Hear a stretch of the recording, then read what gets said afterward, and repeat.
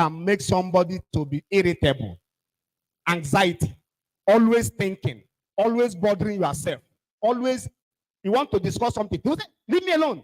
He said, what have I done to you? Somebody that is my friend, all of a sudden we start changing. In class, you want to joke with your friend like this, and it start misbehaving. Okay? In the families, it happens. In marriages, it happens. At the workplace, it happens. Somebody that was thinking well before, all of a sudden, he or she will start misbehaving because the drug is affecting the human body. Please, not helpful. It is a destiny destroyer. So many people, we are really created to be big people. So many people in the society, we are created solutions to the challenges we are having in Nigeria and elsewhere. But the moment you dabble into any substance abuse, believe me, that destiny is under serious threat. May your destiny not be threatened in Jesus' name. Now, we are also going to look at substance abuse. Having told you all these things now, I want to go proper into how the thing can actually destroy the destiny if you want. Now, a substance abuse can significantly impact one's destiny. That is, what are we talking about destiny? Destiny is what? Future. It can impact it. Often in what? Unintended and far-reaching ways. When I give you this work, you will see it. I intentionally underline it. Mostly in unintended and far-reaching ways. Intended is that you never meant to be. You never meant to be like this. But because you attempted one drug, and from one drug, that's what we call progression in drug abuse. You take cigarette today, your body gets used to it. It's no longer making you high. Before you know it, the next one you try Igbo. Igbo, so sometimes it's not enough for you. You go for what we call crack. You start adding other things to it. All these things are dangerous to the human system. Okay? And I wish that you understand that it can destroy even the most gifted human being. Now, what again can it do? It can limit opportunities. Drug abuse can limit your opportunities in life. Do you know that if you go for an interview and the person that is interviewing you looks at you like this and find out that this person is smelling either cigarettes, alcohol, or the person is shining eyes like he has taken something, what do? They excuse. Okay? They will tell you to wait. They will take another person. Before you know it, opportunity is lost. Do you want to lose your opportunities in life? Please don't do drugs, okay? Because I myself, in the university where I'm working, I don't think I can, for any reason, approve for the vice chancellor to recruit any drug abuser because they are unpredictable. You can't predict them. They can just be thinking now, right? Before you know it, in the next few minutes, somebody will start talking like as if he's from another planet. May that not be a portion in Jesus' name. Now, it can also damage physical and mental health. I've talked about it. It can damage your physical and mental health. Some people were born gallant, okay? But because they are taking this one, taking this one, taking this one, before you know it, physically, it now start being leper. Hello? Have you seen somebody like that before? Somebody who was big before, but now he's leper. Have you seen that person before? Yes, it happens. It can destroy the person physically and also destroy the person mentally. Let's go after. It can affect personal growth. Yes, it will affect your personal growth. Maybe as a student in JSS1, you were intelligent before. But because this person said this thing is good for you, you go after those drugs. My dear, before you know it, those drugs will destroy your personal growth. Things you can do before, you can't do them again. And we need people like you. We, as it is now, we very soon will retire from civil service. We need people like you to come up and fill up the space. All our daddies will grow, lead us, and at the point they will retire. We need people, sensible people to replace the society, the dignitaries in the society. And people who are onto drugs cannot. Do you know that you are the leader of tomorrow? Who are the leaders of tomorrow? Raise your hand. Let me see. Really? Thank you. Bring your hand down. Now, the only thing that can make that possible is you distancing yourself from substance abuse. If you don't do that, the tomorrow is not bright. But that is not our portion in Jesus' name. So now it can influence relationship. I've said it before. You cannot have any meaningful relationship with a drug abuser. No. It's a threat. You can say, come to my house and carry my car and go and repay. When the person comes to the house, he look like this. You are not around. He sees your daughter. He sees your wife. He sees this person is fine, no? Because the brain is no longer working well. What will happen? Let me take advantage. Can a normal person think like that? Can a normal person think like that? No. So they are a difficult people to deal with in terms of relationship. Now, it can also affect so many things like life trajectory. Addiction can lead to a path of chaos, instability, and unpredictability, making it difficult to achieve long-term goals and aspirations. So many people have long-term goals. I will be a doctor. I will be a lawyer. I will be this, I will be that. But the moment you go into substance abuse, the brain, that is the main thing, will start working negatively. Okay? Those things will not be important again. It will be, how can I get these drugs? How can I get high? How can I do this and how can I do that? May that not be our portion in the name of Jesus. Now, however, it's important to remember that recovery is possible. In all these things I've told you, to recover, in case you have started as a person, you have started doing one or two drugs, to recover is possible, but you need help. Okay? And that is why the officers and men of the NDLEA and other correctional centers are there for you. Okay? So if you know, like now, I like what I put here, recovery is possible, and seeking for help, especially early. What did I say? Especially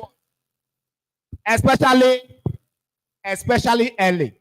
It is not when somebody has already died, you now carry him to doctor. Doctor, do your best. Doctor cannot give life. When somebody has started experimenting with small drugs, let's take note of that person.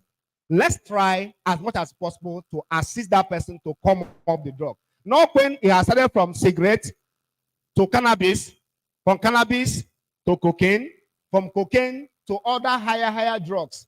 The system might have been destroyed before the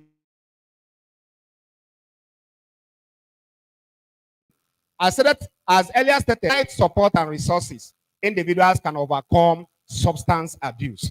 They can rediscover their potential and create a fulfilling and purposeful life and career. Now, as our future leaders, one is rather advised not to even kickstart the journey into substance abuse in the first place. Don't start it, please. Don't start it.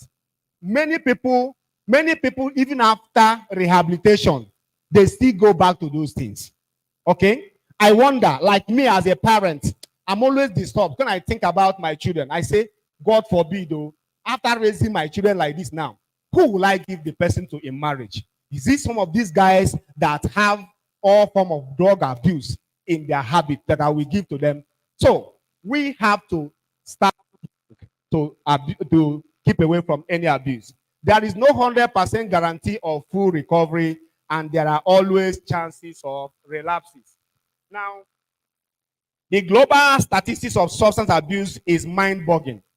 Let me tell you, the global statistics of substance abuse is mind-boggling. The problem is not only in Nigeria, it's everywhere. And that is why we are trying to do our own part in Nigeria by saying, keep away from things that will destroy your destiny.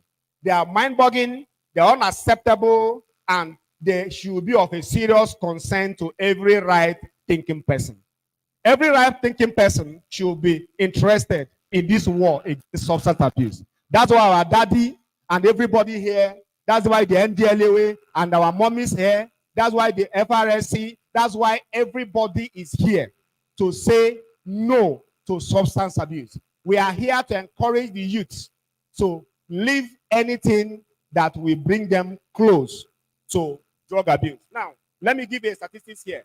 According to the United Nations Office on Drug and Crime, UNODC, in 2023, that's in 2020 drug report, about 270 million people, about 270 million people, that's about 5.5% of global population aged 15 to 64 had used psychoactive drugs in the previous years. Very serious issue. Many people are into this, and we don't want you to join them. Please promise me you will not join them. Are you promising us? It is not going to help you if you go into it in the first instance, because it's a journey, most time a journey of no return. Okay, so that is the statistic I told you about. So many people are into it. Now, it is a catalyst of all sorts of crime and criminalities, including rape.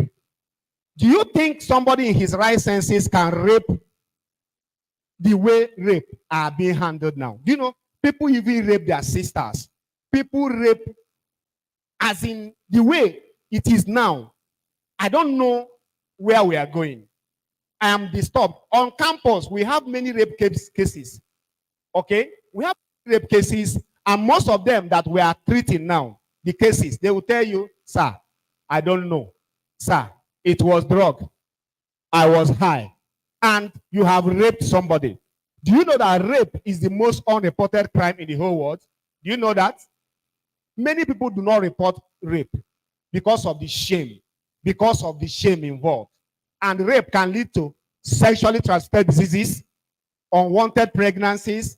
It can lead to abortions and complications from abortions. It can destroy the destiny we are talking about. Okay?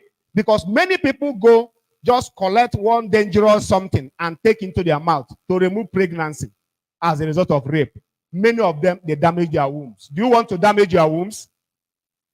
The ladies, do you want to damage your wombs? Guys, do you want to marry those without wombs? If no is the answer, please let us not experiment anything concerning substance abuse. It can destroy you. Now, let me now conclude this way. Before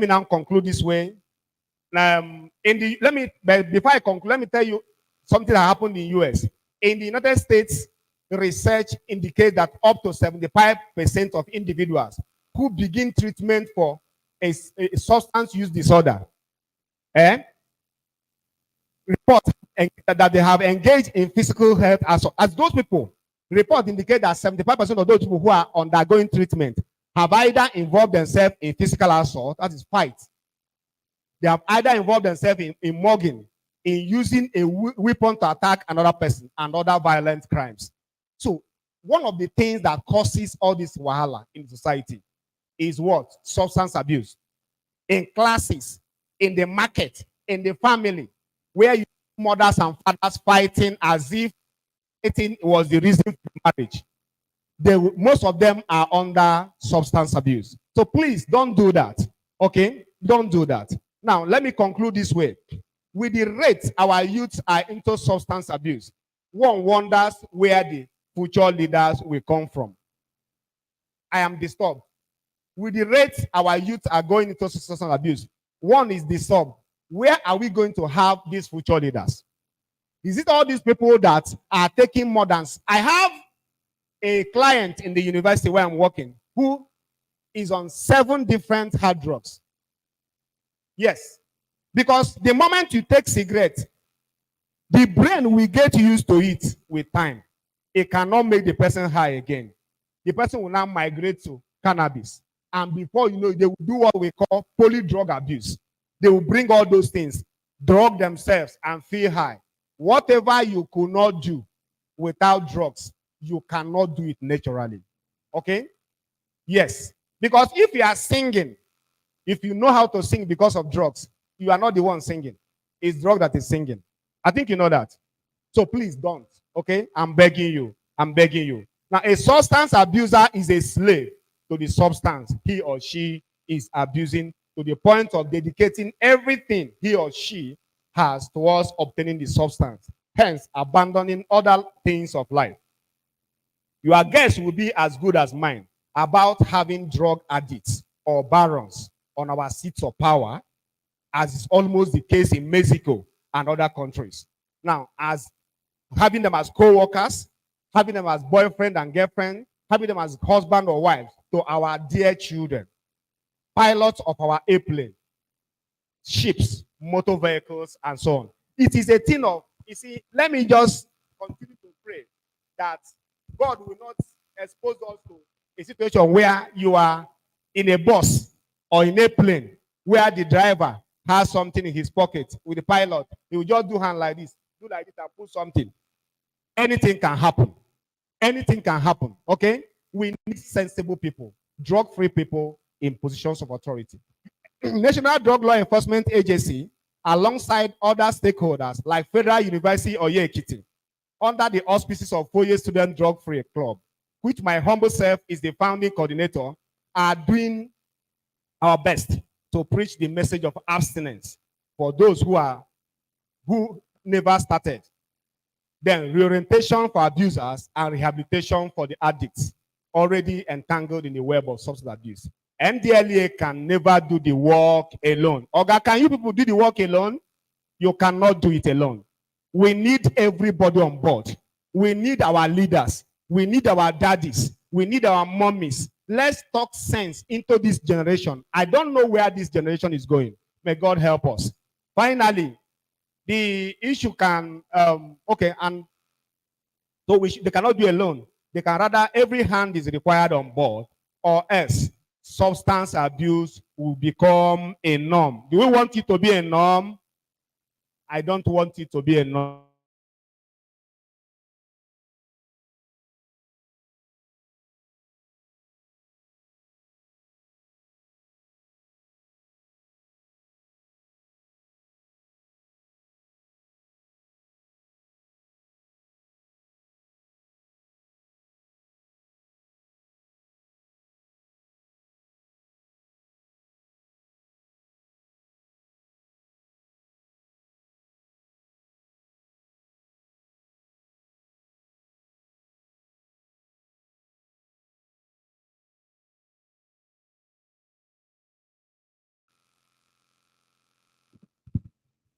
Please, I don't believe that everybody here does not have a question.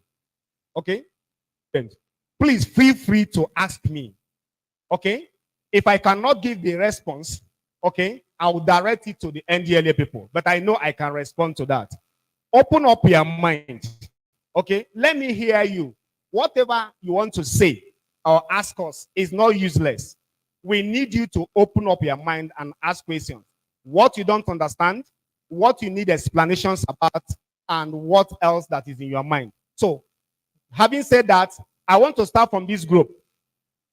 If you have anything you wish to say, any question you want to ask, please just raise up your hand from this group. Anyone from here? If you don't want to ask me, I will ask you. That's the point. That's how I do it in my presentations. If you want to hide, I will bring you out. Now, raise up your hand. Just ask a question or make a contribution. I'm waiting for this group because of time. I'm also now going to look at this group, our mommies and our daddies and our students, that clear to you is of concern to us. We are interested, okay, in your difficult areas of understanding this thing we are talking about. Just speak to us, ask questions, please, or make your contributions. I'm waiting. And if I don't hear, I will start from the back asking students questions immediately without wasting your time. Anybody from there? Anybody? Anybody from this group? He said? Do you understand? I don't believe I am too fluent or to be understood like that. Okay, I want to ask one or two questions. I will ask one here. Permit me, sir. I will ask one from here, and I will go to the students. Okay? I will go to the students. I will ask you, please stand up. All right. Please don't be at peace. Okay? Ask you a question. What do you understand when we say somebody is abusing drugs? Anything that comes to your mind? drug abuse is when someone is taking legal drug that is not prescribed by a doctor. Clap for her. Let's clap for her. When a doctor did not tell you to take tramadol, and they told you that tramadol is good to make you high, to make you perform better, you are abusing it. And let me tell you, tramadol in question is an anesthetic. Is an anesthetic, as in is a drug that you use during operations to reduce pains. And criminal-minded people now found out that if you take plenty of it, okay, it will make the person high like high Mountain Everest. But the liver, the lungs, the kidneys are the direct attackers. Okay, they will attack those people, those parts of their body, and then gradually, that person is going down. The destiny is going down. So please stop that. God bless you. So I will go to this group as the last. I will pick a boy from here and ask the boy, have you ever a student in secondary school? You are in secondary school, right? Have you seen, you are in primary school, second. Okay. Have you seen anybody? See, don't call names, so okay? Just tell me. Have you seen anybody in your school that you think, maybe from the way he or she behaves or reacts, that you think this person is taking something? Okay, give him mic. It's not in your school. Don't call person name, okay? Have you seen anybody you are suspecting in your school? No. Wow. Do you agree with him? I don't agree. Okay? Because I've gone to many schools in Ekiti, many schools in Akwa Ibom, in Enugu, in Abuja, and it is a rampant case there. Please, just be observant. Okay? Observant. Some of them are taking it at the background. Okay? But they're not telling you. I know you are not taking it, right? But then it is in our secondary school. That's why we want it to stop. Thank you so much. Thank you so much. At this point, I think God helping me, I have been able to do justice, sir. Daddy, Kabiesi, every other person here, thank you. Somebody say, sir? Anybody from the back? Just feel free. Talk to me, okay? I'm here for you. You are the reason why we are here. Please, because my time is spent. God bless you, sir. Sir, when we are talking about physical dependence, I don't even understand what we are saying about the physical dependence, sir. Thank you so much. Thank you. That's one of those things I want to listen to. Now, physical dependence has to do with that state in the substance abuse trajectory. That you see that somebody, okay, cannot do something unless that person has taken something. Let me give you an instance. Okay, I think I gave the instance of my uncle, right? Let me give you another instance. Many of our drivers, then the road safety people are here. You can bear me witness. Many of these drivers, okay, are on physical, as in already been affected by physical dependence on drugs. They believe they cannot run from Ekiti to Abuja without having something there that they would do, pour it in the mouth, shake their head, and be driving. Okay? They are physically depending on drugs to do their work. Those who are doing hard jobs, they want to do more. They take drugs to the point that if they did not take that drug, they will not do their work. Okay? It's an aspect of physical dependence. I know you must have seen somebody in your community who is already physically depending on drugs. Okay? It's an aspect of drug abuse that is very bad. The person feels even that, in short, you yourself looking at the person know that the way this person is singing, the way all these musicians are singing and dancing, somebody will dance from morning, daddy, till evening. They are already depending on drugs for their performance. Okay? And the moment the person is not on drugs, he will not be able to perform. That's what we talk about. That's what we say this is an aspect of physical dependence. Physically, the person is depending on drugs. I was able to make points. Are you clear with that? Thank you so much. Any other person? All right. At this point, I want to say thank you and God bless you. A round of applause. Applause. A round of applause. You can do better. Great Nigeria students. Great Nigeria students. We believe you are enjoying the life of our lecturer. We want you to keep calm, and we believe there is a lot of program here present. We don't want anybody to make noise. Just be focused. At the end of the day, so that you can have one or two things for you yourself that you have gained today. Are you getting it now? So to the next item now, we move to the lecture 2 on drug abuse.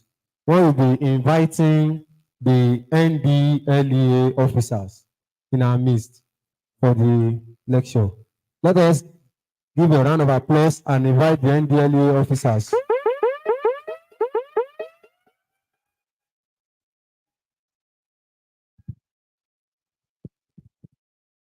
Good morning, to the Omuooke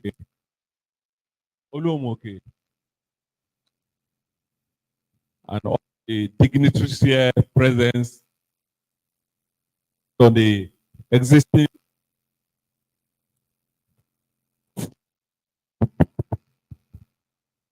Good morning to you all, my children. Good morning, the parents here.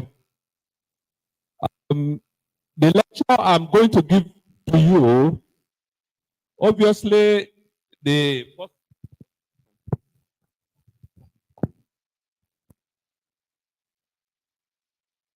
first lecture has already given you the consequences of drug abuse. So I'm not going to waste much time talking about the consequences of drug abuse. I would have just go straight to teaching you about the way out, the coping skills that you need. But because of the presence of the parents here now, I need to help them too, to teach them on what they need to look out for on their children if their children have started using drugs, on the things they need to know. And then after that, I will teach you about the factors too and the skills. But first of all, let me acknowledge the presence of my area commander in presence of CSN Ezekiel Mapis. He is the area commander NDLA Ikole, covering 3 local governments. Ekiti East here, where we are, the Oye local government and Ikole local government. Standing before you, I'm the 2IC, the second in command of the area, NDLA area command. So, what I want to tell you, first of all, let me start with the parents. Do we all understand the language, please? Please, I will want those who understand Yoruba to tell the person that doesn't understand English here. Among the signs that you notice, among the signs that you have to look out for in your children when they start to use drugs, a child that is very obedient before, the moment he starts to use drugs, he becomes very disobedient. He starts to argue with you unnecessarily over very simple errands. Not only that, a child that ordinarily he doesn't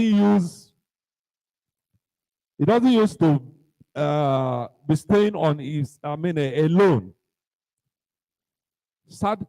Suddenly, you start to withdraw from you and the other members of the family. When you notice this, please look deeply. Check on your child. Then another sign you notice with them is that they start to lie. They start to lie over very simple things. If you send him, especially with money, if you give him, for instance, you give him 2,000 naira to buy something, instead of him to use that 2,000 naira, maybe to go and buy vegetable in the market, he will buy 800 naira worth of the vegetable and come and give you, and wants you to believe him that that is the cost of the one. He has given you vegetable worth 2,000 naira. So he will argue and argue with you. And if you try to prove to him that what he has given you is not up to the worth of the 2,000 naira, he will turn it to fight. So those are signs. And then a child who normally he doesn't use a sunglass, suddenly you begin to see him with sunglass and sunshades. All that, even when it is not supposed to use it. There is no sun. There's nothing to warrant using. Even in the night, you see him wearing these sunshades. Even when it is raining. Ordinarily, under normal circumstances, is this not supposed to be? And then you start using unnecessarily perfumes and incense inside his room. He doesn't use incense like the one 999. You light it up. He's using these things to cover the smell of the drugs.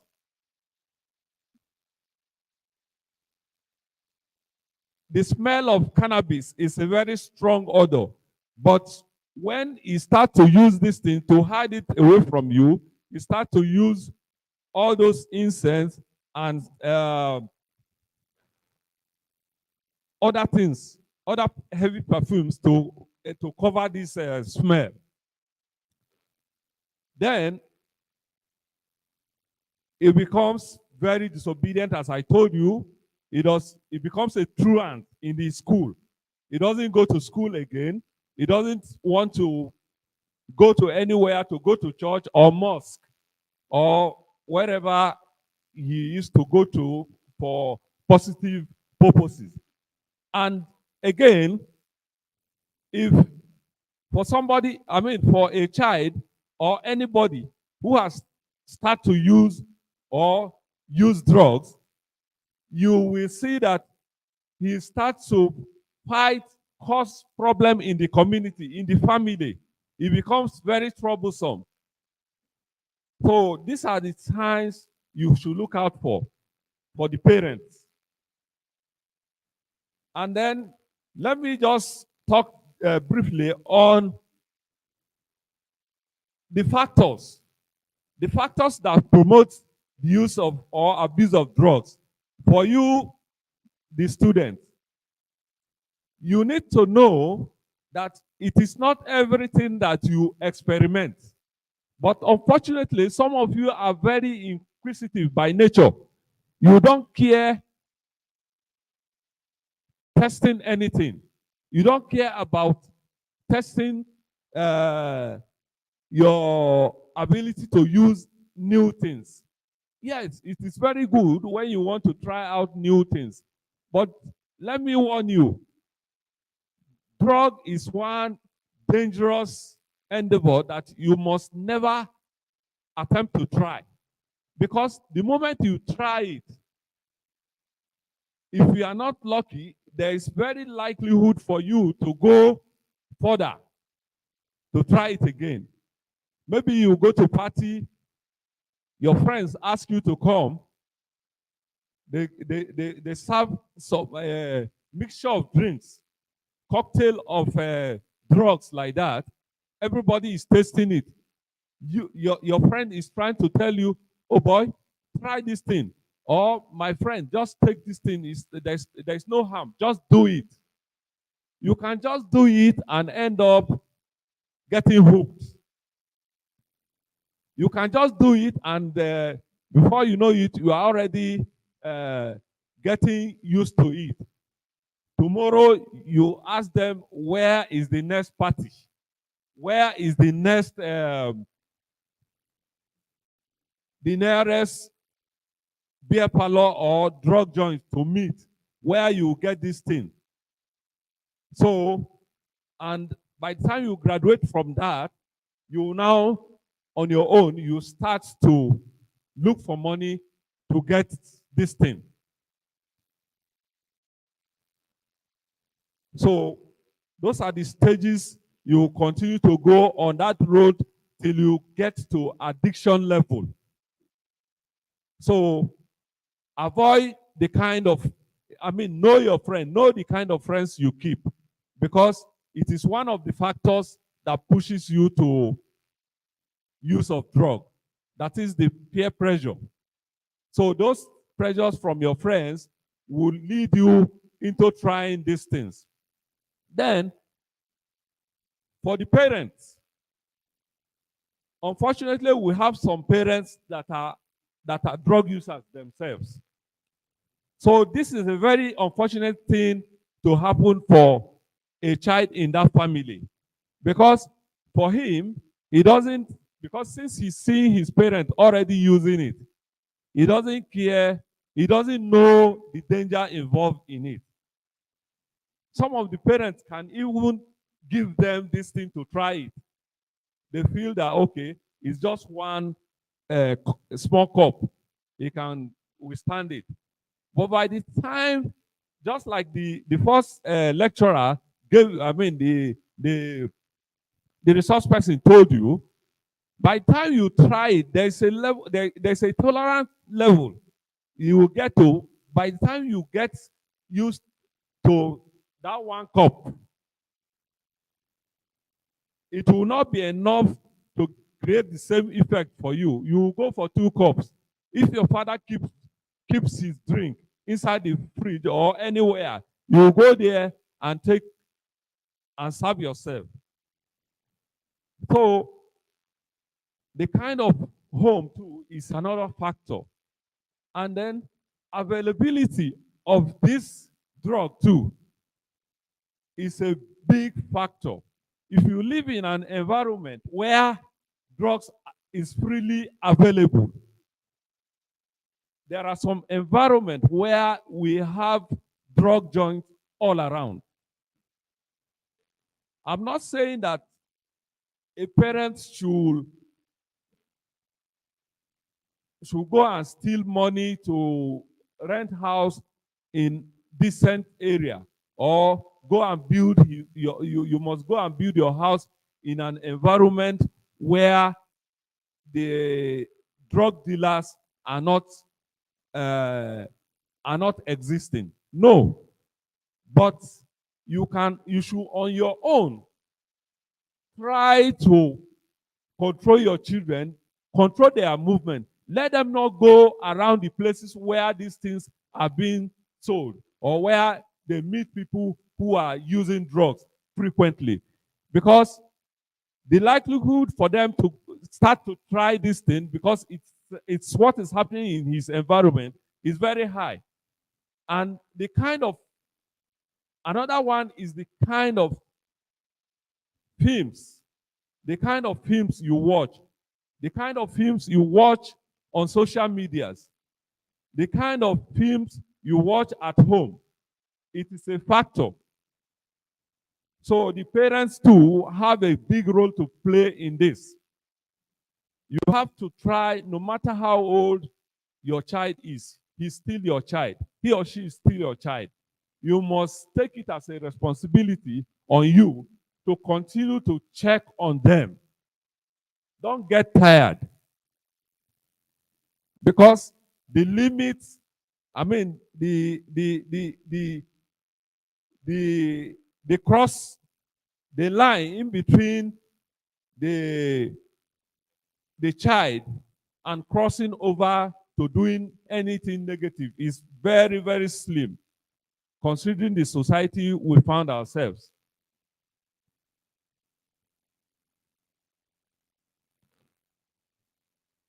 So that's for the factors. As for the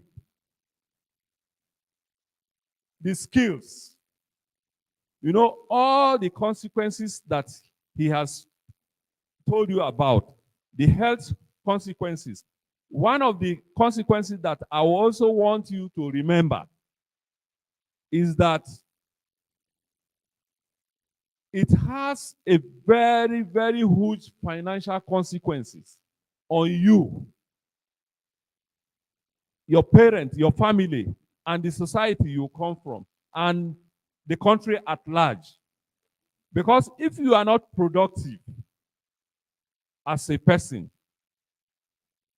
your family will suffer.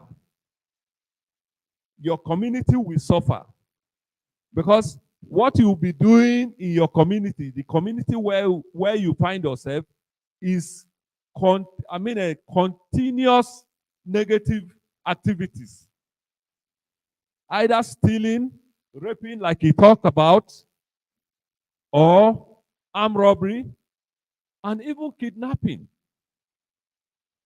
All these things are consequences of drug abuse, and it has economic implication on the society. Assuming for instance, the level you are already, it costs your parents a lot of economics, sacrifice. The money they would have used on themselves, they use it to take you to school and train you to this stage. And of course, it is the same parent that will take you to the university until you graduate. So it costs a lot of sacrifice on their part.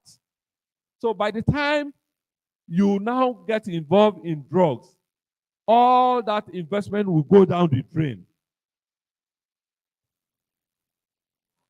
You will not be productive to yourself, to your family, and the community, and the country at large. So that is one huge area, which, of course, one huge consequence of drug abuse that you need to understand.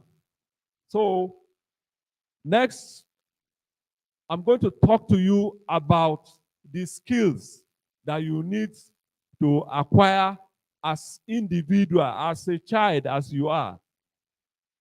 Even for those parents who are already using it.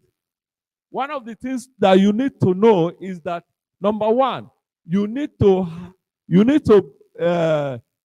arm yourself with the education, with information about drugs. As we are here, what we are getting, everybody here must try hard to pick something from these lectures we are giving you now. As you get informed today in this lecture, from the first lecture to this one I'm giving to you, you must arm yourself with this information. Number one, you know that drug is dangerous for you. When you know this, you cannot allow yourself to be pressured into testing it. So when you have this information ready, number one, you will now be able to resist any temptation on your own to go into it. And then learn to say no. When your friend try to introduce you to drugs or any of the negative vices, try and say no. Learn to say it very, very In fact, no apology. Try to say no, and then try to be firm, be assertive. Whenever any of your friends try to introduce this thing to you, when you tell them no, and they are still pestering you, they are still disturbing you, learn to walk away. In fact, when you walk away, don't look back. That is one skill that you must learn. You must also learn how to change topic. If you are in a position like you find yourself in the same hostel with a friend who uses drug, that is a hostel that you cannot change. It is the school that made you that join you people up together. But you should learn to always change the subject. If he's trying to introduce you into the drugs, you should struggle and change the subject. Now, I learned Cameroon and Nigeria, they are playing today. Oh, I learned the governor is coming to Omuooke today. Have you washed your uniform? Have you done this? Just change the subject. Even as he's struggling to continue to talk to you about that thing which he wants to introduce to you, you too you should be struggling very hard. Learn it. It says, you understand?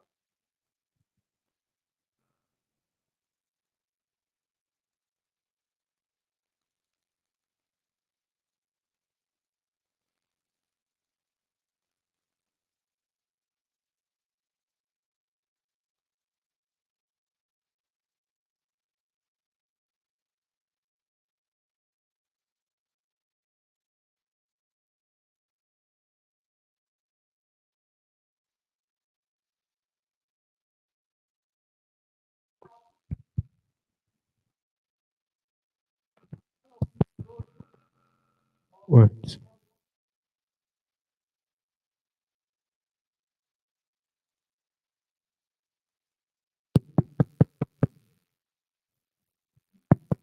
How many of you understand what self-esteem means?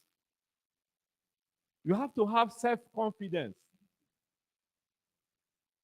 so that when you want to do anything, like you want to come to the front and speak as I'm speaking to you now, you don't need to take drug.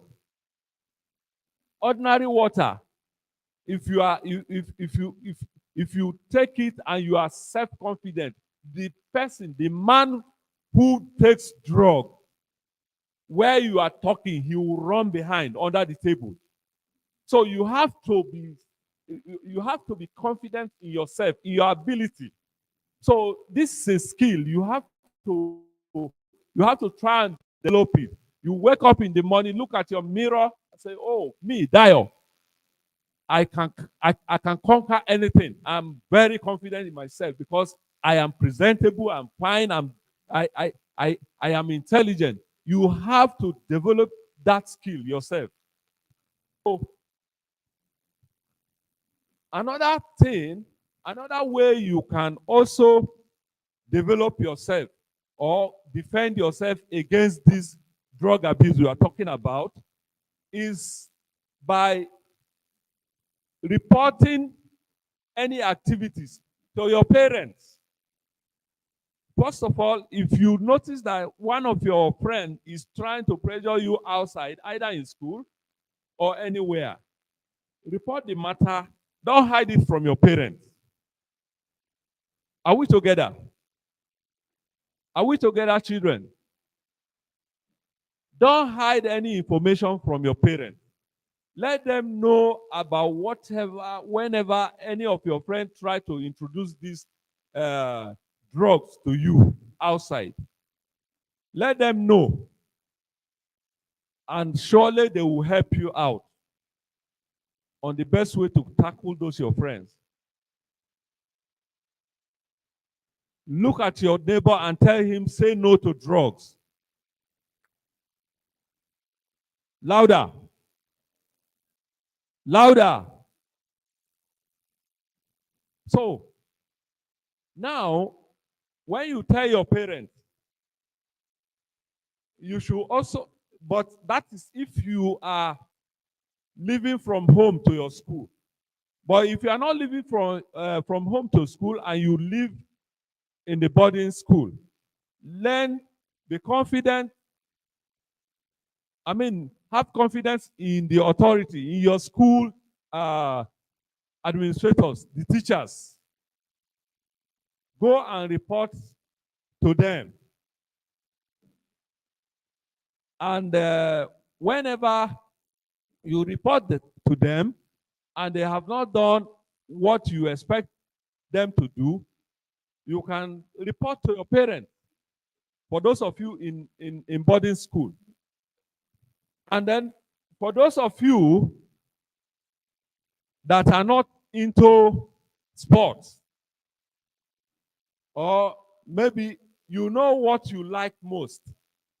If it is sport that you like most, try and build on it.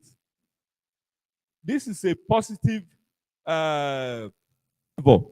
if you cannot do sport, if it is reading that you enjoy, try to hold on to it, especially when you feel low. Because sometimes everybody feels stressed up. So instead of you to allow yourself to begin to think of negative things, just try to pick up your book. If it is book you like, if it is reading that you enjoy, read your books. If it is sports that you enjoy doing, whichever sport, either table tennis, football, lawn tennis, and what have you, volleyball, go and do it. So those are the things that, it is better for you than to say you are going to use drugs because you are stressed up. That is there. Then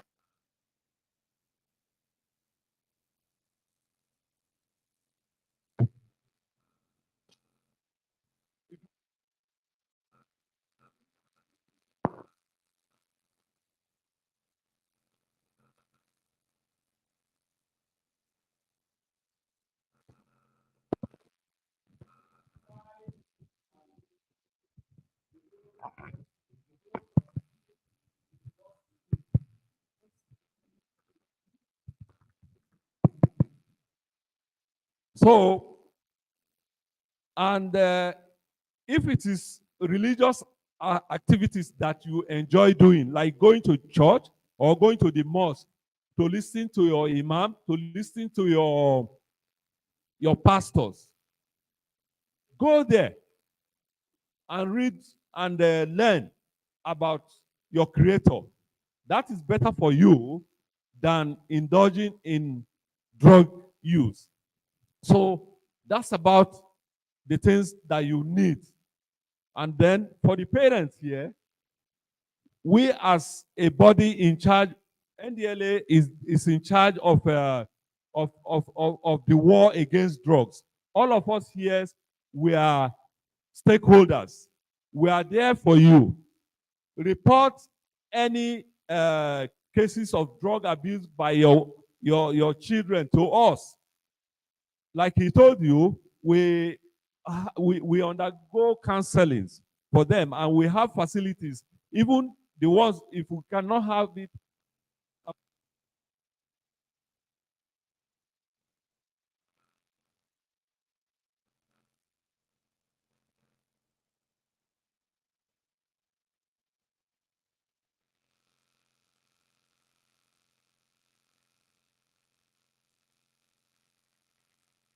at the same time.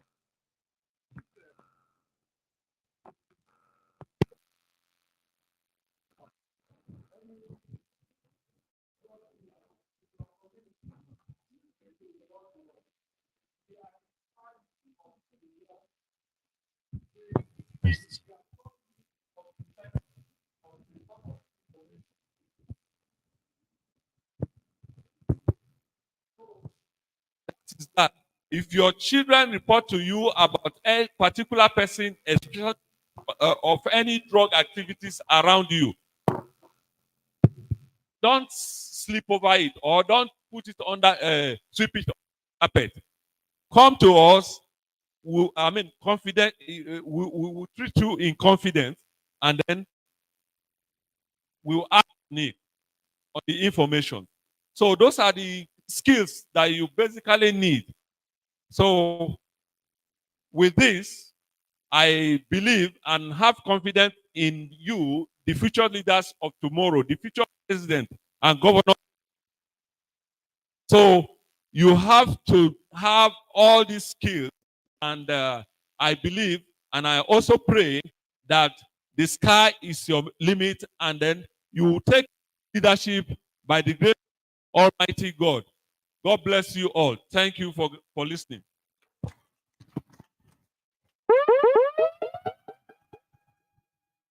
A round of applause, a round of applause, a round of applause. A round of applause. Thank you, thank you, thank you, thank you. Before we proceed, if you have any questions that you want to ask from our lecturer, you are free to stand up and ask your question. Thank you.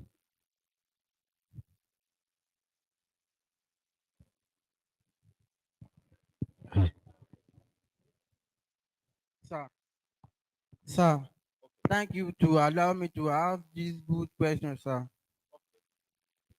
About the drug abuse. What can happen when someone is taking drug abuse in woman being body?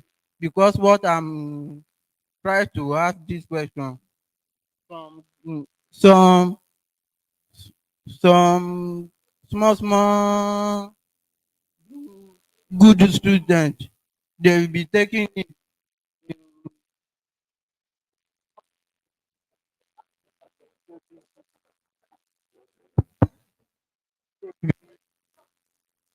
Please, what can happen in woman being's body? Sir, he's trying to ask to the general student. He's asking that when someone is being addicted to drug abuse, what are the effects the drug will have in human body? What are the side effects? Thank you very much for the questions. I like that.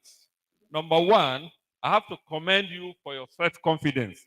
This is what I was telling you about when I told you that you have to have self-confidence.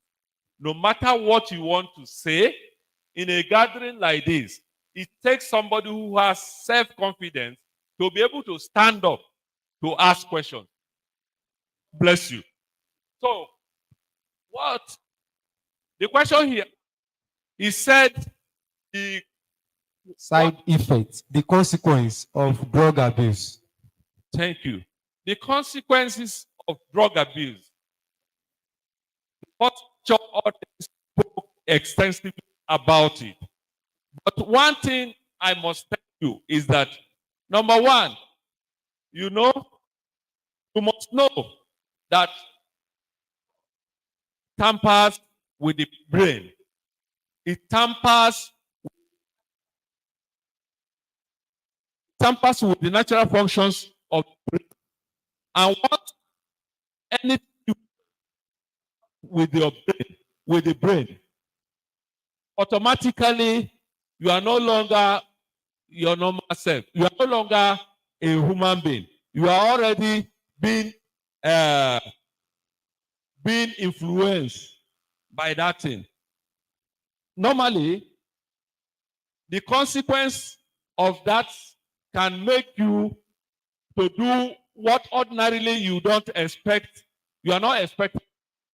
For instance, now it is not raining. There is no river here. Like, particularly, there is a drug called hallucinogen.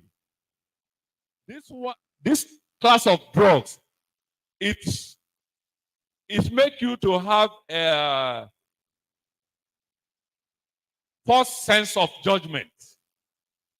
You don't have it makes you to lose sense of reality. It's not raining here. There's no river around us here. We are not, there's in any way here, this place is a dry place. Somebody who is under the influence of drugs, for instance, who among you have heard about the drug called ice? This is a methamphetamine. These drugs, once you have it in your body, it will go straight to your brain and render you useless. It does all the thinking for you.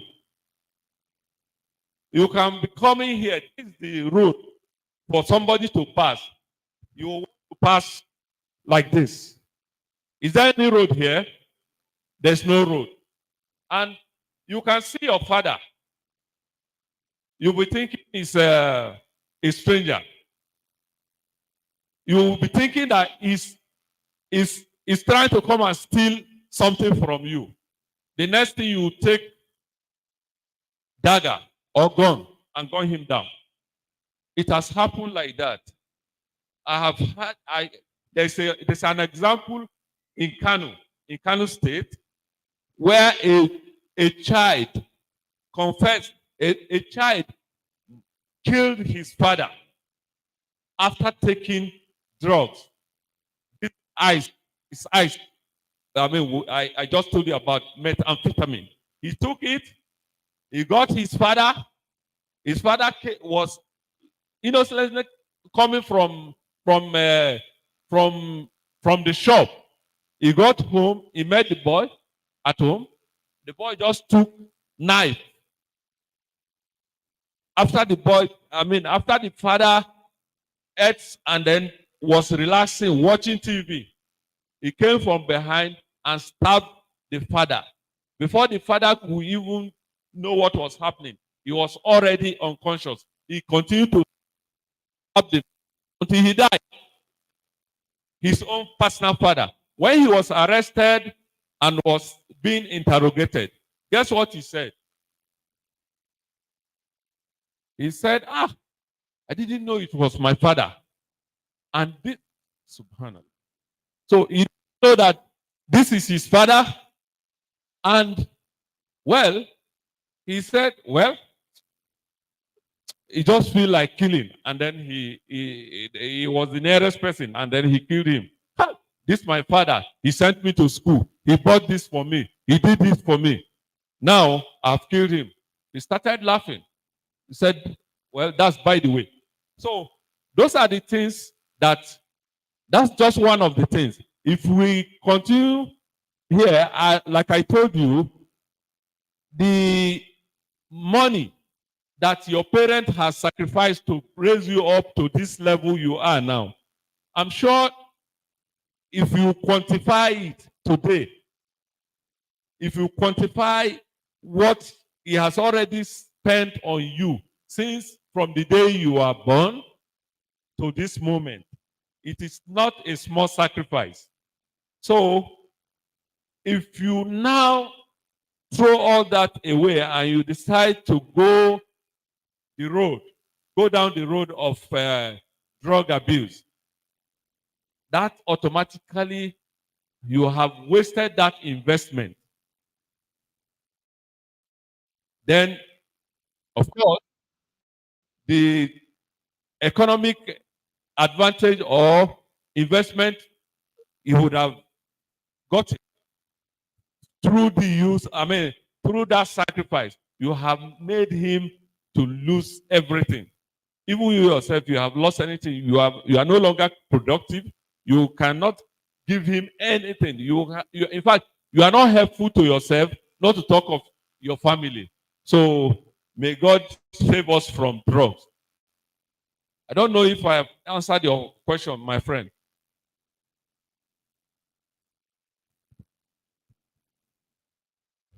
Please, this is the last person who will be giving time because our time is fast spent. Please, if person is drug abuse, please, way out can we bring that person out? The solution to the person that is the solution that we can do to the person that is drug abuse that we should not do it again. What is the solution? Like he's trying to ask that someone that is being addicted to drug, how can we bring him or her back? Like what are the way out? How can we help the person? The way out, if you are if you're listening to the skills or they are the way out. Number one, first of all, you as a person, you try to arm yourself with the about drugs. You don't just say, first, as you are here this morning for this program, it is an opportunity for you to acquire information about it. When you get home, you already know that drug use or substance abuse is very bad. When you get back home, you have to be on the watch out. If you are a parent, I already told you the signs that you have to look for. Number one, your child or your friend become disobedient.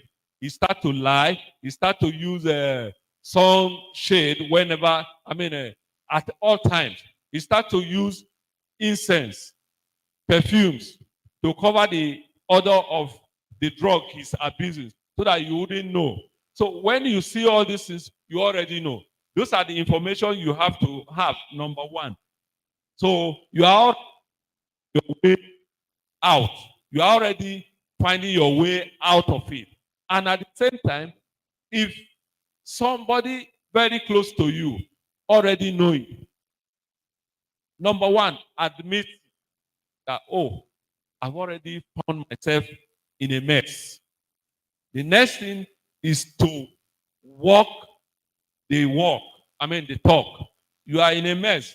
What do I do? Look for expert.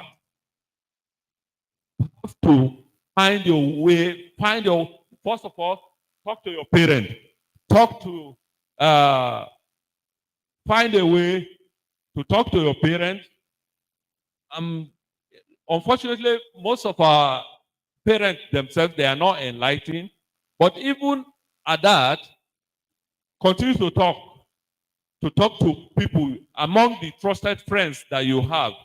Share the information with them. Like that, you get an expert.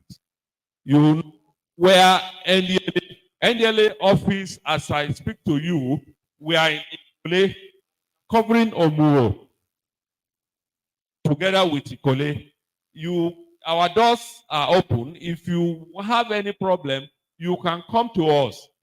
Or you know anybody that has any problem, you can walk to our office.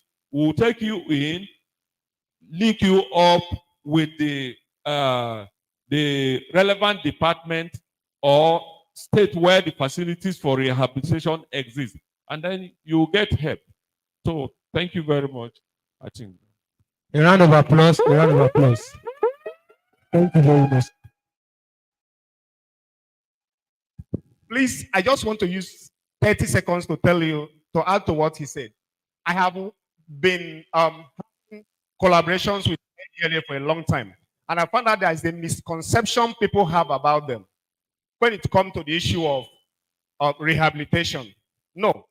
If people feel that if you take somebody who is abusing a drug or anything like that, so the NDLA, they are taking the person there to be punished. No, they don't do that.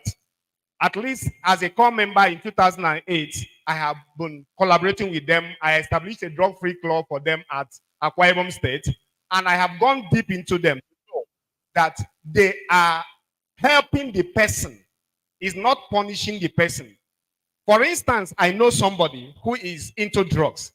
The best thing I should do, is to take the person, go behind the scene, talk to the NDLA people.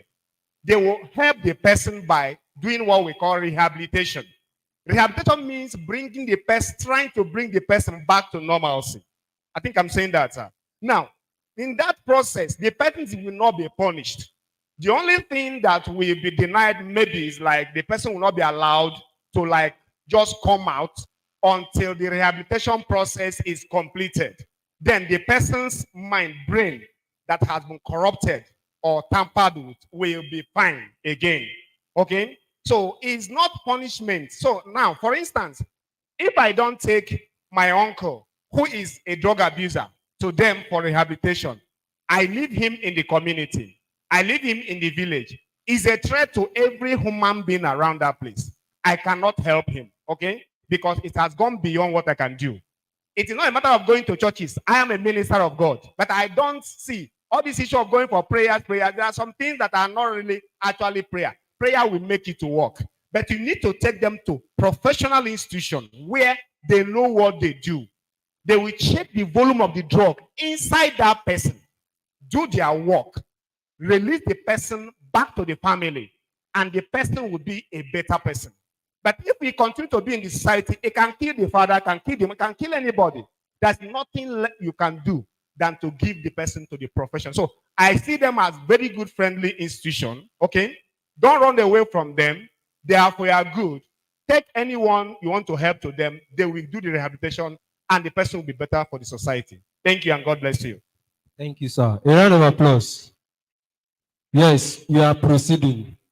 Aki ẹ̀yin màmá wa, gbogbo nǹkan tó ń sọ látàkọ́ náà ni bí a ṣe ń lo oògùn, àṣìlò oògùn àti àwọn ọ̀nà àbáyọ téèyàn lè gbà jáde. So these are things you have been engaging ourselves in since. So please, before I proceed, I would like us to be calm and silent. Cherry, you students that are just roaming about, you are discussing, you are showing a sign of, maybe let me just call it disobedience to those people on the high table. Here we have the cabinets here, we have the officials here, and you are making noise. Instead of you to sit down, calm yourself and listen to what they are saying. So please, don't let us make this all a rowdy place. Let us be silent and have one or two things to gain. The Lord will help us in Jesus' name. So we'll be moving to the next program, which is positioning the girl child for leadership. Positioning the girl child for leadership. And that the person that will be anchoring the program is Lady Comrade Aluko Ayomikun. Let us give her a round of applause as she's come outside. Lady Comrade Aluko Ayomikun.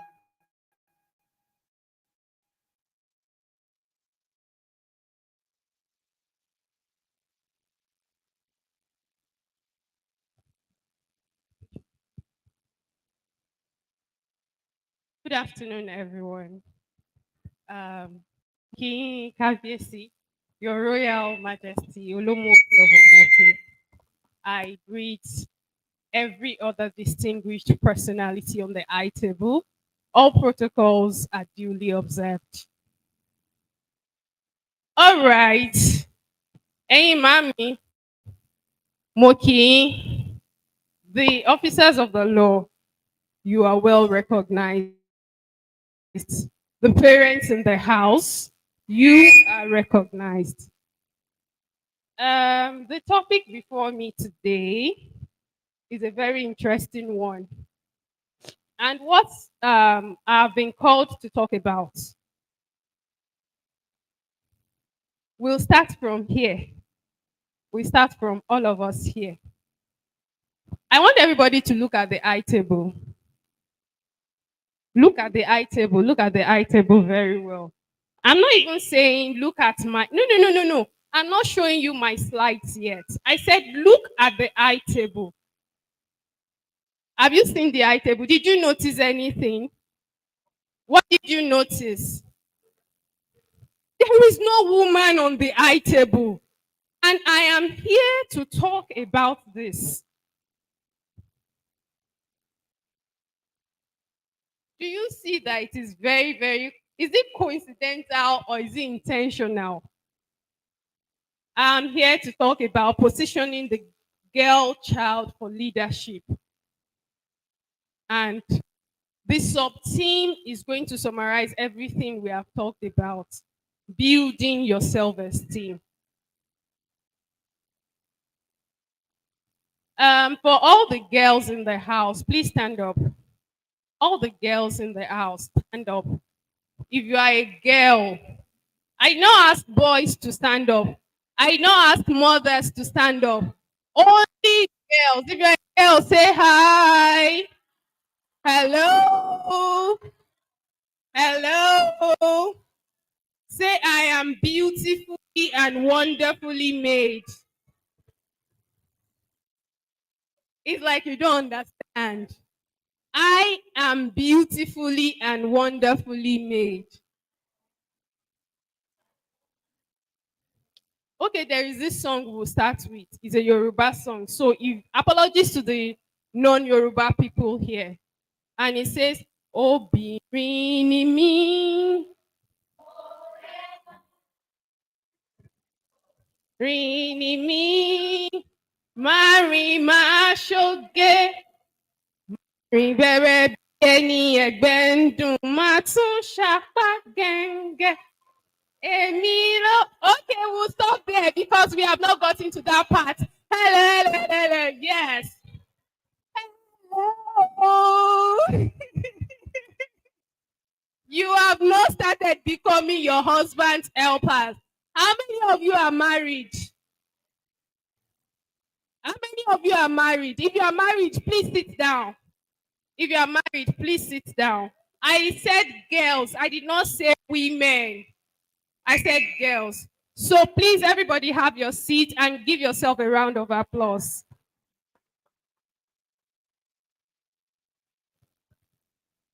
All right. All right, please calm down. Please settle down. Please bring your papers and your jotters. Especially for the girls. Bring out your papers and your jotters. You will need to put down some things.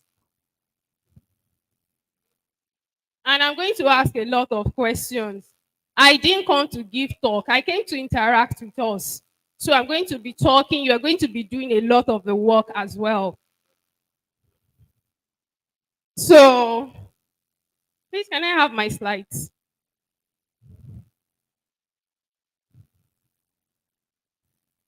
So, the topic before us this morning is positioning the girl child for leadership, building your self-esteem.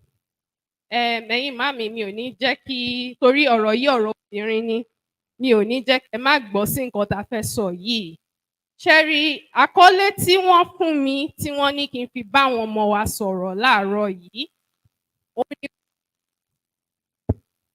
ó ní pé àwọn ọmọ obìnrin wa bá ṣe máa kọ́ wọn tá máa tọ́ wọn tí àwọn náà á gòkè àgbà táwọn náà á mú ìjókòó tí wọ́n á lè jókòó láàárín àwọn senators láàárín àwọn èèyàn wa jàǹkànjàǹkàn báyìí òun ni àkọlé tó wà ní iwájú mi. All right. Now that that has been done, I'm going to ask us, can anybody give me the definition of self-esteem? Self-esteem. What does it mean? Self-esteem. What does self-esteem mean? We don't have a lot of time, and I am not here to take your time, so we are going to make it very, very brief. So, who can tell me about self-esteem? What is self-esteem? Anybody? Okay, I'm going to give a monetary gift to anybody gets the definition of self-esteem. You see now, people are now raising up their hands. And just one person, just you, is she the only person that actually knows the definition of self-esteem? Now, I need to make clarifications here. There is a difference between reward and bribery. I'm not going to bribe you. I only want us to see why Nigeria has gotten to where it is today. If you know that definition and you had kept quiet all along, and you were, but because I said I was going to give something, you decided to raise up your hand. I am not going to give it. Do you know why? I would only be encouraging what is called bribery. Even if I'm going to give, I wanted to give, but I did not want to mention it. So please, it is very important for us to be very, very conscious. Very, very conscious. There is bribe. I won't bribe you to say what you know. Please, one of my policies. My apologies. So, who knows the definition of self-esteem before we waste our time? Anybody? All right.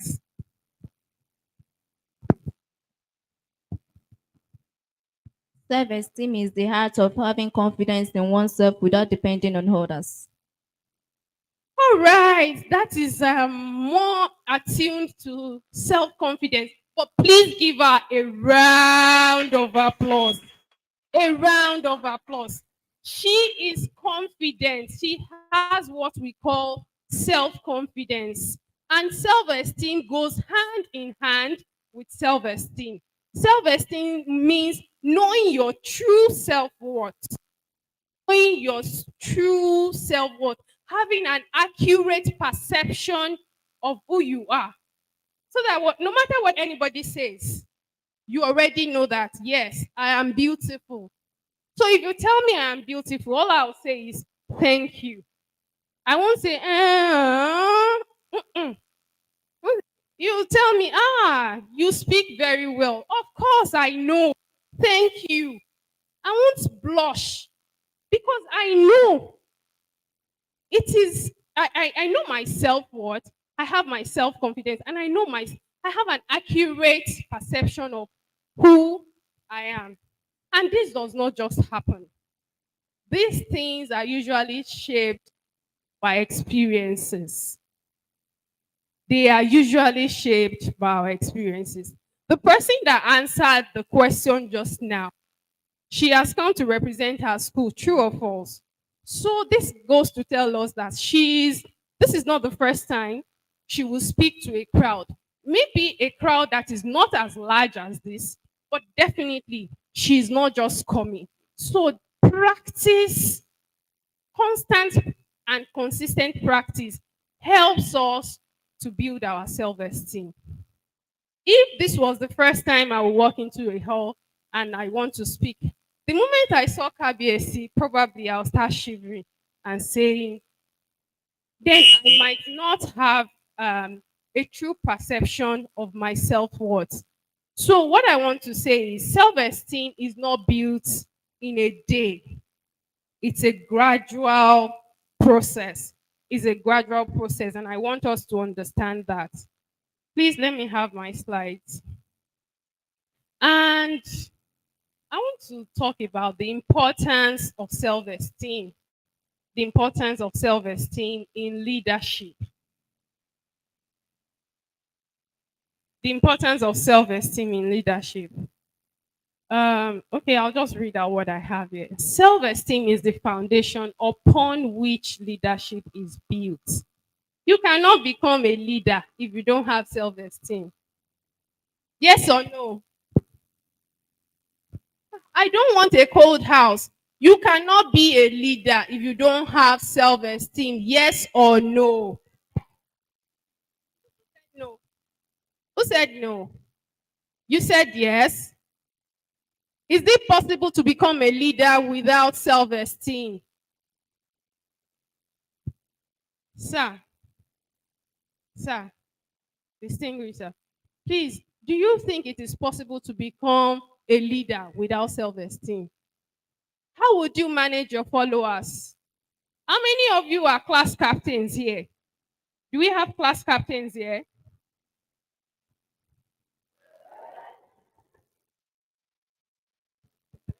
Do we have class captains? If your class captain does not have self-esteem, I don't know how he or she is going to lead you. I don't know how your class captain will lead you without self-esteem. So it is a very, very important leadership characteristic.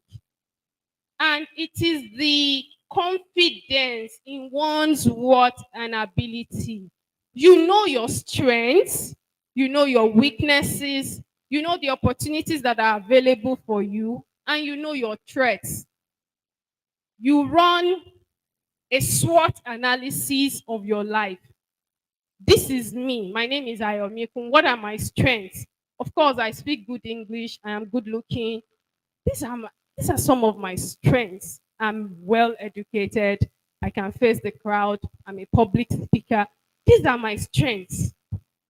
What are my weaknesses? Of course, I cannot carry heavy luggages. So if I'm going to look for any employment, it will not be I will not be looking at a job that will require me to do heavy duty. I already know myself. Even if you are going to pay me 200,000 per day to do certain things, I know I can. It is not my area of strength. I will look to grow the area of my strength. So when a girl believes in herself, she can overcome obstacles. She can do what? This room is cold. I will drop mic and go and sit down. When a girl believes in herself, she can overcome obstacles. She can do what?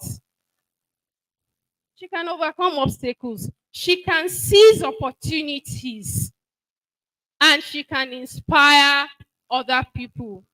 Am I inspiring you?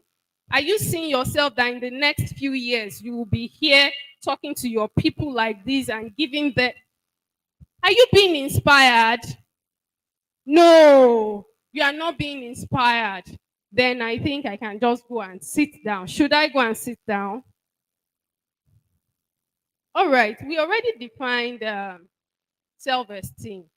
And I'll mention a few things that normally challenges a girl's self-esteem. There are some things that does not allow a girl child to build a self-esteem. And these challenges sometimes are unique to the girl child. The boy child does not even face some of these challenges. The first thing I'll talk about is societal expectation. The first thing is societal expectation. Sometimes, or a lot of the times, the society impose limiting beliefs on the girl child. We thank God that of recent there is a rise in the number of girls. In fact, in the university where I work, consistently in the last 3 years, the overall best graduate students have been girls. 3 consecutive years. Overall best. I'm not saying in their department or faculty. Overall, in the entire university, they have been girls. But before they got to that level, there are a lot of stereotypes that are being placed on girls' children. For example, if you say, Mom, I want to go and study mechanical engineering, the parents will probably say, Oh, no, that's a male dominated region. Or I want to go and study civil engineering. They'll say, Oh, it's male dominated. Why don't you go into the arts or go into the biological sciences or something, something?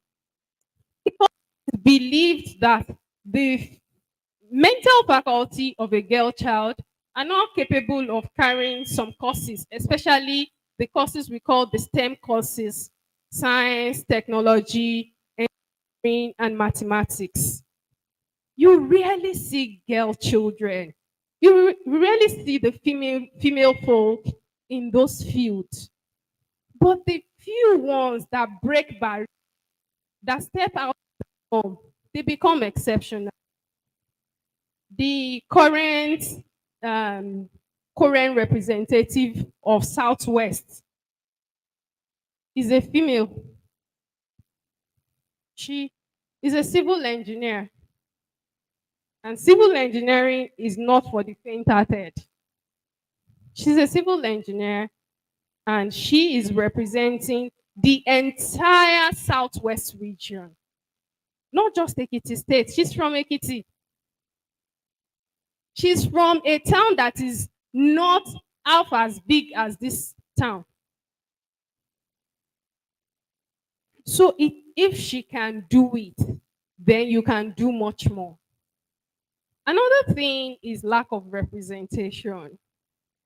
Lack of representation, as we can see on the high table. Lack of representation. We don't have so many women folk on the high table, on high pedestals that we look up to. And that also adversely affects the self-esteem of a girl child. Because you just look at Hello Sherry. If somebody is aspiring to be the governor, of course, a boy can aspire to be a governor, and you can count 10, 20 governors that are men, but you can't count 5 governors that are female. So that barrier is there. It is a limiting belief. It limits the girl child from dreaming.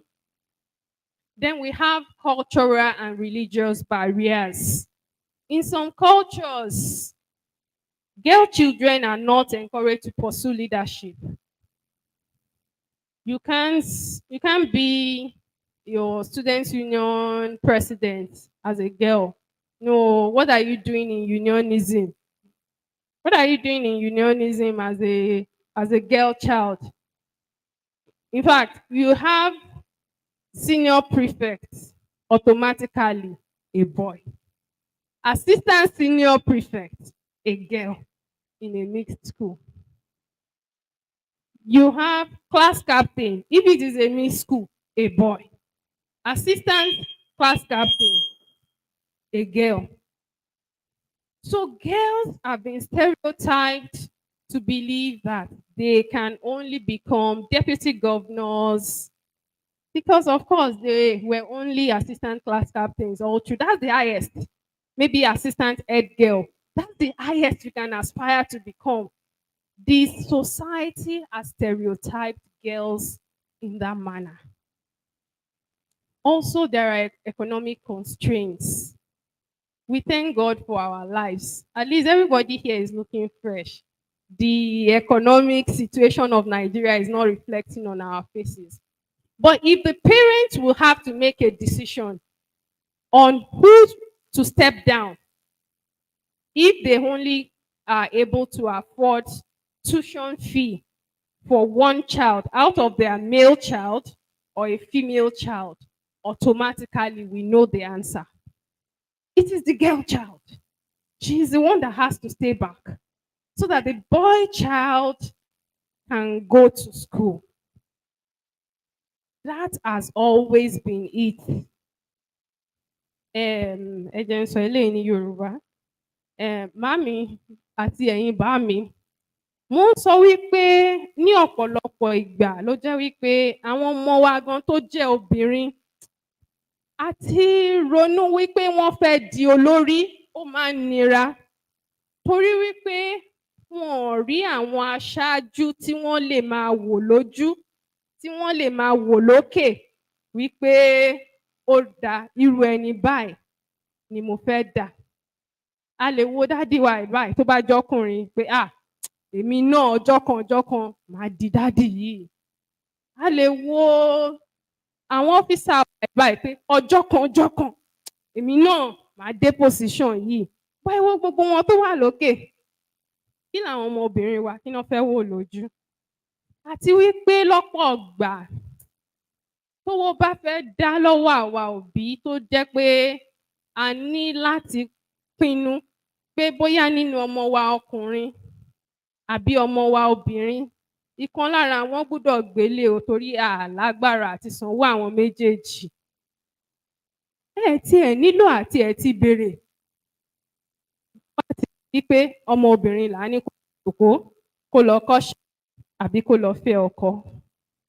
Gbogbo àwọn nǹkan wọ̀nyí ló jẹ́ wípé ó ń ṣokùnfà fún ọmọ wa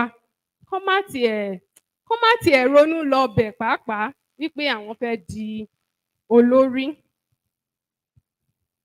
Another thing we would look at is gender-based violence, GBV. The noise of gender-based violence in Ekiti has been pretty loud in the last 5-6 years, especially under the leadership of the former First Lady of Ekiti State. For children, it is, when you talk about gender-based violence, it is the female child, it is the girl child that suffer 90% of the time. And that drops their morale, self-worth, their self-esteem, their self-confidence is shattered and battered. A lot of them cannot recover from it, even for a lifetime. These are some of the challenges that our girl children face. Then when we look at health and reproductive rights, that's another thing. Entirely, that's another thing. A lot of our girl children lack access to proper health care and reproductive rights. When some girls, when they have their menstrual period, 3 days, 4 days, you expect them to function as usual. But I tell you, our bodies are different. For those days, some children have severe pain that they cannot even stand up to bathe. They cannot eat. They can not to now talk of going to school on such days. Whatever is taught, they won't be taught again. Whatever they miss, they have missed for life. Except they have very good friends who will teach them later. So these 6 things that have listed, they are the problems that affects girl children. And if we are able to address these things well, the way forward. So I'm going to, please give me my slides. There is something I need us to do now. Before I go to strategies to build self-esteem. Hello? All right. For all the girls here, I'm going to give you at least different challenges that girl children face. They are the reasons that readily comes to mind as to why we cannot become leaders. But I'm going to empower you with strategies to build your self-esteem. And I'm going to give you a cheat code. Okay. Yes.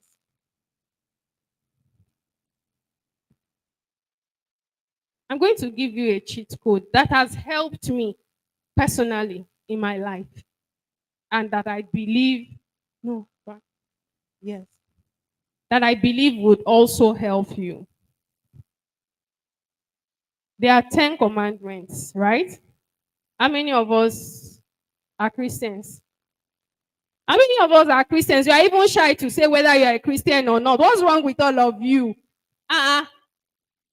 We have a good number of you who are Christians, and you know that there are 10 commandments, yes or no? Okay, now this is not a biblical 10 commandments that I'm going to share with you. It's my personal creed, and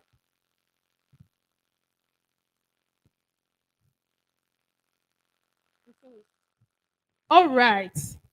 So all the girls, you will rise on your feet. On your feet. Maybe you will help me to drill them small, sir. Because I don't understand how young girls will be acting in this manner. Okay, you see what is on the, you see this slide. There is a dash. But in that space, you will put your name. You will put your name. Yoruba people will say, Apemora eni bai. Là ń ṣe kí ni? You people don't understand Yoruba. Apemora eni là ń ṣe kí ni? So you will put your name. I. You don't know your names. I Omuooke Aluko.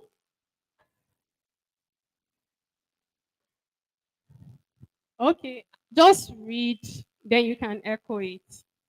I Omuooke Aluko, will make a positive impact on everyone I meet and everywhere I go.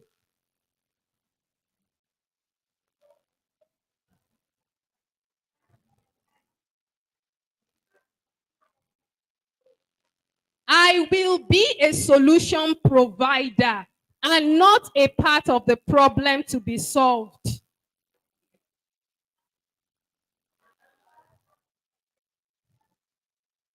I will be a role model worthy of emulation.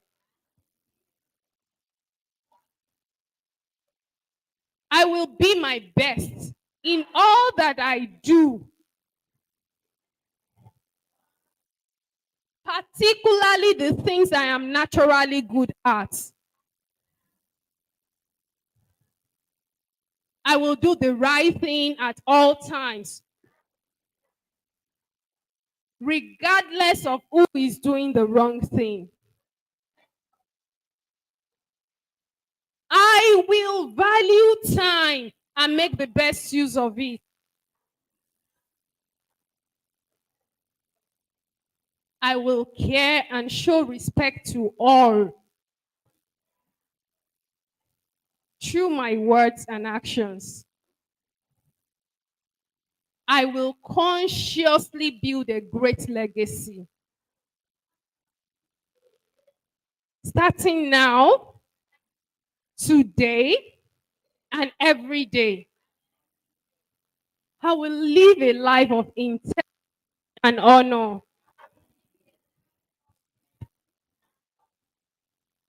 I, Ayomiku Aluko, will make my God, my family, and my nation proud. So help me God.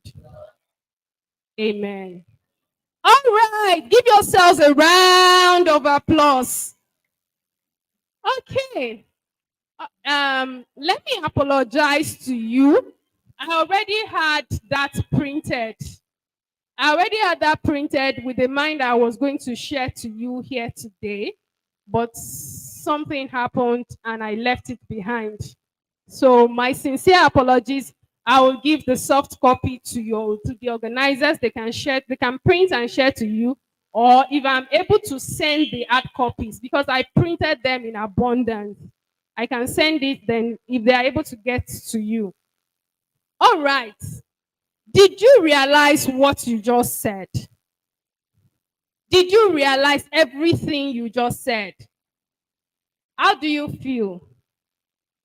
How do you feel? Do you feel that, yes, one way or the other, you can change your world one day? Do you believe that? Do you believe that? That you can be a leader, a role model worthy of emulation, right? That you can be a positive impact and influence on everyone you come in contact with.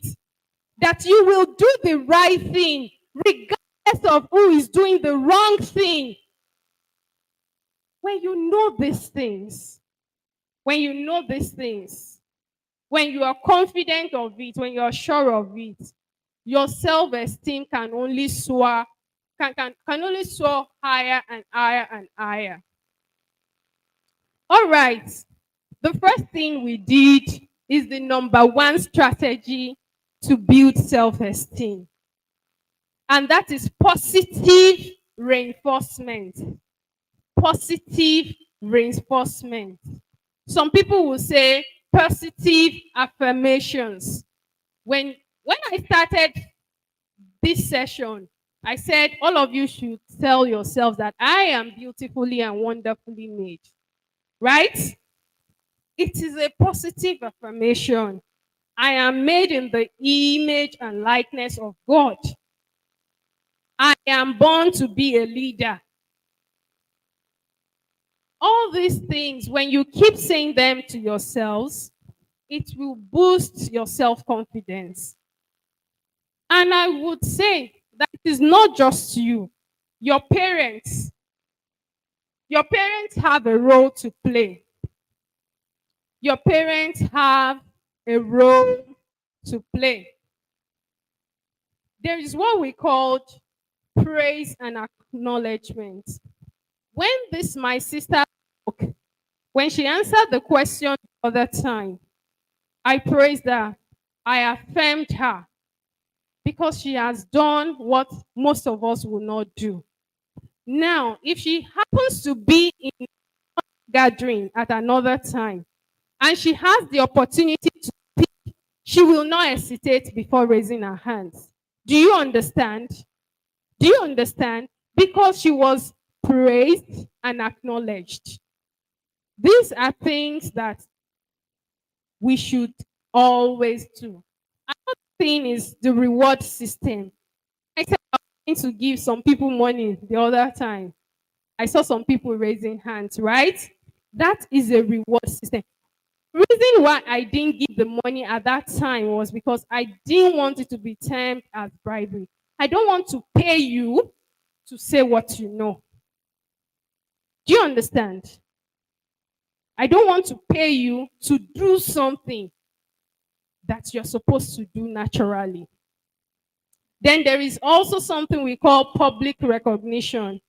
I've seen some things on the high table, and I know that it is for the recognition of some people. Maybe people will come first, maybe I don't know what programs the organizers have.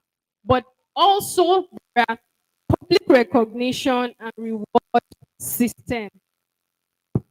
Another strategy to build self-esteem is critical thinking. Critical thinking. When you participate in quizzes and debates, hello? When you participate in quizzes and debates, it helps you to develop your critical thinking. Why? One, when you are participating in a quiz, it is expected that you don't even know what questions will be asked. You are put on the spot.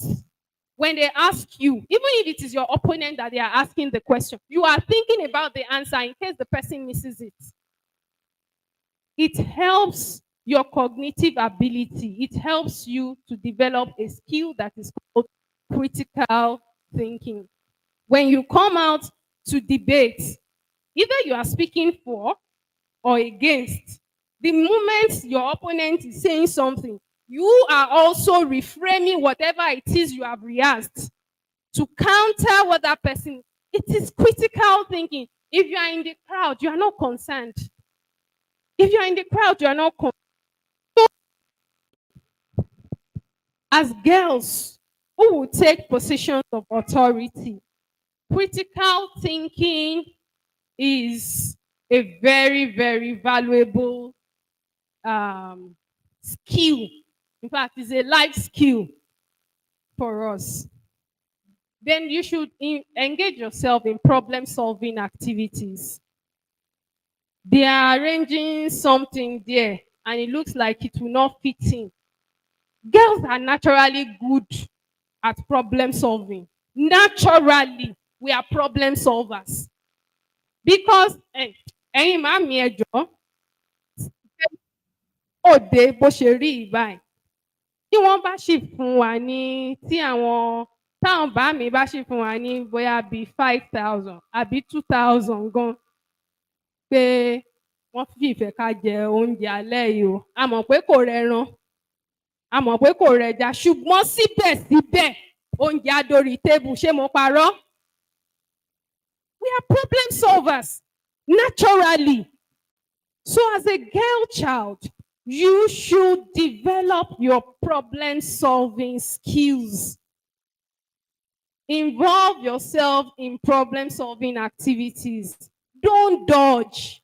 Don't dodge responsibilities. Take up responsibilities. That way you help yourself. Then another thing is questions and reflection. When they ask you, do you have questions? If everybody is saying, oh, it means you didn't pay attention or your mind was blank all through. You should be able to ask questions. You should be able to answer questions. Another thing that will help us to develop our self-esteem is mentorship and role models. Mentorship and role models. As a girl child who wants to become a leader, see, we are not leaders of tomorrow. We are leaders of today because you have to start by leading yourself. You have to start by doing what? You guys are sleeping. You have to start by doing what? You have to start by leading yourself. Until you are able to effectively lead yourself, you cannot lead other people. Sir, am I right? If you cannot lead yourself, if you don't know what you want to do in the next 2 hours when you are living here, anything goes. I just, oh yeah, Shola, let's go. Let's go and party. Because you don't have plans. You will follow. You follow. But as a leader, you have to know the direction your life is going. This is what I want to become. This is who I want to become. Even if it is a man that is currently occupying that shoe or that seat. If I say I want to one day aspire to become this daddy now, the best thing I can do is to see him as my role model. If I have the opportunity to come close to him like this, I will not let him go.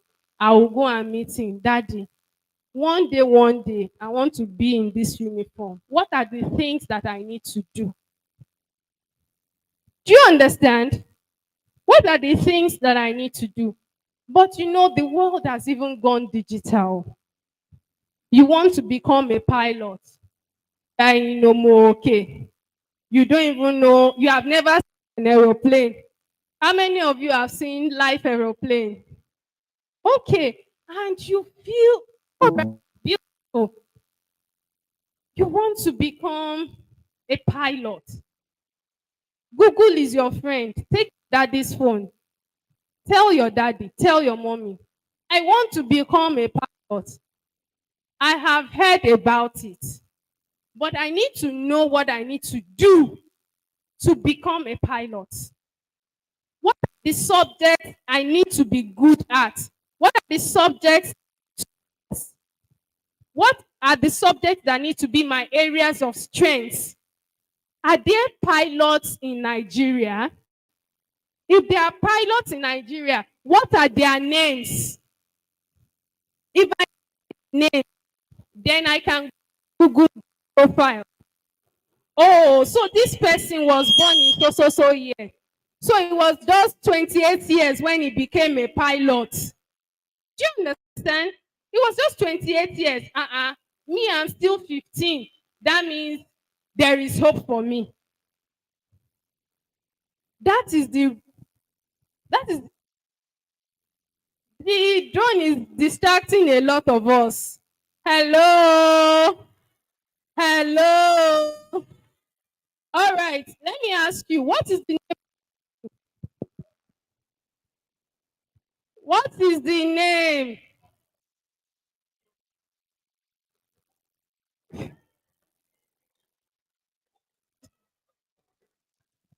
Okay. Okay, that is a drone. Hello. That is a drone. That is not an aeroplane. It looks like a mini aeroplane, really. So you can be partially correct. So it is a drone. And somebody designed it.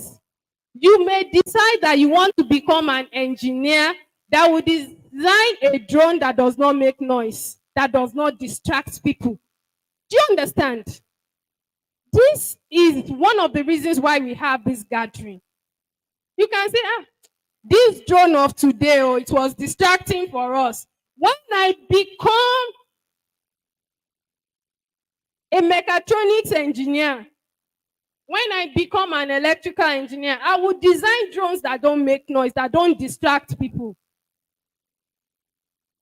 And you will work towards it. Right. So I have told us to look for mentors and role models. Another thing that another thing that can help us to build our skill is to focus on your education, not on the drone. Focus on your education. No focus chin. No. How many of us no focus chin? You know, Abby. All of you are pretending. I have children in schools and I know they like focus chin. But I'm not talking about focus chin.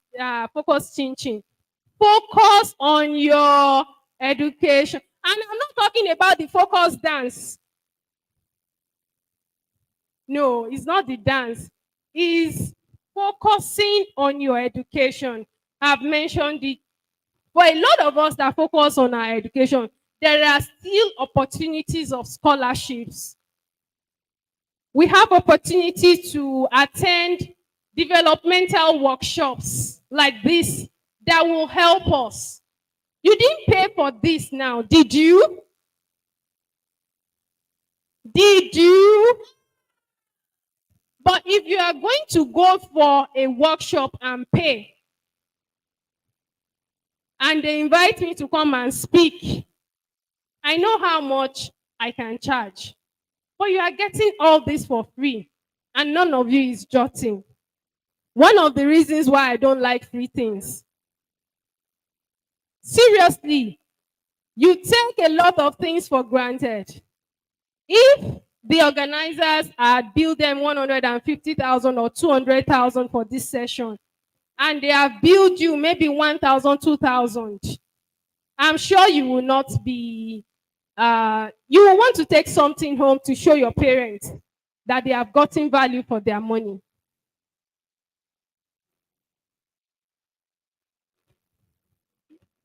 All right. I'm going to talk about supportive environments. So you can build, for all of you here now today, you can look at yourselves and say, okay, 3, 4, 5 of us, we will study together. We have the same goal. This is where we want to get to. When I was in secondary, I have a group of friends. We were 5 of us. And by the grace of God, I think I'm the only person that did not become what I thought I was going to be at that time. Every other person, but I found a better path. I found a better path. Every other person got what they wanted because we were focused. I found something better than what I was aspiring to become.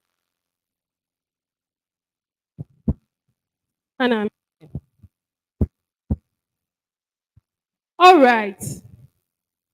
Everybody on your feet, on your feet, on your feet, on your feet, on your feet. You people are drooling. You are drooling. Drooling. You are drooling. You are not active. I don't like it. Stretch. Stretch, stretch, stretch if you want to stretch.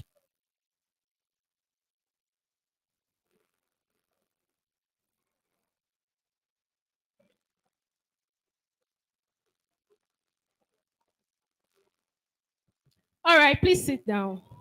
Please sit down. So you can build.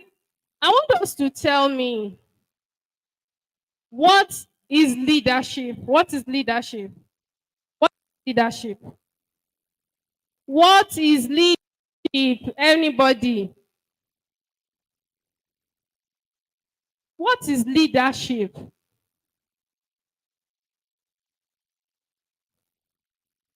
See, oh, the same person, the same person. What is leadership? Leadership is when we choose someone for a particular purpose. Right. Hear what she said. Give her a round of applause. Although leadership is not about just being chosen, it is about taking responsibility for other people. It is a leadership is taking responsibility for other people. That's just the simplest way I can define leadership. Whether you go to the polls to cast your votes does not matter. If the person had not indicated interest, will you go and vote him? Will you? The person needs to be willing and ready to take responsibility for its followers. That is leadership. And I'm just going to briefly highlight, because our time is gone, highlight essential leadership skills. The first one is public speaking and communication. Public speaking and communication.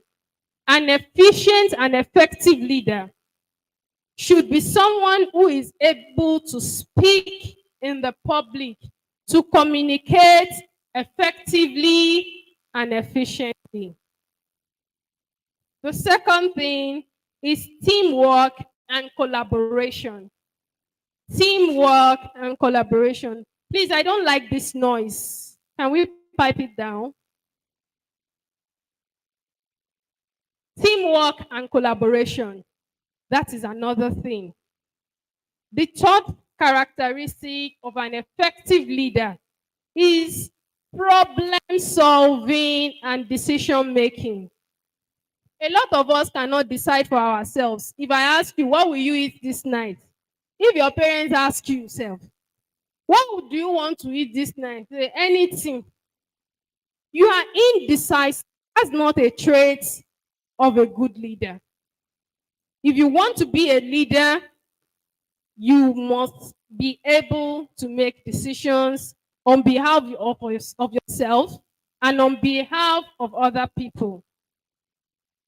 The fourth thing, the fourth thing is confidence building activities, like the one we are doing right now. I already have two people who have spoken during the duration of this seminar or of this session. Then you should get yourself exposed to leadership opportunities. In your church, they are looking for someone who can coordinate the children's school. Volunteer. They're not going to pay you. Volunteer. Do it.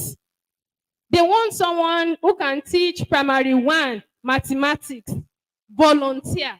At least primary one mathematics will not be difficult for a secondary school student. They want someone who can teach primary 5 English language. Volunteer. Stand in front of those small children that cannot even make jest of you. You are building yourselves up. You are developing yourselves and you don't know it. So don't pass on such opportunities.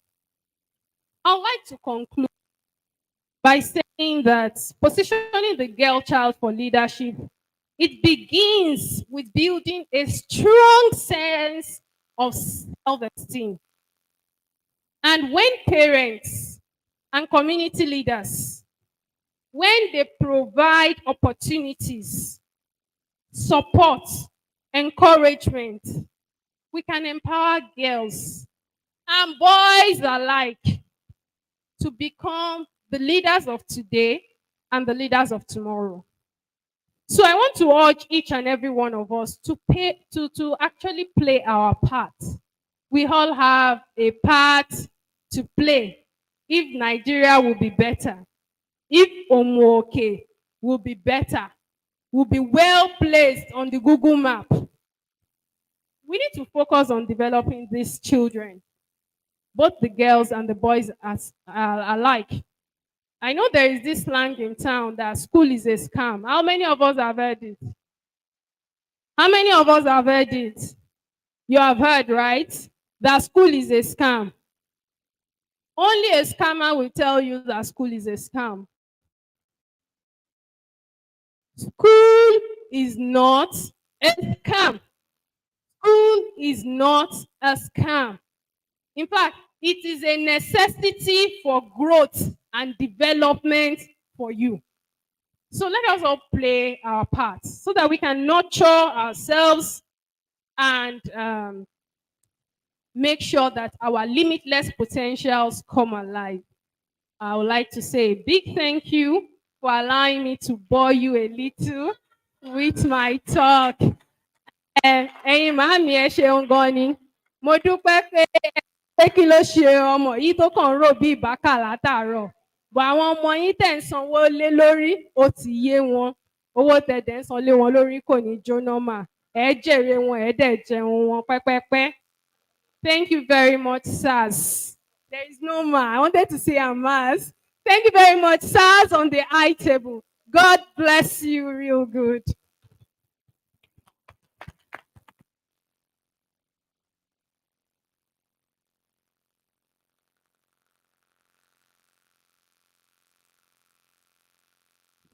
A round of applause, a round of applause once again. A round of applause once again. Thank you, thank you, thank you. We are moving closer and closer to the end point. So now we believe that we've gained one or two from the powerful lecture being delivered by Lady Comrade Aluko Ayomiki. They are directing us, we female students, try to be yourself. Stop imitating someone. Try to be who you are. That is just it. Try to be who you are. Don't imitate someone, or you can choose someone as your mentor, but try to build on your self-esteem. That is just it. So now we'll be going for a short break. A short break. And we call it tea break. Now there will be a silent music on the way, while there will be a tea. We want to serve ourselves tea ló ń jẹ́ bẹ́ẹ̀, because some people are checking my eyes out. What am I saying? Kí ni mo ń sọ? Yes, we want to have a short break. A fẹ́ ní break ráńpẹ́. In this process, a máa pín tea, round. Then we come back to the next program. Just be silent. Remain on your seat. Don't move. Hello, èèyàn tó bá tí ò bá yòókù sáyé kẹ̀kẹ́ ẹ má fún. If you are not on your seat, you are not entitled.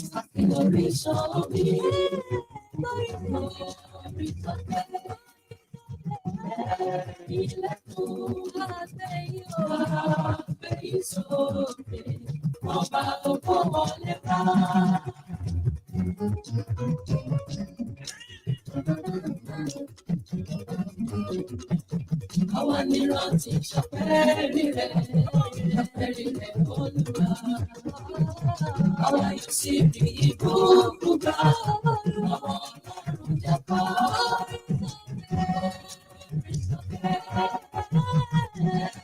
Ilẹ̀kùn abẹ́ ìsòkè, DJ, thank you. Before we move, we'll be inviting our guest artist. Èèyàn tó bá fún wa ní orin ó fẹ́ máa kọ̀ wá níbàdí. Our guest artist. Before we move to the next anthem, in person of Seriki Poli, Aoda.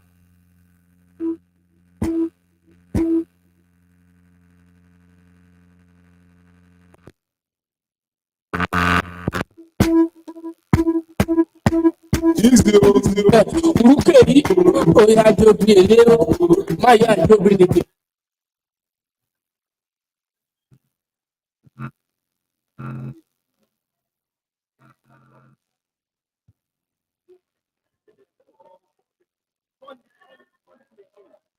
Seriki Poli Ahanda.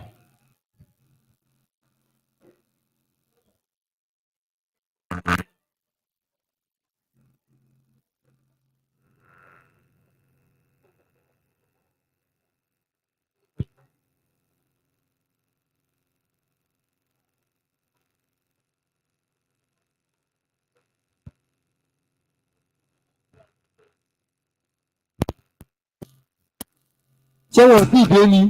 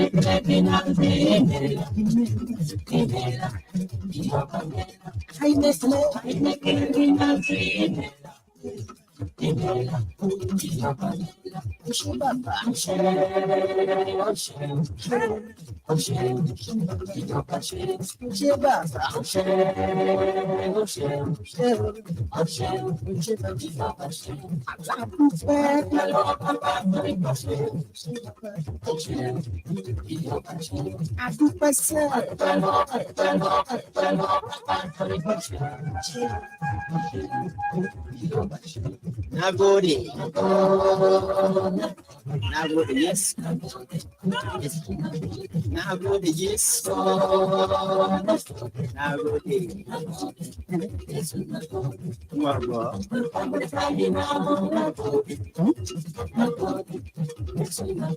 Morning, Ngorgo.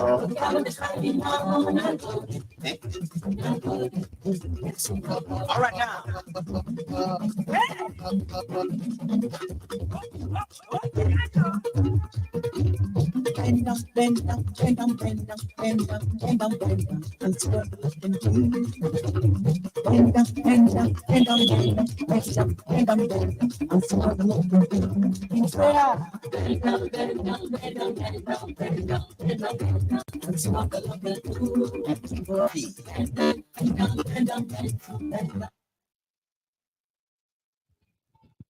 Great Nigeria students! Great go! Great Gaga! Let us return to our various seats. Ẹ jọ̀ọ́. Let us go back to our seats. Let us go back to our seats. Ẹ̀yin tẹ́ dúró ó yá, let us go back to our seats.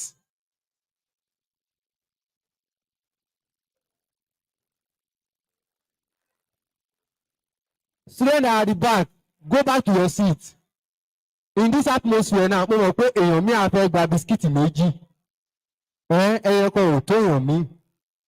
Must you collect two? Go back to your seat.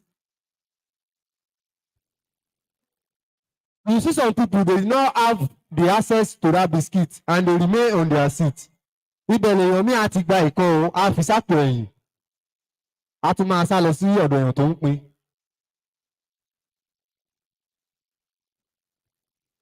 Thank you. So we are moving to the next program. Without wasting much of our time, we are moving to the next program, which is Career Talk.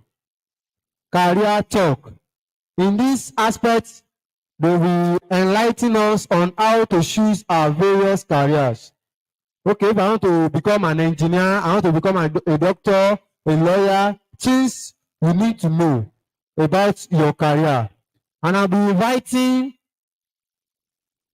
the person that the Lord is going to use for us to anchor the program. Join me to welcome Mr. Ademi Temitope, Mr. Ademi Temitope, with a round of applause. A round of applause, a round of applause, a round of applause, a round of applause. Ẹ pàtẹ́wọ́, ẹ pàtẹ́wọ́, ẹ ti jẹ bisikíìtì, ẹ pàtẹ́wọ́.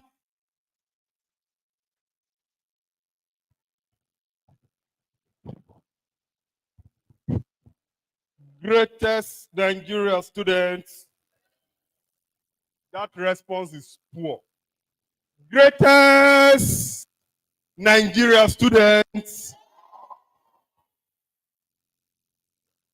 Please the slide.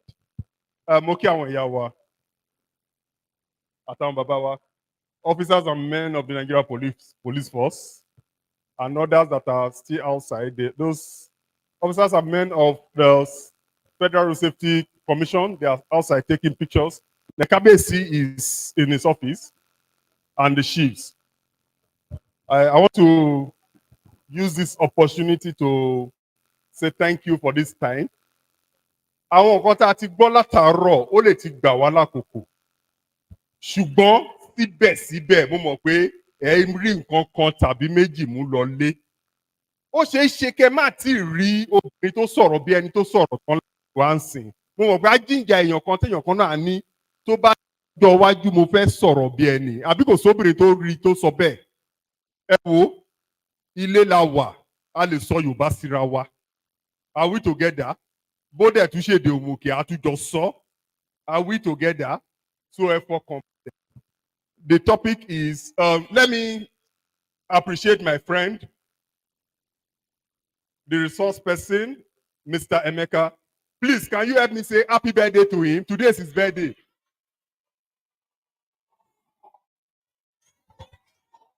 Thank you very much.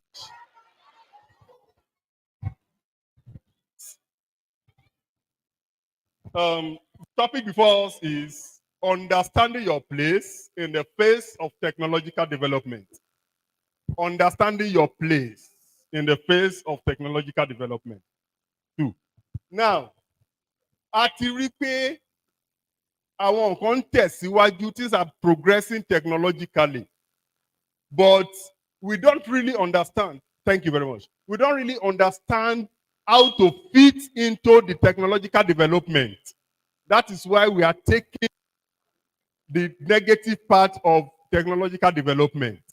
If we understand how to fit into it, we will leverage on the positive part to our advantage. Are we together? Now, what is technology? According to Oxford Advanced Learners, technology is the study of or a collection of techniques. That is one. Then it can also be defined as any tool, system, knowledge developed by human to solve problems and expand their ability. Now, what do I mean? Anything that can help you. A lot of you saw drone for the first time. Abby, some of you were afraid. Some of you were surprised. Some of you were happy when you saw drone. That is technology. Are we together? That is technology. Anything that will help you improve your ability is technology. Ẹ jọ̀ọ́ ẹ má pariwo, mi ò ní pẹ́ o, gbogbo ìṣẹ́jú tí mo fẹ́ lò bí ó lè má ju 10 minutes. Mi ń sọ̀rọ̀ pẹ́. Now, slide 3. I have only 10 slides. And some of those slides are just pictures.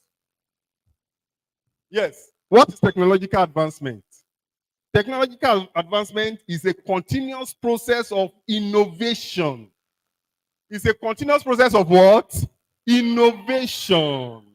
Now, improvement and integration of new tools, techniques, and systems to enhance efficiency, productivity, and convenience in various fields.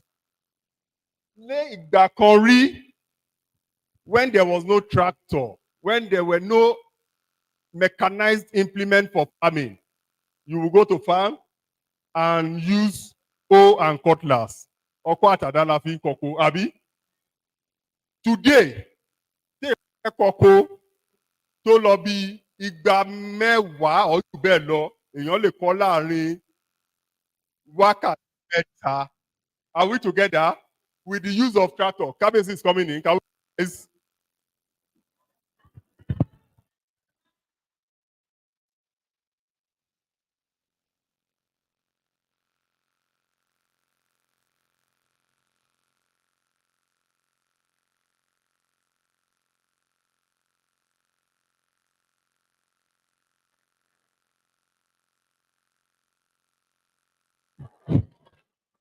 Kábíyèsí. Mo ti kí yín lẹ́ẹ̀kan nígbà tí ẹ sáré lọ sí ọ́fíìsì. Your presence, I appreciate your patience. Pé ẹ dẹ̀ wà láàrin wa ní àkókò yìí. À ń wò ó pé ọjọ́ ọ̀la àwọn ọmọ wa ó gbúdọ̀ dára. Mo dẹ̀ mọ̀ pé ẹ̀yin náà ní lọ́kàn pé ọjọ́ ọ̀la àwọn ọmọ wọ̀nyí gbúdọ̀ dára lẹ fi wà níbí àti àwọn olóyè yìí. Mo gbàdúrà lórúkọ Jésù. Ẹ sà, àwọn nǹkan tó yìí jáde nínú ìlú First Bank MD kinní kan ayì jù bẹ́ẹ̀ lọ ayì ní jù bẹ́ẹ̀ o láìpẹ́ láì jìnà òrèrè á máa jáde nínú ìlú wa. Honourable, you are welcome. Honourable Olúwọlé Lateef Congo, you are welcome, sir. Let me continue from where I stopped. Mo sọ pé mi ò ní gbà wọ́n lákòókò. My slide, let me use slide so that I will not take time. Yes, I said technological advancement is a continuous process of innovation, improvement, and integration of new tools, techniques, and systems to enhance what? Efficiency. Efficiency. Hello? Now, what is efficiency? There's what efficient and okay, efficiency. Let's look at efficiency. Nǹkan tí èèyàn lè ṣe láàárín ìṣẹ́jú díẹ̀ tí èèyàn á dé achieve the same result pẹ̀lú èèyàn tó ṣe for a very long time. Are we together? Are we together? Èèyàn tó lo ọkọ̀ bí kọ́kọ́ bí a fẹ́ kọgbà mẹ́wàá ó lè lo 20 days or 10 days. Mi ò bá gbára ẹ̀ ṣe rí. Tí ẹni tó bá máa lo tractor tá a fi kọ́ ẹ pé the same oko náà là á kọ́ á ṣe láàárín wákàtí díẹ̀. So enhance efficiency, productivity, and convenience in various fields. Next slide. Thank you. Now, hello. These are pictures. I won't talk much. This will interest you. Our picture this was how telephone started. Ayé ìgbà ọdún mi táwọn bàbá wa tó wà lórí ẹ̀ tèbò rí, they can relate well to it. Ayé ìgbà àwọn telephone tó ní òwò, tó ní wo, tó dàbí ìwo màálù. We together. Ṣé ẹ rí bẹ́ẹ̀ yẹn? From how can they see it? Okay, àwọn telephone tó ní antenna. Lọ sí àwọn Sagem, àwọn blue screen Samsung. Àwọn telephone. Ẹ wá wo ní telephone táwọn lò láì sí Android phone. That is technological advancement. iPhone. Android phone. Now, next slide. Next slide.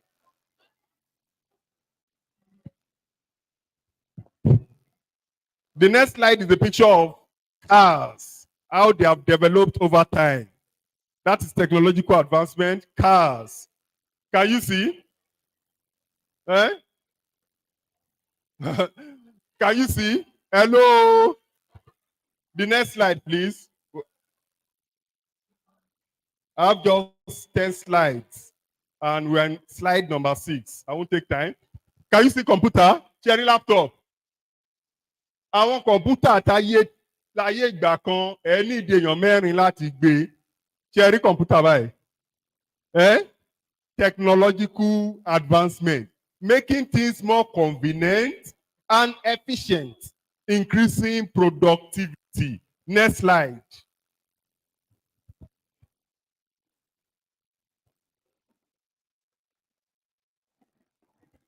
Now, hello, please sit down. New trends in technology. The first trend in technology that I will talk about is artificial intelligence, AI. AI is a set of technologies that enable computers to perform a variety of advanced functions, including the ability to see, understand, and translate spoken and written languages, analyze data, make recommendations, and more. The pictures, show us the slide. Okay, the next slide.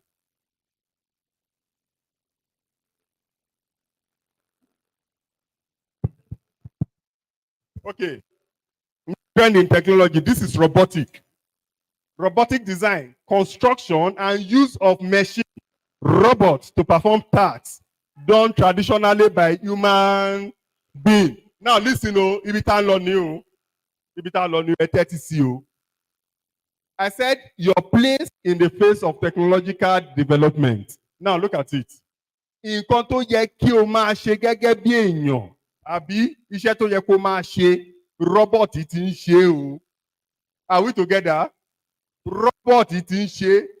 Tẹ́ bá dé àwọn hòtẹ́ẹ̀lì míì, robot là á ṣílẹ̀kùn fún yín, là á welcome yín. Yes sir, very very soon, I am not making you afraid. Àwọn tó ń ṣe welcome to First Bank yẹn, iṣẹ́ wọn á tán o. First Bank ò tí ì ráyè ra robot ni o. Are we together? Ibi tá a lọ nìyẹn. Your place in the face of technological advancement. Next slide. The next slide is what, this one will interest you, is what I call remote surgery. This is remote surgery. Let me quickly explain it for those of you that want to go into medicine and nursing. Remote surgery is remote work for surgeon where the physical distance between the surgeon and the patient is less relevant. Now listen, do you know you can be a doctor in Omuooke? You will sit in Omuooke and you will be operating somebody in Ado. You will be operating on somebody in Ado. Have you heard of that before? As far as 400 kilometers. Hello? As far as 400 kilometers, you will sit in Omuooke. You will just sit in the front of your computer and you instruct the computer. Computer yẹn máa respond lára èèyàn tó wà ní Ado, tó wà ní surgery room. Á dẹ̀ máa la inú ẹ̀, á máa ṣe nǹkan tó bá fẹ́ ṣe. Hello? Ṣé ẹ ti gbọ́ yẹn rí? Ẹ̀hẹ̀, ó dà pé ẹ ṣẹ̀ ń gbọ́ ni. That is what is called remote surgery. Now listen, the last slide. We are going to the last slide. Now, leveraging on technology, that is the last slide. Why I said we need this topic at this time is because in the next 5, 10, 15, 20 years, the effort of human will be less important in the job space. Are we together? Àwọn tó lọ school lẹ́ni, gbogbo ẹ̀yin tẹ́ ń lọ school, torí pé kẹ́ lè ríṣẹ́ gidi.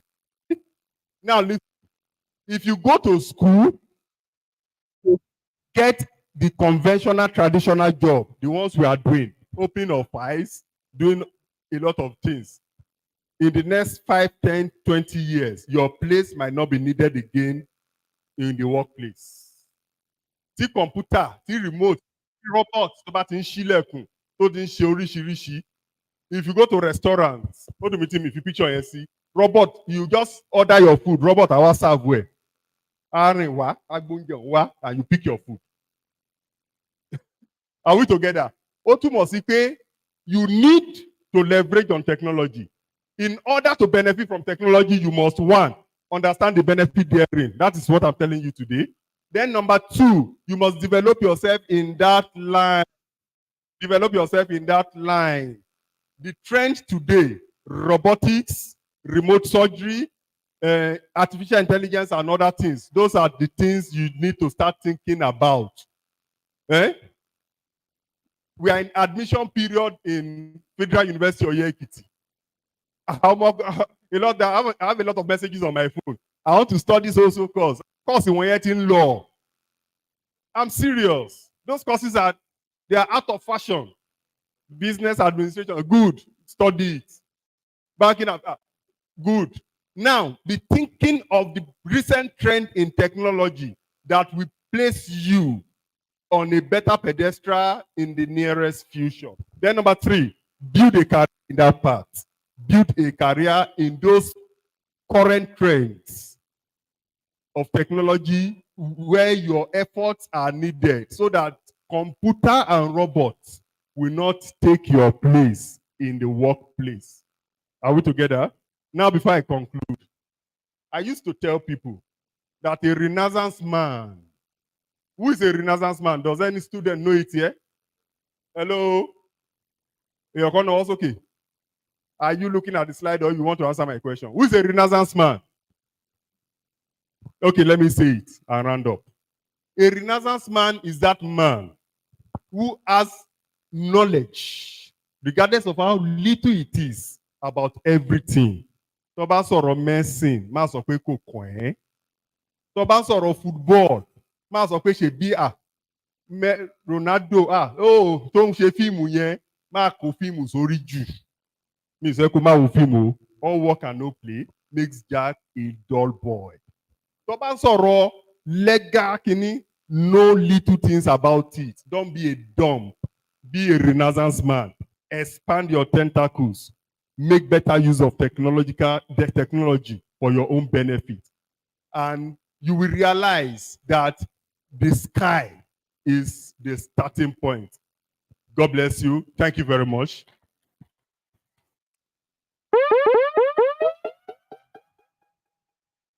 A round of applause, a round of applause, a round of applause. Keep clapping.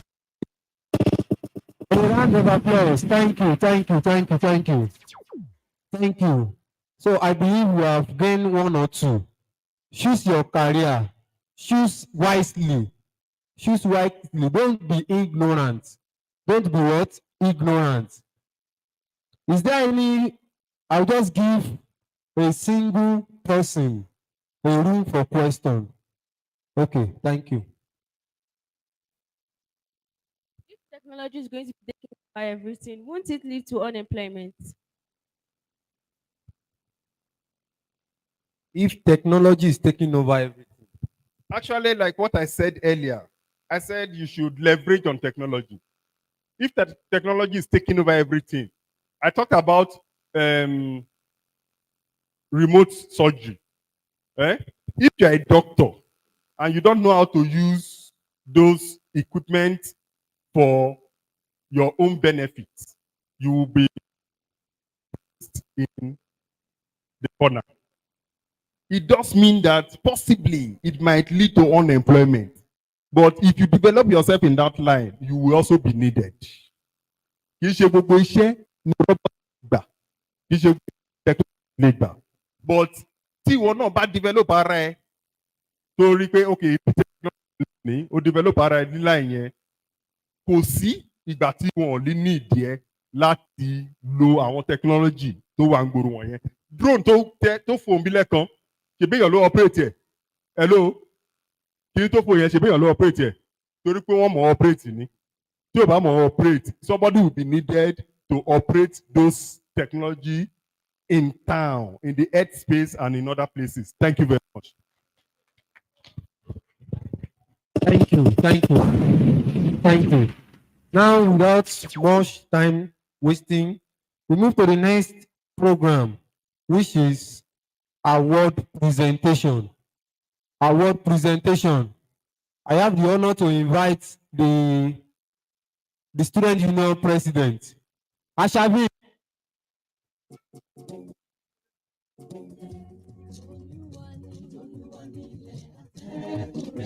Okay, DJ. Okay, before the next program, I will invite an of the greatest Nigerian student.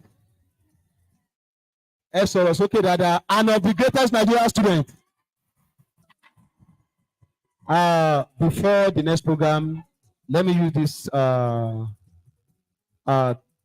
medium to invite our daddy, Honorable Lateef Oluwole Akanle Congo Lateef, the member of House of Assembly in the state for his speech.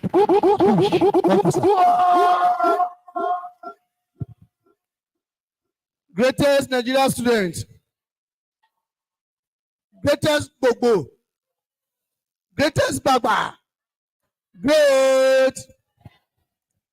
Let me start by honoring and greeting our Kábíyèsí, Omuooke Ajire. Ẹ bá fi Kábíyèsí, ẹ bá fi Adápẹ́ sí láàfin. Mo lè kí gbogbo àwọn olóyè wa náà pátápátá lọ́kùnrin lóbìnrin. Mo kí yín, a máa rí yín bá o. Wàhálà yín lórí àwọn ọmọ kò ní já sásán lórúkọ Jésù. Mo kí àwọn security níjókòó. Kò yẹ kí n sọ̀rọ̀, kò sí pé kí n sọ̀rọ̀. Ṣùgbọ́n mo fẹ́ dúpẹ́ fún àwọn student union tó gbé ètò yìí kalẹ̀. By the special grace of God. Hello. By the special grace of God, 1983, I was like you. I was seated like this, being mentored by àwọn tó wà wájú wa ń gbà yẹn. But you have a very great opportunity today to be here. That you are here today, you are blessed already. But I just want to highlight 3 major points that we have learned here today. Just 3 major points.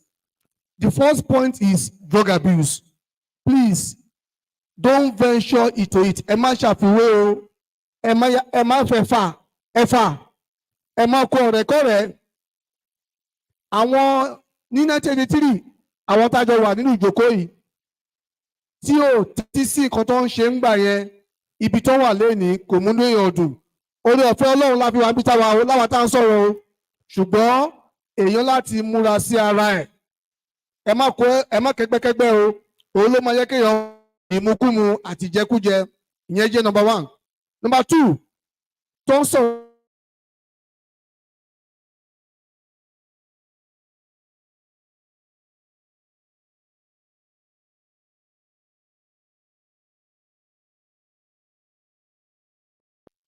Ẹ yẹ kí obìnrin méjì jáde, obìnrin méjì 1, 2.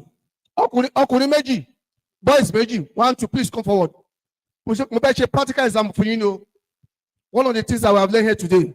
2 boys, come forward. 2 boys. God bless you. One more person. 1 boy. Very good. Hello. Who is your mentor? All of us are having God as our mentor. Ẹ má dárúkọ Ọlọ́run. All of us. Ọlọ́run mo dúpẹ́ lọ́wọ́ ìbẹ̀rẹ̀ Olódùmarè. Ẹ má dárúkọ Ọlọ́run. Apart from God, who is your mentor? Okay. Who is your mentor? Dr. Afe Babalola. Who is your mentor again? Dr. Afe Babalola. Mo ń bọ̀, ẹ má ti pàtẹ́wọ́ o. Who is your mentor? My father. Sorry? Sọ̀rọ̀ sókè má wọrí bá. Ẹ má ẹjọ́ tọ́lọ́. Who is your mentor? Sọ̀rọ̀ náà.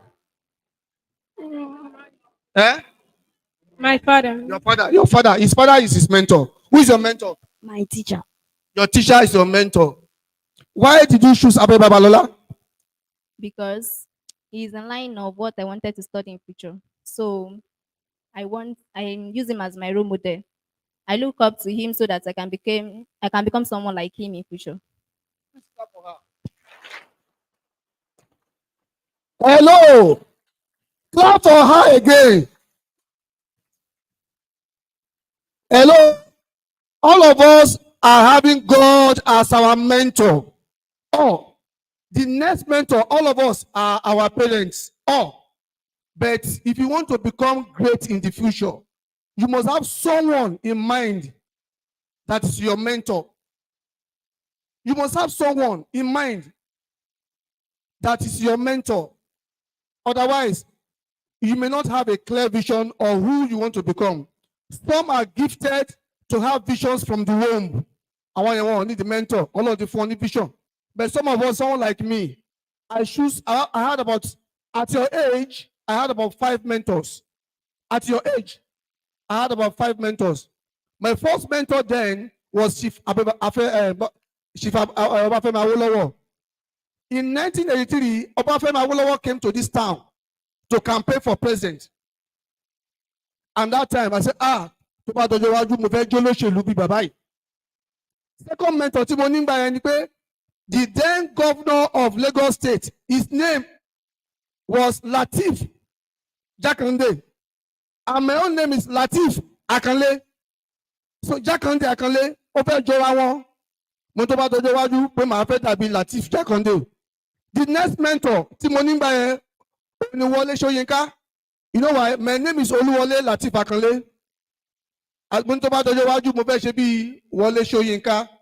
The next mentor, you'll be shocked. The next mentor, you'll be shocked. The next mentor is Ṣẹ́gun Alebiosu. He's now the managing director of Foast Bank. My next mentor is Boda Oluolasende. Wọ́n pè wọ́n ní Boda Anabo. Ó wà ní Canada and see.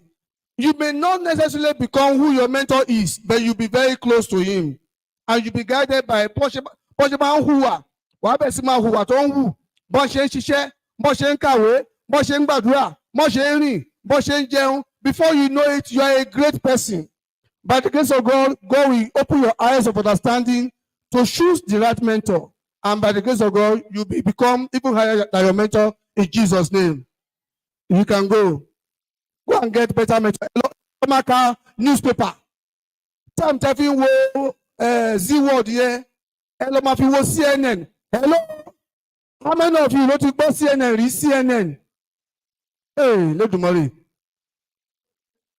hello, tọ́ba ti délé ọba ti ṣí TV kákọ́ pé sí NTA News.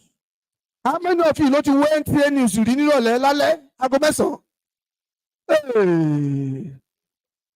Èsì náà okay lágbára Ọlọ́run iná Èkìtì East tí wọ́n wá tọ̀ lọ́jọ́ sí tí òótọ́ mọ́yìn in the next 1 week wọ́n ti ṣe níbẹ̀ àátọ̀ tó hello ẹ máa kí waste time ọjọ́ ọ̀rọ̀ ń bọ̀ ẹ máa lọ ẹ ṣé God bless you. The last one òun wọ́n ṣe tó ń sí o. The last one mo fẹ́ sọ nípa wọ́n ṣe tó ń sí artificial intelligence. Ta ló ti gbọ́ rí artificial intelligence? Ta ló ti gbọ́ rí èsì? Ta ló ti gbọ́ robot rí robot? Ọ̀gá gbọ́ rí? Hello, kẹ́bà ti délé ẹ̀wí ọ̀rọ̀ ọmọ mi àti dádì pé ẹ̀fẹ́ a ṣe computer course school àwọn set kan wà tí wọ́n máa kó àwọn opportunity láti jẹ training fún yín. Student Union President, I will talk to you later. I am ready to sponsor part of them. Kẹ́bà ti délé ẹ sọ fún òbí pé apart from pé ẹ lọ sí school tẹ́ ń lọ yìí ẹ fẹ́ wá expose sí computer training. Ọlọ́run fún yín ṣe o. God bless you. A round of applause, a round of applause, a round of applause, a round of applause. Ẹ jẹ́ ká pàtẹ́wọ́ dáadáa. Ẹ pàtẹ́wọ́ kó wọn, ẹ pàtẹ́wọ́ kó wọn. Ta ni òwú kó bẹ̀rẹ̀ ẹni gíga bíi Honorable Congo Latif? Ta ni ò fẹ́ ga níbí láì pé náwó sókè? Ó yá sọ fún ara ẹ pé màá ga ní orúkọ Jésù. Before we move to the next agenda, which is a word presentation, I will quickly do one assignment now, and I want our father on the high table and our fathers on the high table to join us on the assignment. And the assignment is launching of student union incentive. Launching of student union incentive. We are budgeting over 600,000 for the student union incentive, and yet to have 50,000 naira. We want to raise fund for our student union incentive. Sir, we will be glad to hear from you how you can support us on our incentive, sir. Incentive, student union incentive. Kábíyèsí, mo kí àwọn bàbá wa tó wà lórí ìjókòó tó jẹ́ ìjòyè. It's an opportunity for me. When I was like this too, by the grace of God, I was once the student union president of Omuooke Ajire. That was 1991-1992 session. I was the then student union president. Nígbà yẹn tábà ti ń wá owó. Hello, àbẹ̀tí èrè ìṣòwò àgbàdúrà pé hey kábíkáyé ẹ̀sà lọ síbà lọ àná ni. So a ṣì ń gbàládùúrà orí ọ̀fẹ́ tó lọ́n ti yọ̀ǹda fómòkè tí Ọlọ́run ti bá wa fi àwọn ọmọ wa sípò tó ju eléyìí lọ Ọlọ́run àtúbọ̀ bá wa yọ̀ǹda o. Ẹ̀yin náà tẹ́ ń gbọ́ wa lénìí ẹ̀ di ẹni gíga ẹ̀ ga ju gbogbo àwa tí a ṣì wà ní ipò báyìí lágbára Ọlọ́run. Nǹkan ká kí mi wí ni pé kọ́ ọ̀ṣọ́ ìlọ́ǹṣì àbí ṣe ọ̀rọ̀ gírámà kì í wá. So mo sọ fún ẹ pé by the grace of God library tí mo fìdí ẹ̀ lólẹ̀ foundation library was laid in 1992. So mo dẹ̀ sọ pé kí n tó kúrò ní tenure tí mo wà lágbára Ọlọ́run I will come to that library and I will make sure that I do something tí èmi náà ti bá padà wá tí màá lè náwó sí lágbára Ọlọ́run. But for the purpose of this gathering and for you to have believed that to a little extent that I'm giving opportunity to be, I will support you with 100,000 naira. Ọba àpàtẹ́wọ́ fún wọn. Wọ́n ní wọ́n sọ́pọ́ọ̀tì incentive wa pẹ̀lú 100,000 naira. Mo expect kí gbogbo àpàtẹ́wọ́ dáadáa. Thank you, sir. We really appreciate you. And the next person to recognize for this launching is Mr. Tajudeen, Mr. and Mrs. Tajudeen. Mr. and Mrs. Tajudeen. Àìlú abala lọ́sùn sá àfẹ́ṣe incentive fún kó gbogbo àwọn student pátápátá ní Omuooke and owó kan ẹyẹ náà lórí rẹ̀ ó ju 600,000 naira. So nǹkan yẹn múra lọ́wọ́ láti kí Kayori incentive ń ṣe agbádùn àpẹ Ọlọ́run ràn lọ́wọ́ lórúkọ Jésù.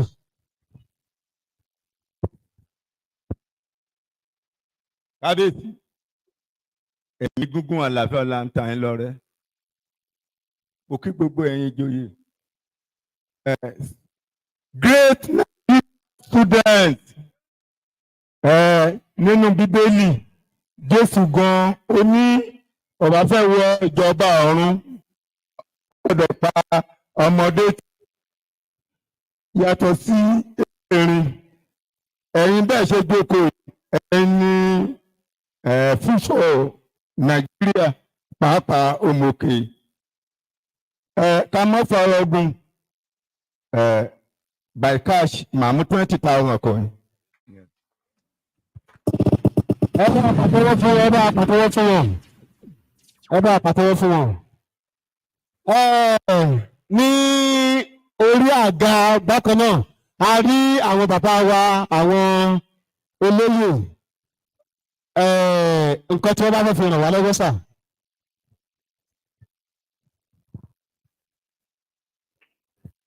Kábíyèsí, màá drop 10,000 naira.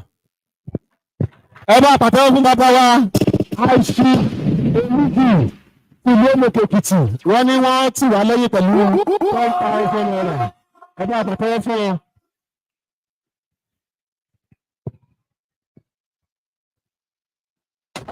Kábíyèsí,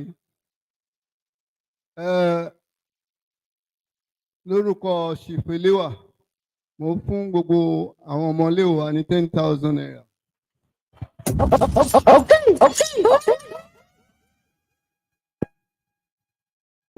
Ẹ bá pàtẹ́wọ́ fún wọn, ẹ bá pàtẹ́wọ́ fún wọn. Bàbá ní wọ́n support program wa pẹ̀lú 10,000 naira. Ẹ bá pàtẹ́wọ́ fún wọn. A padà lọ sí ọ̀dọ̀ bàbá wa.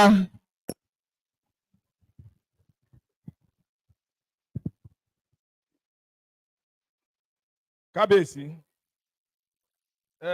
ní àtàrọ̀ tí wọ́n ti ń sọ àwọn ọ̀rọ̀ tó ń sọ ó dàbí ẹni pé ojú ẹni tí wọ́n ló sick ọlọ́kùnrùn ní wọ́n rọ oògùn sí. Èmi náà mo dúpẹ́ fọlọ́run náà pé níbi tí Ọlọ́run bá mi délé ni mo jẹ́ kan gbòógì nínú àwọn túlẹ̀ lọ́wọ́lọ́wọ́ náà.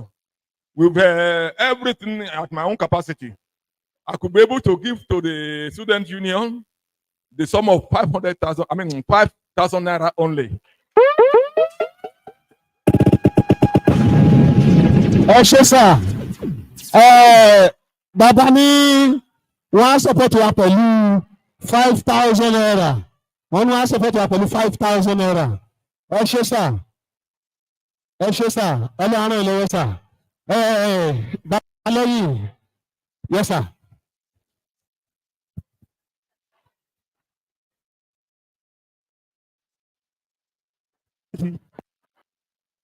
Lágbára tọ́lọ́ máa sọpọ́tì àwọn student union 5,000 naira. Bàbá ní wọ́n á tún support wa pẹ̀lú 5,000 naira. Who is not clapping? Who is not clapping? If you are not clapping, you are wrong. If you are not clapping, you are wrong. Ẹ ṣé sà, ẹ ṣé sà lọ́wọ́ àárẹ̀ lọ́wọ́ sà o. Ká tẹ̀síwájú ká máa fi àkókò gbọ̀rọ̀ wa níyà. Àwọn màmá wa àwọn yeye àwọn náà àṣìbẹ̀lẹ̀ àdáwọ́dá sí ẹ ṣé mà.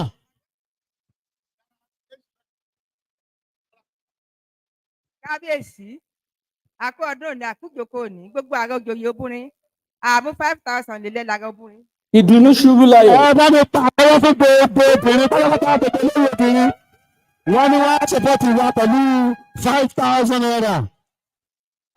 Ó sì kú bàbá mi kan bàbá mi ńlá wọn ò tí sọ̀rọ̀.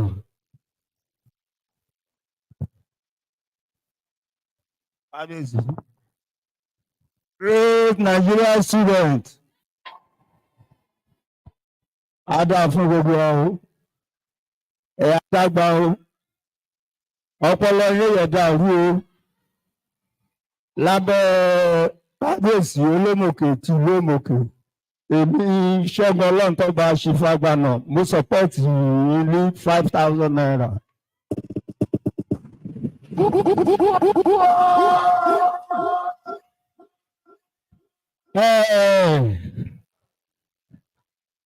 An educated Nigerian student. Ẹ jẹ́ kí n fi àkókò yìí kí n sáfẹ́ recognize DPO wa ní divisional headquarter wa lómòkè.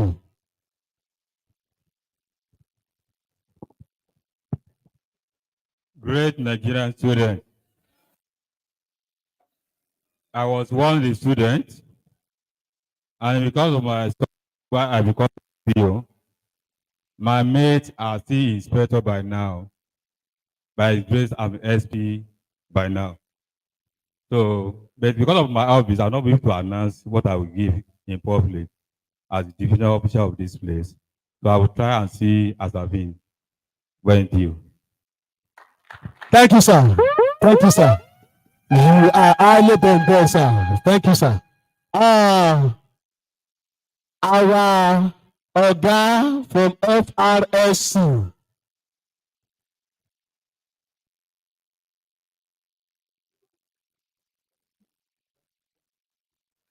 Wọ́n ti sọ nǹkan tí wọ́n fi sọ́pọ́ọ̀tì wá sí mi létí.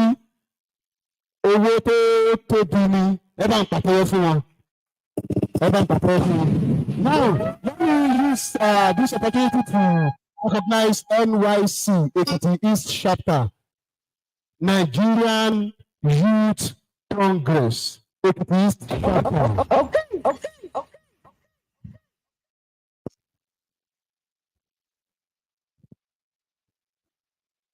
Kábíyèsí. A dẹ̀ kí gbogbo àwọn olóyè tó wà pẹ̀lú bàbá Akínrọ̀bọ Akànlé. A dẹ̀ kí àwọn ìyá wa. And of the greatest Nigerian students, articulate Baba, articulate Gbogbo. Yes, I am Blessing Mamolayo Ogunjobi, the coordinator for Nigerian Youth Congress Ekiti East Local Government. We are glad to be part of this program and want to appreciate the president and the entire executive of Omuooke Ajire Students Union. We are still students, despite the fact that we are gradually graduating to the position of youth. Many of us are still in school, but we only want to support the program with the token of 5,000 naira. Thank you. Thank you, sir. Thank you, sir. I really appreciate you. Now we are moving to the next agenda. We are moving to the next agenda, which is award presentation. But don't let me forget, I still have our daddy here again, our uncle, our brother from fire service, Mr. Noah, fire service. Yes, sir. Kábíyèsí, mo kí gbogbo ẹ̀yin bàbá wa tó wà níbí. Great Nigerian student. Great Nigerian student. I'm happy to be here this afternoon to speak with you just briefly. I believe you all know me. Àbí ẹ mọ̀ mí dáadáa. Ẹ̀yin tẹ́ ẹ bá mọ̀ mí, wọ́n á rẹ̀ ń tó mọ̀ mí lẹ́gbẹ̀ẹ́ yín tá a sọ pé lágbájá lélẹ̀. All the speakers they have been telling you on one particular thing. Nǹkan tó ń dẹ̀ ń sọ fún yín ni pé kó ní kálukú lọ sán ṣòkòtò ẹ̀ dáadáa, kó ní kálukú mọ ọmọ ẹni tó ń ṣe. Kò sí ọ̀nà kan tó yọrí sí nǹkan tó dáa tó rọrùn. Mo lè sọ díẹ̀ nípa ọ̀rọ̀ ayé mi náà. Mo láwọn ọ̀gá síbí in person of Honourable Lateef Akanle. Mo ti bá wọn ṣiṣẹ́. Mo ti bá Senator ṣiṣẹ́. Mo ti bá Assembly member ṣiṣẹ́. Bọ̀ kíní kan ni mo fẹ́ kẹ́ ẹ mọ̀ ni pé tó lè mú yín délẹ̀ lérí ni pé honesty. What do I call it? Honesty. Honesty. Ẹ gbúdọ̀ ní òótọ́. Ẹ ní faradà dáadáa. Tẹ́ bá ní eléyìí tí mo sọ yìí, ẹ má wẹ̀yìn. Ẹ rí pé ẹ délẹ̀ lérí yín lágbára Ọlọ́run. Ẹ délẹ̀ lérí o. Ní orúkọ ìdílé mi àti níbi iṣẹ́ mi, nǹkan tó máa fi ràn yín lọ́wọ́, màá sọ fún President the Student Union. Ọlọ́run wà pẹ̀lú yín, ẹ ṣé o. Ẹ bá mi fún wọn látọwọ́, ẹ bá mi fún wọn látọwọ́. Thank you sir, thank you sir. Now, nínú àwọn tí wọ́n wo program wa ní online, because gbogbo nǹkan tá à ń ṣe bíbá látàárọ̀, gbogbo ẹ̀ ni wọ́n follow online tí à ń ṣe ní live. Èèyàn kan, Aṣíwájú Ọládélé Ọpẹ́yẹmí Moyolúwa, ó sọ́pọ̀tì program yìí pẹ̀lú 5,000 naira. Àwọn tí wọ́n wo program yìí online nìyẹn. A dúpẹ́ o, Ọlọ́run máa bùkún fún yín, ẹ ṣé. Now we are moving to the next agenda, which is the award presentation. Award presentation. Because of our time, we still have many agendas after this, but because of our daddy that they are going to another occasion, so we want to quickly present this award before we move further. Now, permit me to recognize our daddy. Mo máa fi nígbà tá a bá ti dárúkọ wọn tán, kábíyèsí ni wọ́n máa bá present wọn ní award yìí. Federation of Omuooke Ajire Students, Foast National Government, present award of excellence to Honourable Lateef Oluwole Akanle Congo in recognition of his exceptional leadership, dedication to public service, timeliness, effort to empower his constituents. Awarded on July 30, 2024. Congratulations, sir. Kábíyèsí.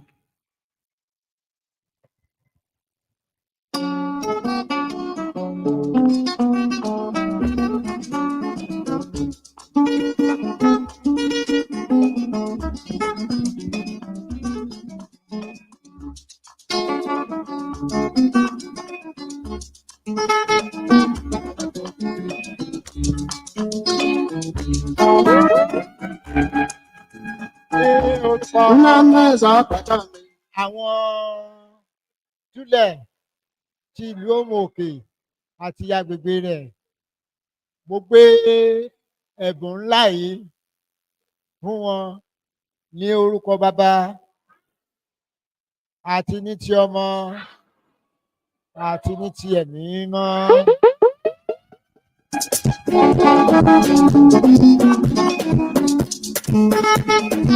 Kábíyèsí.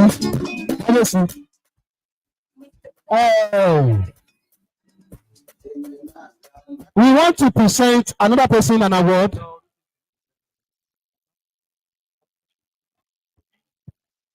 Another person we want to recognize and present this award to is Federation of Omuooke Ajire Students, Foast National Government, present award of excellence to Mrs. Tajudeen Afolabi as a remarkable entrepreneurial achievement and innovative contribution in hospitality business of the year. Mrs. Tajudeen Afolabi To present the award. Honorable Latif Fogo to present the award.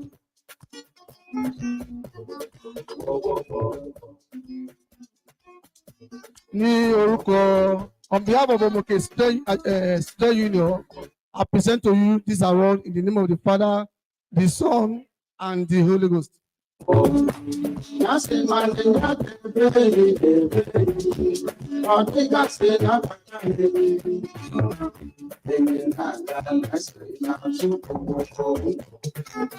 Thank you.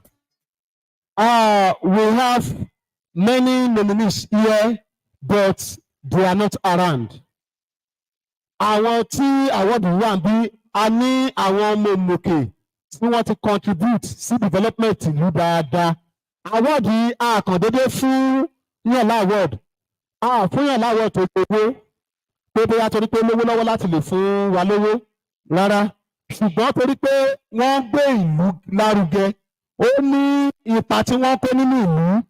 Àwọn yẹn ni a wò pé wọ́n tọ́ sí àmì ẹ̀yẹ láti kí a fún wọn ní award. Nínú wọn a sì ní Mrs. Fúnmiláyọ̀ Ayéníkò ní Dáramọ́lá. Àwọn yẹn gbogbo ọdọọdún ni wọ́n máa ń ran student lọ́wọ́ tí wọ́n máa ń ṣe empowerment fún student. Wọ́n sì máa ṣe lọ́dún yìí. Wọ́n máa fún àwọn obìnrin ní scholarship ní ọdọọdún. Àwọn wà nínú àwọn tí a fẹ́ fún ní award. A ní honourable a ní Mr. Ayọ̀dèjì Adébáyọ̀ Ọmọ́tẹ̀ṣọ́. Àwọn eléwọ̀n kì í ṣe ọmọ Omuooke, ṣùgbọ́n wọ́n wò pé ó ti pẹ́ tí wọ́n ti ṣe nǹkan l'Omuooke, tí wọ́n ti ń tajà l'Omuooke, wọ́n dẹ̀ contribute sí development ìlú. Àwọn ló ní co-dream l'Omuooke. Àwọn náà ni wọ́n tún dá hotel sí Omuooke. Orúkọ hotel yẹn ni Spirit Hotel tí ó wà ní ibi trailer park. A tún ní Aṣíwájú Túndé Adélànà Adébúyì. Àwọn náà London ni bàbá wa yìí wà. Wọ́n máa contribute sí development. Ibo program tá a ṣe yìí, wọ́n ti contribute sí. Wọ́n dẹ̀ tún contribute láti pé kí wọ́n ra ìwé fún gbogbo student láti kí ó lè ran àwọn student lọ́wọ́. Pàápàá ìwé tá ń wò ní ọwọ́ mi yìí tí orúkọ yìí jẹ́ Troubles with Nigerians Youth. Ìwé yìí ọmọ Omuooke ló ṣe. Tẹ́ bá wo orúkọ ẹ̀, Ayọ̀dèjì Martins Mátànmísí, òun ló ṣe olókọ ìwé yìí. Ráìtà ni ó ti pẹ́ tó ti ń kọ̀wé dáadáa. Àwọn àwọn tí àtẹ̀rígbètò ìkàlẹ̀ náà ni pé you should detect or your own potentials. Ọmọ Omuooke ló ṣe léyìí. Ní ìwé yìí báyìí, ẹ̀rọ ọ̀rẹ́bí la Congo wọ́n ra ìwé sẹ́dún fún gbogbo student pátá láti kí ẹ̀ka ó lè wúlò fún yín lọ́jọ́ ọ̀la. Fún wọn pàtẹ́wọ́ fún wọn. Bákan náà Aṣíwájú Túndé Adélànà Adébúyì, àwọn náà ra táàtì láti fi sọ́pọ́ọ̀tì student kí wọ́n lè kà á kó lè wúlò fún wọn. Thank you. So a sì ní àwọn tí a nominate fún award tí wọ́n pọ̀ dáadáa tí orúkọ wọn wà bí. A ní Dr. Emmanuel Tóyìn Adélẹ́yẹ, medical doctor ni wọ́n. He is the pioneer doctor, let me say the first medical doctor tí Omuooke máa present. The first medical doctor tí Omuooke máa present. Àwọn náà ni Dr. Emmanuel Tóyìn Adélẹ́yẹ. Adé ni wọ́n wá wọ́n wà bí, ṣùgbọ́n wọ́n ní patient tí wọ́n fẹ́ treat lénìí, òun ni wọ́n torí padà lè join wa bí. So mo mọ̀ pé wọ́n follow wa náà online. Àwọn náà wà lára àwọn tí a fẹ́ fún ní award tí a máa padà present ẹ̀ fún wọn.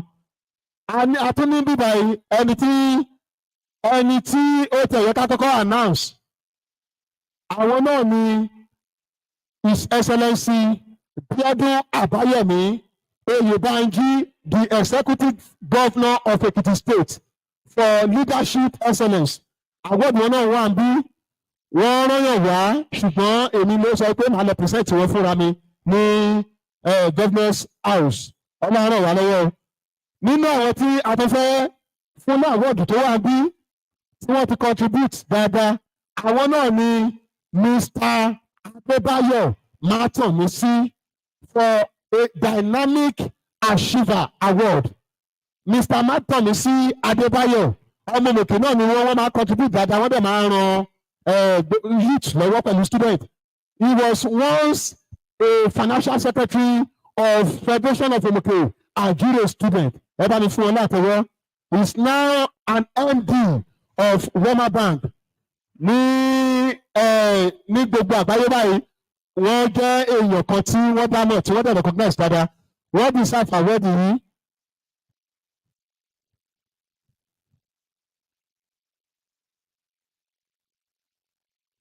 Yes, sir.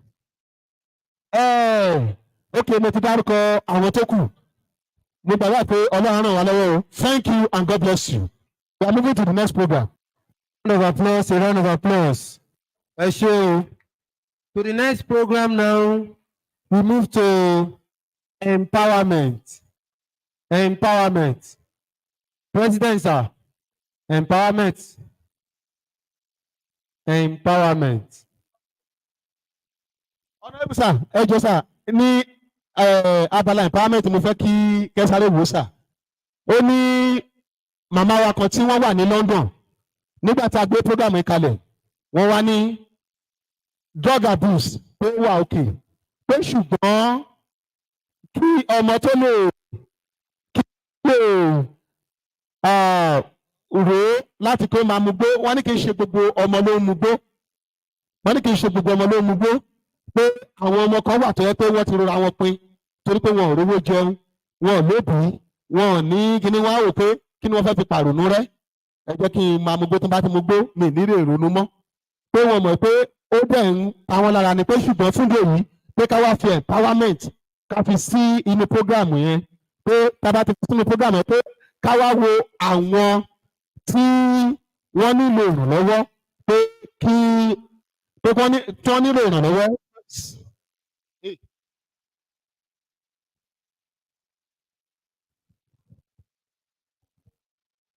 Ẹ jẹ́ má bínú sà orúkọ wọn wà ń bí.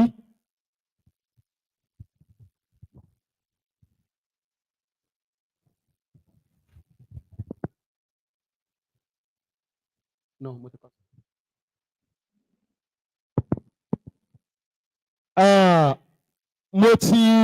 Mo ti sọ tẹ́lẹ̀ ẹni tí ò bá ti sí ń bí hello mo ti sọ fún gbogbo àwọn tí wọ́n fẹ́ fún láwọ́ọ̀dù parí ní scholarship pé kí wọ́n wá síbí ibi ìbá la ti ń ṣe program ẹni tí ò bá ti sí ń bí mi ní sọ nǹkan tó máa ṣe sínú ara mi nínú àwọn tí wọ́n deserve award scholarship yìí ìkan nínú wọn náà ni Mr. Ògèdèǹgbé Ọláwálé Mr. Ògèdèǹgbé Ọláwálé.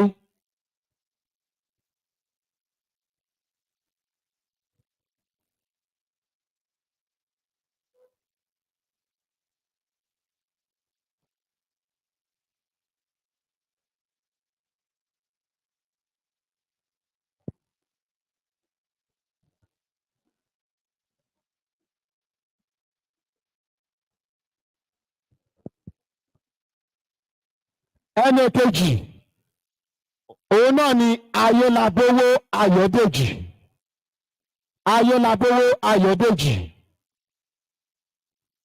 kì í ṣe àwọn wá gbà lórúkọ bàbá wọn ni bàbá wọn ni wọ́n ní ká fún nígbà tá a wù káàkiri àwọn ni wọ́n ní ká fún so Ayélabówó Ayọ̀dèjì.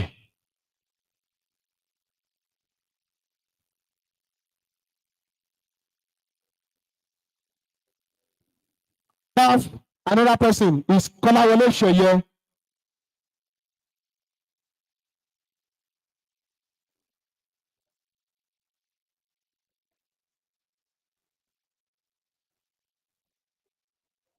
Kọ́láwọlé pẹ̀lú.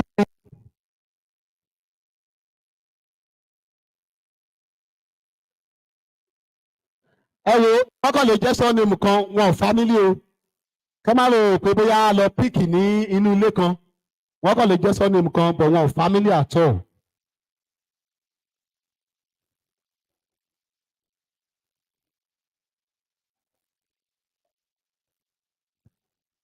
Ìbùkún Sunday Adégbóyèga. Ìbùkún Sunday Adégbóyèga.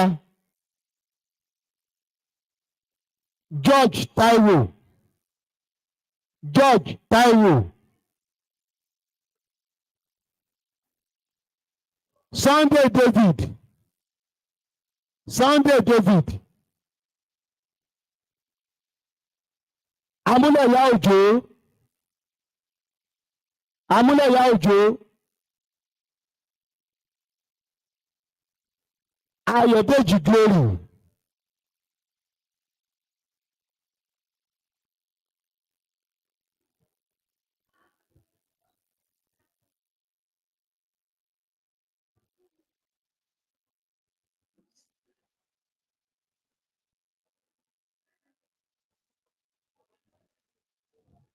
Adékúnlé Bọ́sẹ̀dé.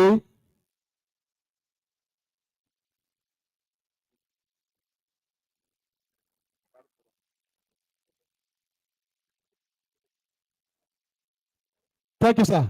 Thank you, sir. Thank you, sir.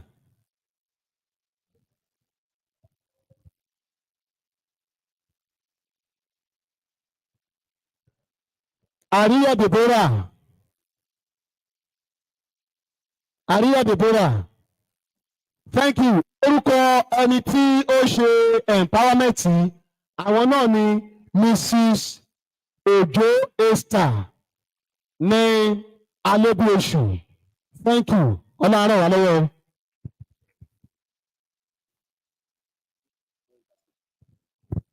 Thank you. So we move to the next program now, which is inter-school debate. Inter-school debate. So, in line up to this, I will have the pleasure to tell the students here present to prepare your representative. Prepare your representative. We have two representatives from each school. President.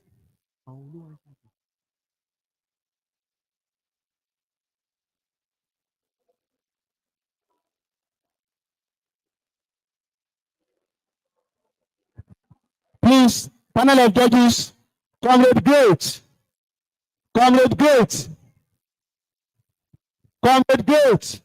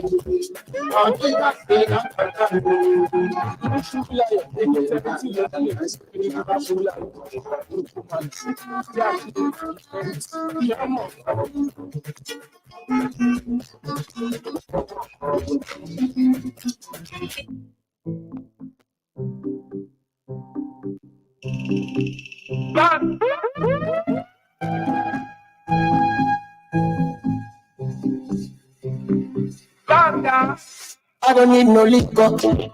I'm intoxicated like you. You don't need a kicker. I'm so attracted to you. I'm falling. Thank you. Panel of judges, you are invited. Yeah. President, sir, Ashabi.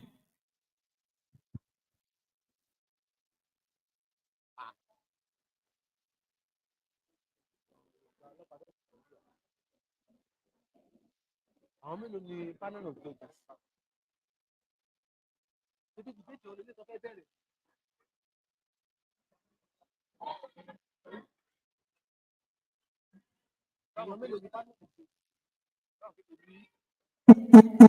No liquor. I'm intoxicated like you. You don't need a liquor. I'm so attracted to you. I'm falling for you. But I'm falling for somebody too. And I wish I could not be true. But I know so I can lose you. I'm sure that you feel us. I feel no difference to us. I'm sure that you feel. I love you. I love you. Show my family. Show my laptop. You got me what? Show my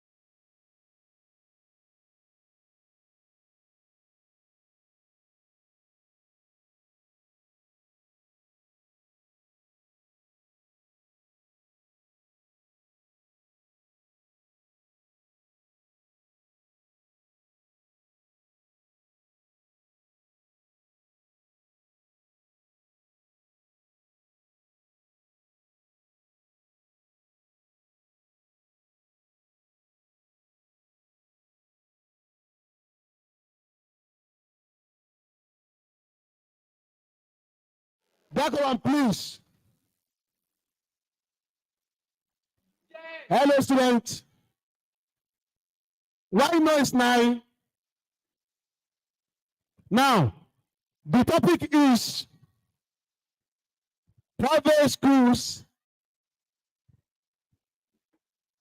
Students, I said you should keep quiet.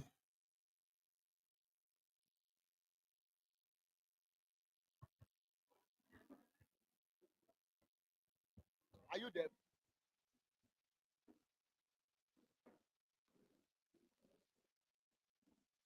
Now, private schools have done more harm to the educational sector in Nigeria.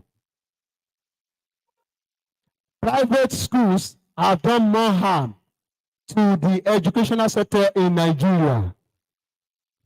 If you support, you give us your point.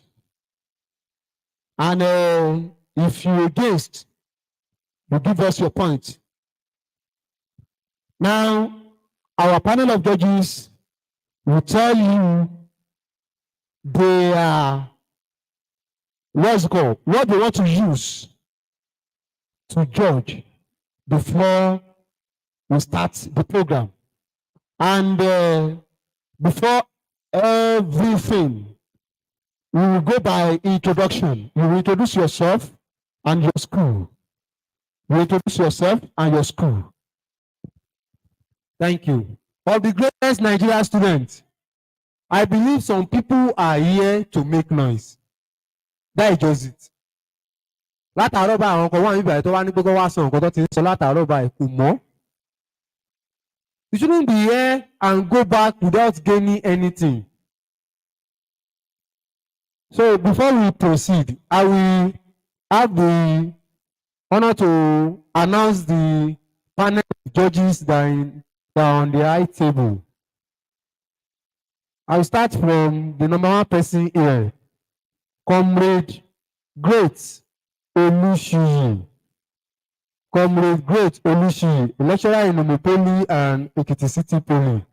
Comrade Great. Bàbá ń gbọ́ great, àwọn náà nìyẹn. The second person here is Mrs. Odumuyiwa Oluwaseun. Mrs. Odumuyiwa Oluwaseun.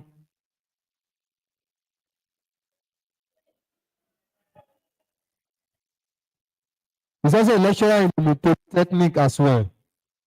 Comrade Omolayo Ogunjobi, the NYC Ekiti East coordinator. Right, thank you.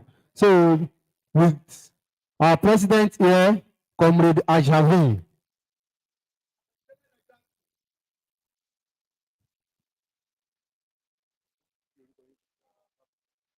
Okay, I will introduce our comrade as well. Comrade Mido. Comrade Mido. About our greatest Nigerian students. Great, thank you. So I will start from the right hand here.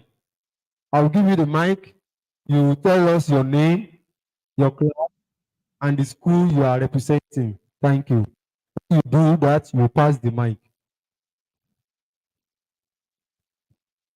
My name is Metu Kaima. My name is Metu Kaima. I am a student from Dominion Region School. I am in SS1 class. I'm Jeremiah Happiness by name from Dominion Region School and SS2 student. My name is Babatunde Fetianolua from Omuooke Memorial College. I'm an SS1 student. My name is Dakinse Oluwatumni Debora. I'm from Omuooke Memorial College. I'm in SS1. My name is Ayala Glory from God's Favor Started of Learning. I'm in SS1. My name is Sudigo Chema from God's Favor Started of Learning. I'm in SS1. My name is Aki Emiro Zamond from Ishado Comprehensive High School. I'm in SS2. My name is Ayodele Precious. I am from Ishado Comprehensive High School. I am in SS2. My name is Olabode Samuel from St. Silas Anchor Secondary School. I'm SS2 class. My name is Adifem Toge Brightness from God's Brightest Pride School. I'm in SS1 class. My name is Simon Morista from Omuooke Grammar School. I'm in SS2A. My name is Michael Dada Prive from Omuooke Grammar School. I'm in SS2A. A round of applause for every one of them. A round of applause. A round of applause. Thank you. Thank you. Èmi máa bú ẹ o, máa bú ẹ. Yes. Because I don't know the reason why we'll be telling you to remain silent. Hey, student, you this boy. Ìwọ tó ń gbé sí àkìrí. You this boy. I've been looking at you. You. The next time you move from that point, we'll chase you out. That is just it. So please, let's remain silent. We are in a sensitive period now. Hey, got over share, wọ́n máa gba àwọ̀dù sí. And when you are distracting, you will not give the panel of judges the chance to assess them well. So, your topic, private school has done more harm. It's either you oppose or you support. I submit.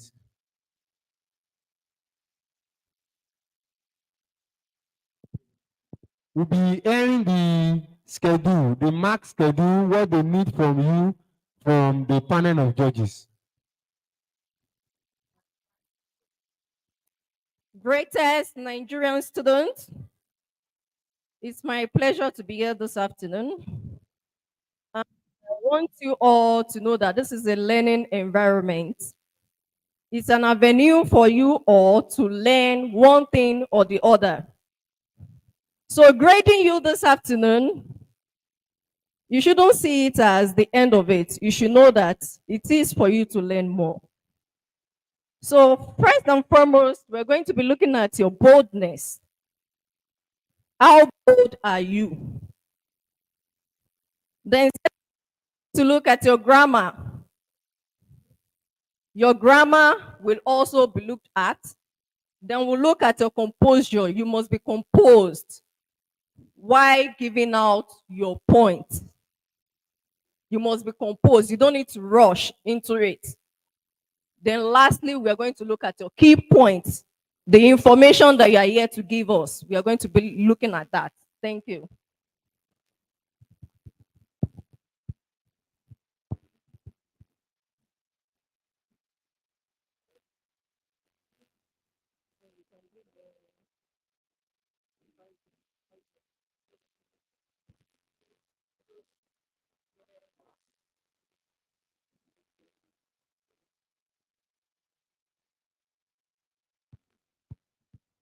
And of the greatest Nigeria student.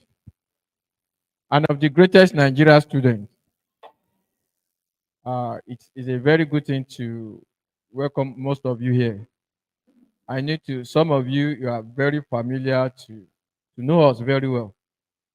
We've been in competitions in series of occasions. Please, to the audience, I would like to warn you, to be forewarned is to be forearmed. Please, any distractions will affect your school mark. Hello? Please, if you're caught by any person's distractions, it will affect your school mark. You may tell me I didn't know, I may not know your name, but through your school uniform, I can identify your school. You don't have to argue that. To the chief speaker, you are going to spend just 5 minutes. Then to the second speaker, you're having just 2 minutes. To tell you that you need to be very time conscious. You need to work with time. And precisely to the audience too, please, when it is time for audience, we'll let you know. We don't want any distractions. Please, those of you at the back, at this row, please leave that seat. Move to the next seat. I'm talking of those of you in this row. Vacate from that seat. Then you move to the next seat.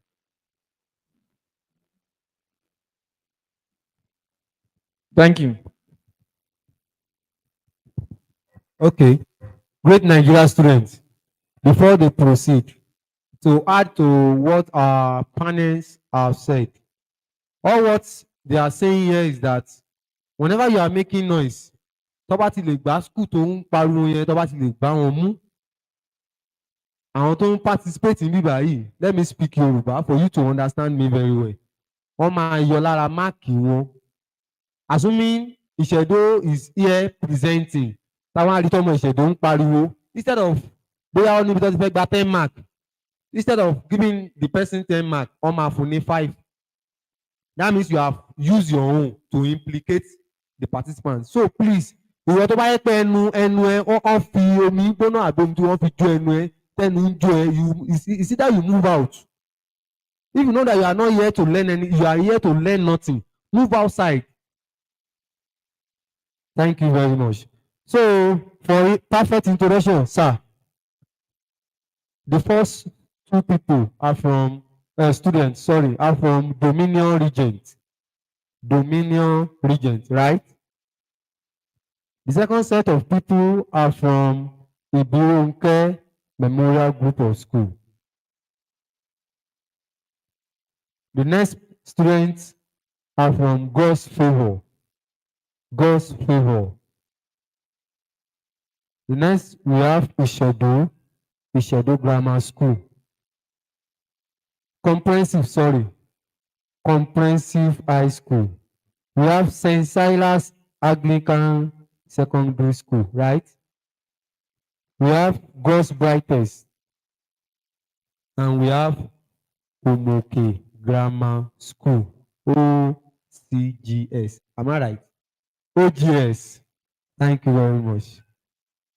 Pardon my manners. I'm not an Omuooke indigene. Thank you. So, to the panel of judges.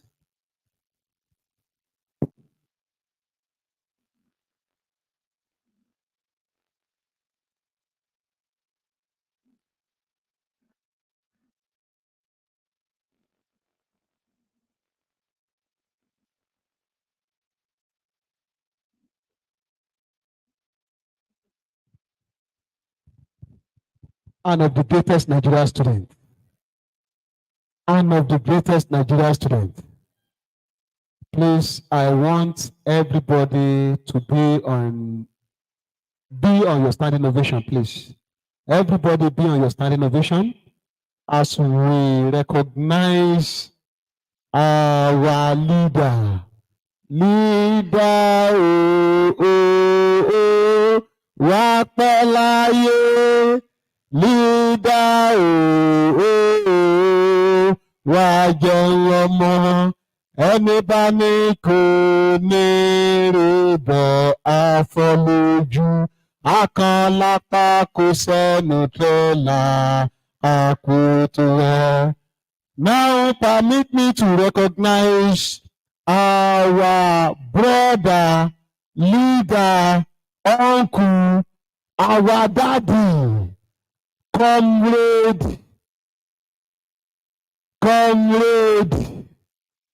comrade, asset.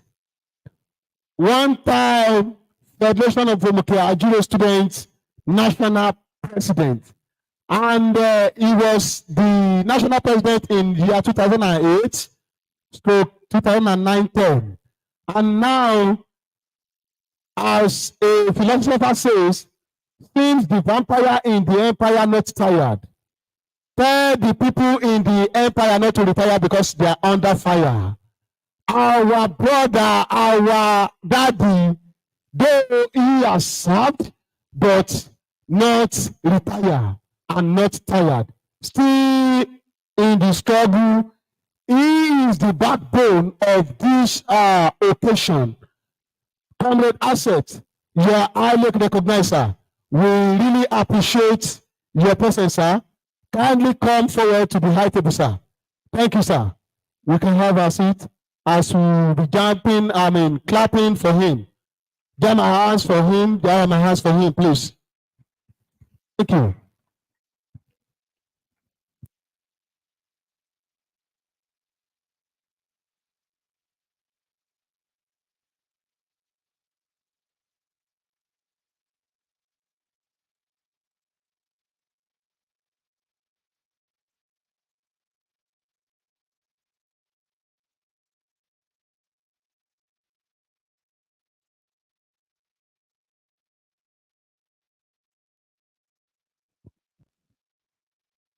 chief speaker will speak for 5 minutes. Please be time conscious. The chief speaker will speak for just 5 minutes. So let's have the first school, Dominion. Dominion, please, your chief speaker. 5 minutes, please.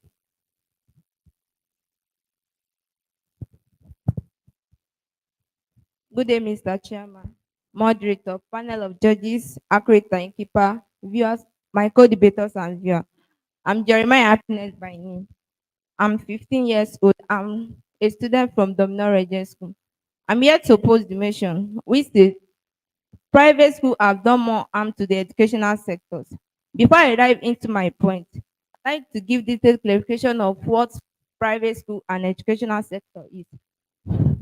Private school is a place where teaching and learning take place.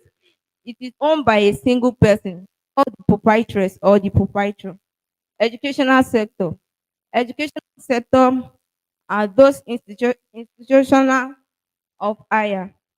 After my definition, now I dive into my reason for opposing this topic. Inequality of access, brain drain, lack of accountability. Inequality access. Private school cater primarily to wealthy. Private school cater primarily to wealthy, leading leading to under resources and understaffed. Brain drain. Private school push top teachers. Private school push top teachers from public school, leading them to leading them to on leading them to under resources and on and understaffed. Lack of accountability. Lack of accountability. Private school private school often private school often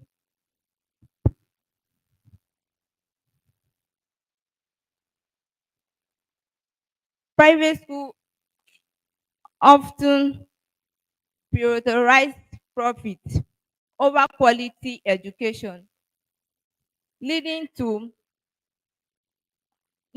unregulated curriculum and teaching standard. In conclusion, it is time it is time for those it is time for this issue and work toward a more inclusive and more inclusive for educational inequality for all Nigerians. Thanks. A round of applause, please.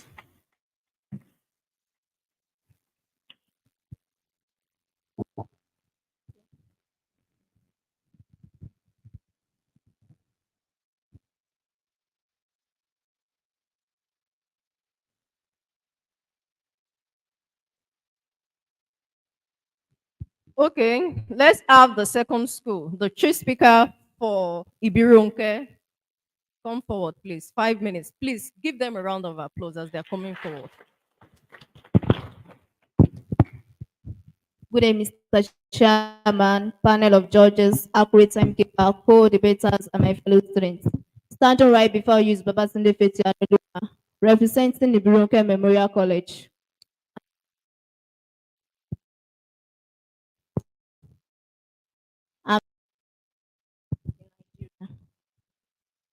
Before I proceed, nation on what private school is.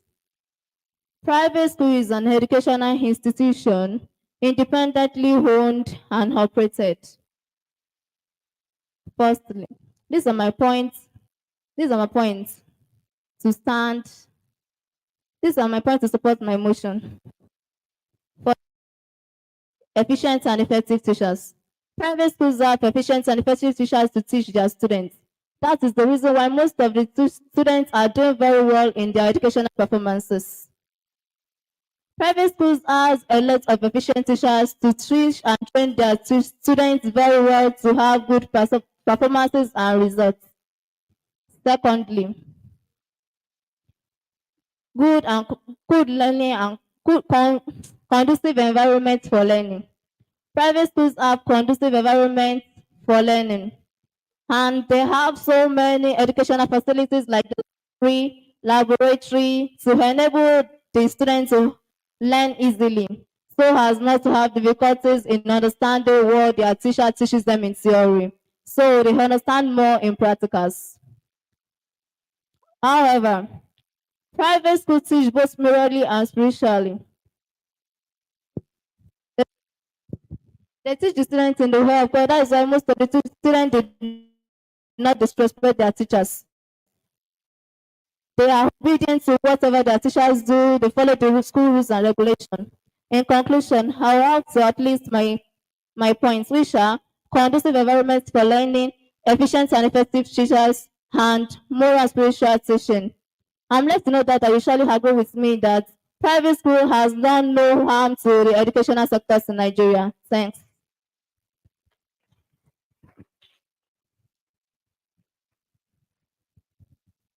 Thank you much for that. So let's have the next school quickly. God's favor. Please give him a round of applause.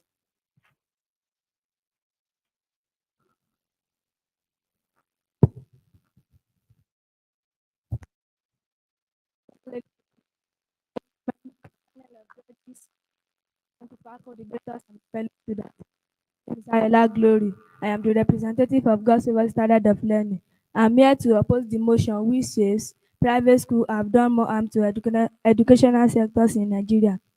Firstly, we need to know the meaning of private school and how it has really helped the educational sectors in Nigeria. Private school can be defined as a school that receive no money from the government and where the tuition fee of the students are paid by their parents. Secondly, what is educational sectors? Educational sector means those institutions of higher education, school district and educational service district that use the network for distance education, data transmission, and other uses. Thirdly, what is education? Education can be defined as the art of teaching knowledge to others and the art of receiving knowledge from someone else. Private schools in Nigeria have contributed significantly to educational sectors in Nigeria in various ways, including increased access to education. Private school have provided additional seats for private school have provided additional seats for for school for schools, reducing the burden on public school. Two, improve quality of education. Private school have raised the bar with better infrastructure, qualified teacher, and modern teaching method. Three, inno- innovative and creativity. Private school have introduced innovative approaches to learning, such as technology integration and extracurricular activities. Four, job creation. Private school private school have created employment for qualified teacher, administrator, and support staff. Five, community development. Private school engage in development, outreach, and development program. Thanks.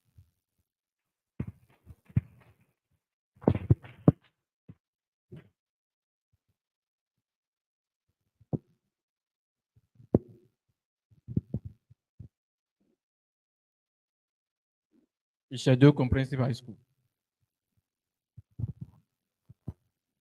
Good day, Mr. Chairman, panel of judges, accurate timekeeper, co-debaters, and my listening audience. My name is Akinyemi Rosemont, a student from Ishado Comprehensive High School. I am here to support motion which states that private school has done more harm than good to the education sector in Nigeria. Before I proceed, I would like to bubble your brains. Many of the panel of judges here are a product of public school. I guess I'm correct. Without delaying our time, I would like everyone to focus on these three main things.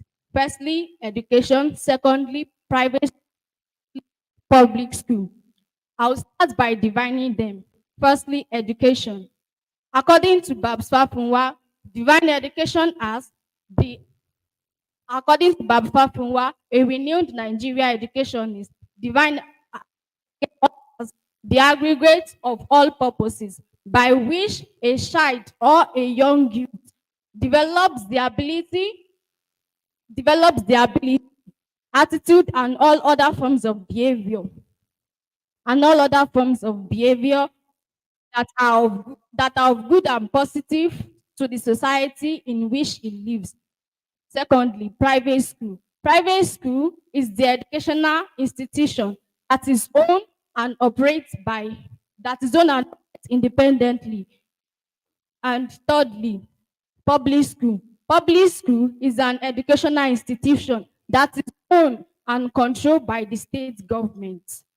Yes, private school offers certain benefits. Their overall impact on Nigeria education sector can be argued as harmful, particularly concerning accessibility, equality, particularly equality, quantity of public education. Here are my points. Here are the points. Here are some points that private school has affected the educational sector in Nigeria.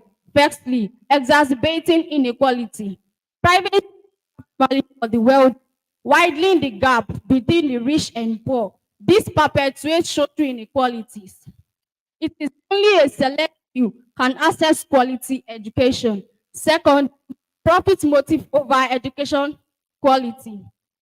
Many private schools operate as businesses, prioritizing profits over educational needs of students. This leads to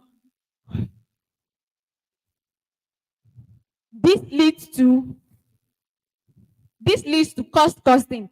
This leads to cost cutting that compromise the quality of education, such as hiring less qualified teacher, overcrowding classroom, and rote learning to high exam scores rather than fostering critical learning and comprehensive understanding.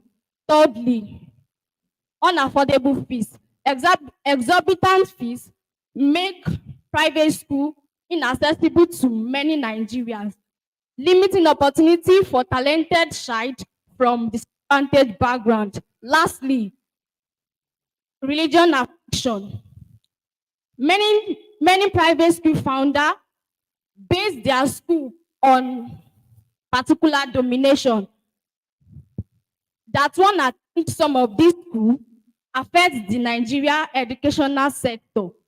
This denies people the opportunity to attend such private schools of their religion based. In conclusion, private is a distraction from goals of education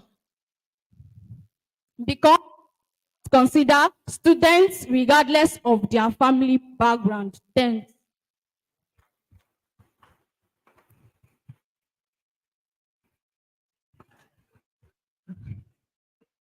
You enjoyed that, right?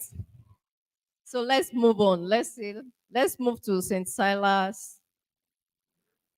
Please appreciate him by giving him a round of applause. Mr. Chairman, panel of judges, accurate timekeeper, my co-debaters, and my fellow students. My name is Olabode Samuel from St. Silas Anchor Secondary School. I'm here to oppose the motions which says private school has done more harm to educational sector in Nigeria. Firstly, I'd like to define private school. Private school can be defined as an independent school that does not depend on government to finance their endowment. Secondly, I'd like to define what is educational sector. Educational sector can be defined as the sector that recommend to the education of a particular country. As my opponent said the other time, he said private school is harmful than public school. But nowadays, why our government, like our president's government, they are sending their child private school, not public school, but they are a product of public school. But why are they not sending their child and children to public school? Because they know the public school is more harmful than the private school. Ben Carson said, and I quote, private is more better than public because private cannot be gone by everyone and public can be gone by anyone, both the rich, the poor, and maybe the mad or sick. Firstly, my first point goes like this. Private school has not to educational sector because private school is more advanced than most public school nowadays. If you said private school has done more harm to educational sector in Nigeria, why are people running to Afe Babalola, going to private school, private university, private primary school, and private secondary school? Because they know that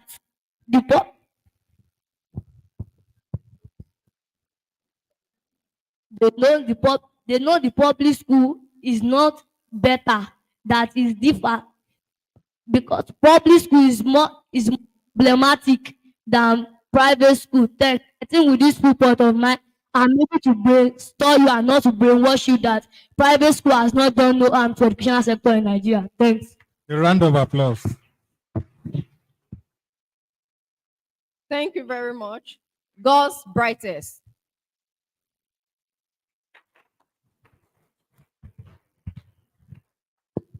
The chairman, the panel of judge, accurate timekeeper, the first president, the first executive council, and to you all my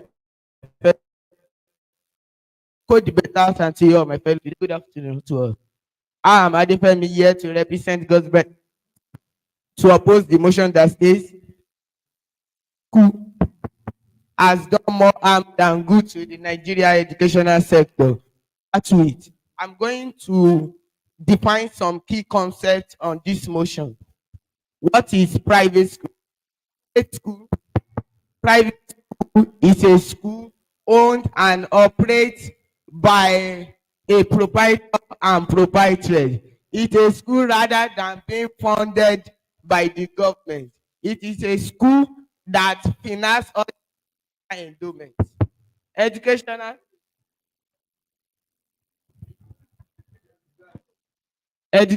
sector is the collection of institutions, administrations, organizations, and resources dedicated to the provision of education and training of individuals. Examples of various educational sectors are primary educational sectors, secondary educational sectors, tertiary educational sectors, adult educational sectors. Firstly, let's look at the increase in the opportunities of education. Private school offers increased access to education,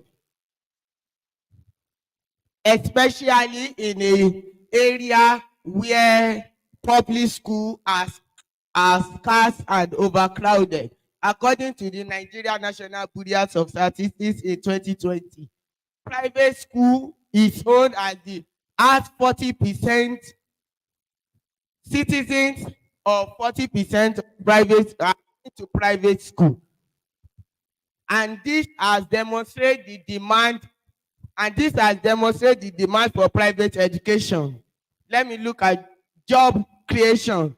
There are many people that are educated in the communities, societies, and countries that do not have the opportunities to teach and transfer their knowledge to students. But the creation or an establishment of private school has give them the opportunity to create awareness to students.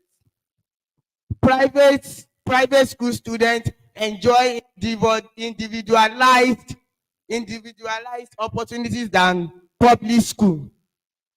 Yes, private school enjoy individualized opportunities than public school.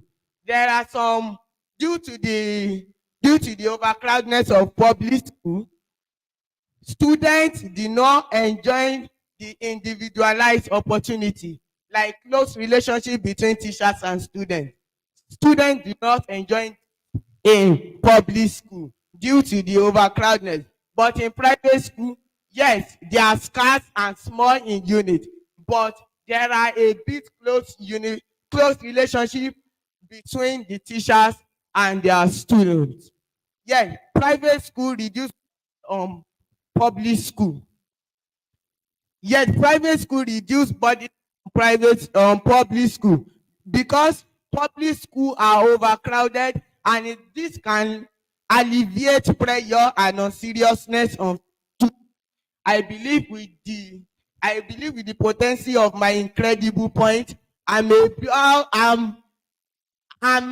strongly believe that I'm able to convince you that private school has even done good than harm to the educational sector in Nigeria. Thank you all for listening. A round of applause, everybody.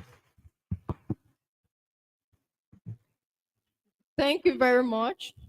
Let's have Omuooke Grammar School. Please clap her.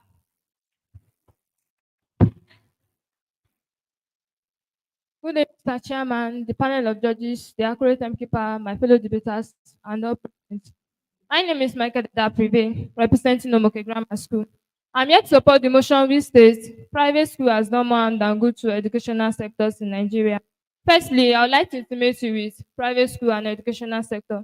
Private school is a school not administered or funded by the government, unlike public school. It is inaccessible, supported only by payments of fees, while educational sector refers to the various institutions, organizations, and systems involved in providing education and training to individuals. It also includes public school, private school, government agency, and educational opportunities. Furthermore, here are my points. Elitism, high cost, limited diversity, limited opportunity of socialization. Firstly, elitism. Private school can perpetuate social and economic segregation, making them in creating an elite group of students who may feel superior to others. Secondly, high cost. Private school can be expensive, making them inaccessible to many families and creating financial burdens for those who do attend. Thirdly, limited diversity. Private school may lack diversity in terms of students' background, experience, and perspective. Lastly, limited opportunity of socialization. Private school may have smaller student bodies, limiting opportunity. To summarize, the evidence presented today unequivocally supports the motion that private school has done more and good to Nigeria's educational sectors, demanding urgent attention and reform. Thanks. A round of applause for her.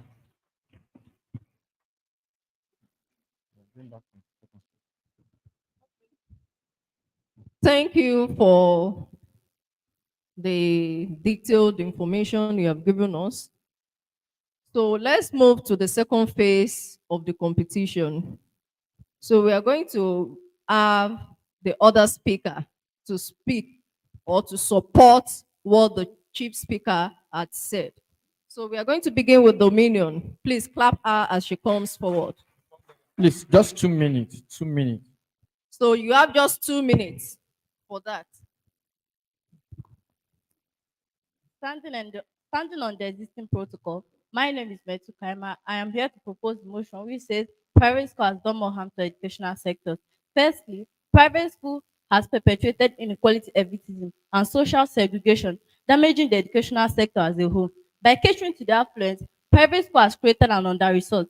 Furthermore, private school has been pulled off top talent, including teachers and students from public school, exacerbating the brain drain. They have also created a culture for exclusivity and economic disparities. Moreover, private school has been criticized due to the lack of accountability, inadequate regulation, and limited accessibility. Moreover, I think it is time we recognize, I think it's time we focus on strengthening, I think it's time we focus on strengthening private school. providing equitable funding and equitable education. Lastly, I think it's time we recognize the harm that public school has worked and caused in a more equitable and inclusive education. I think with these few points, I'm able to convince you and not to confuse you that private school has done more harm to educational sector in Nigeria. Thanks. Round of applause.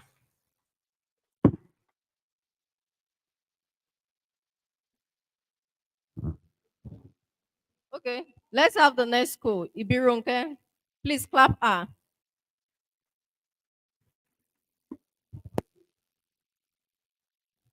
All protocols duly observed. Standing before you guys, I can say a lot to I am here to oppose the motion which says private school has done more harm to the educational sector. These are my points to support my stand. Firstly, the strong sense of community. Private schools encourage sense of belonging and community among parents, students, and faculties. Secondly, accountability and accreditation. Private schools are accountable to parents and accredited to bodies, ensuring a well-maintained standard and quality education. I am not in no, d- I am left in no doubt that with these few points of mine, I can assure you that private school has not done any harm to the educational sectors. Thank you. A round of applause. God's favor. A round of applause for her now. Good evening, Mr. Sherman, panel of judges, accurate timekeeper, co-debaters, and my fellow students. My name is Sudigwe Sherman, still on the existing protocol. I'm here to build on what my colleague said. Here are the few points of mine. Why private schools are more considered better than public schools. First, better resource and facility. Private schools typically have more better resource and modern facility, providing a conducive learning environment. Two, smaller class size. Private schools often have smaller class size, allowing personalized attention and teacher-student ratio. Three, increased safety. Private schools typically have more better security measures. Private school also Private schools often have more security measures, ensuring a safer learning environment. Four, personalized attention. Private Private school focus on individualized learning. Private school focus on individualized learning, catering for the student's unique need and ability. In conclusion, private school has helped educational sectors in Nigeria. Great men and women of good values are the products of private school. Looking at the way things are moving, 30 no one seconds will to ever go. prefer no one will ever prefer to put these students to public school. At this point of my hope I have convinced you not to confuse you that private schools have done more harm than good to public educational sector. A round of applause, everybody. Okay, thank you very much. Ishedo, let's have Ishedo.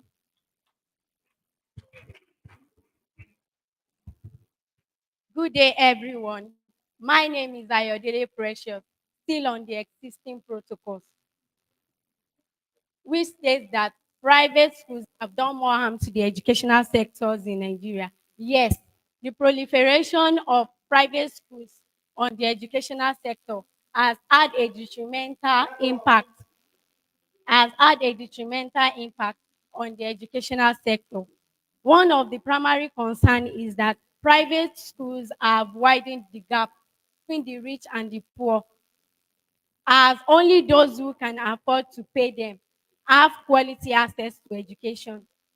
This has created a system where those who can afford them have where those who can afford them have a significant advantage over those who are forced to over those who are forced to attend understaffed and underfunded public schools.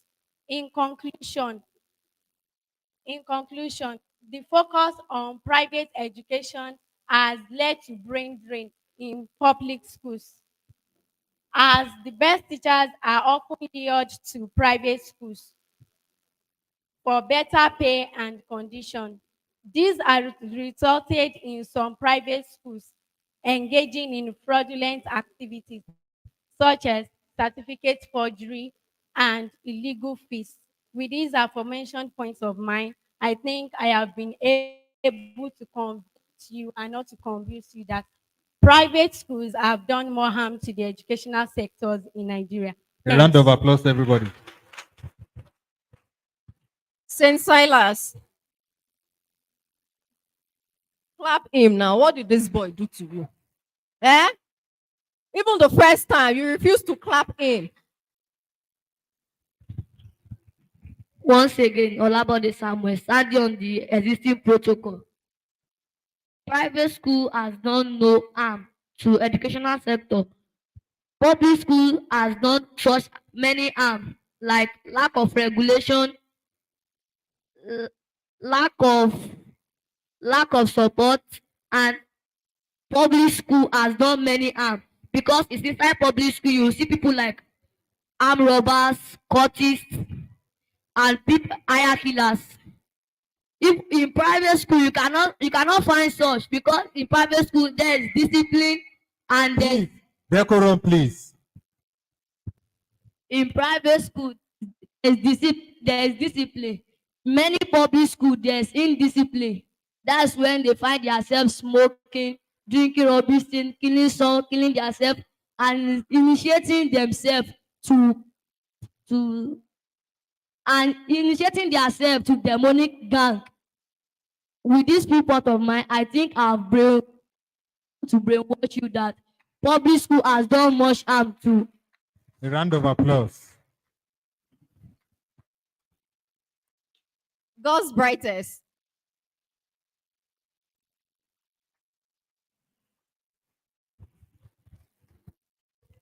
Good day to you all once again. I am also the one I different Omuooke Brightness from SS1 class representing God's brightest prize. Private school has done more harm than good to the educational sectors in Nigeria. Let's check on this. Private school fosters edu competitions. Private of the private school, by the end of the private school, public school gets theirs. Private school fosters edu competition. Higher learning status. According to the present state of Nigeria, private school still have the higher learning status. I believe with these few points of mine, I've been able to convince you all that private school are no more good than harm to the Nigeria educational sector. A round of applause, please. Thank you very much. Omuooke Grammar School.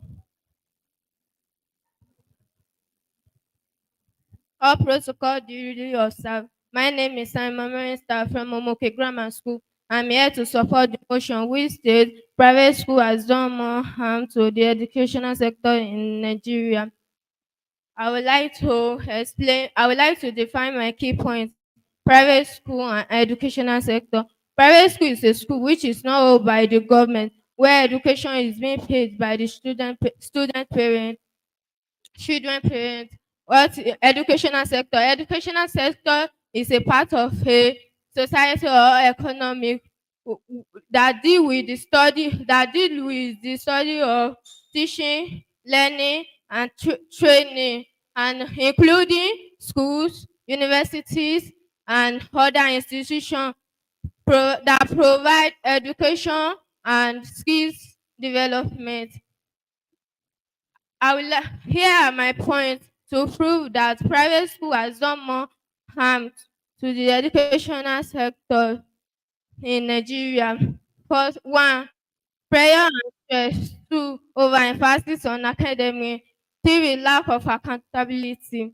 I'd like to explain my point. Firstly, prayer and stress. Private school may Private school often have high expectation and intense academic over that lead to stress and burnout. Secondly, overemphasis on academic. Private school may prioritize academic over extracurricular activities, art and sports. Furthermore, lack of accountability. Private school may not head to the same standards and accountability as public school. With these points mentioned so far, I wish I'm able to convince you and not to confuse you that private school has done more harm than good. Thanks. A round of applause, everybody.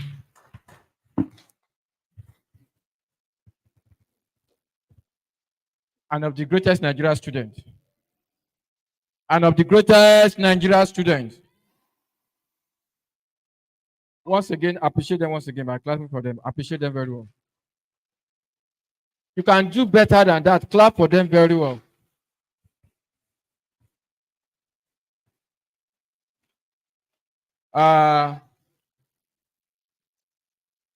It is not an easy task.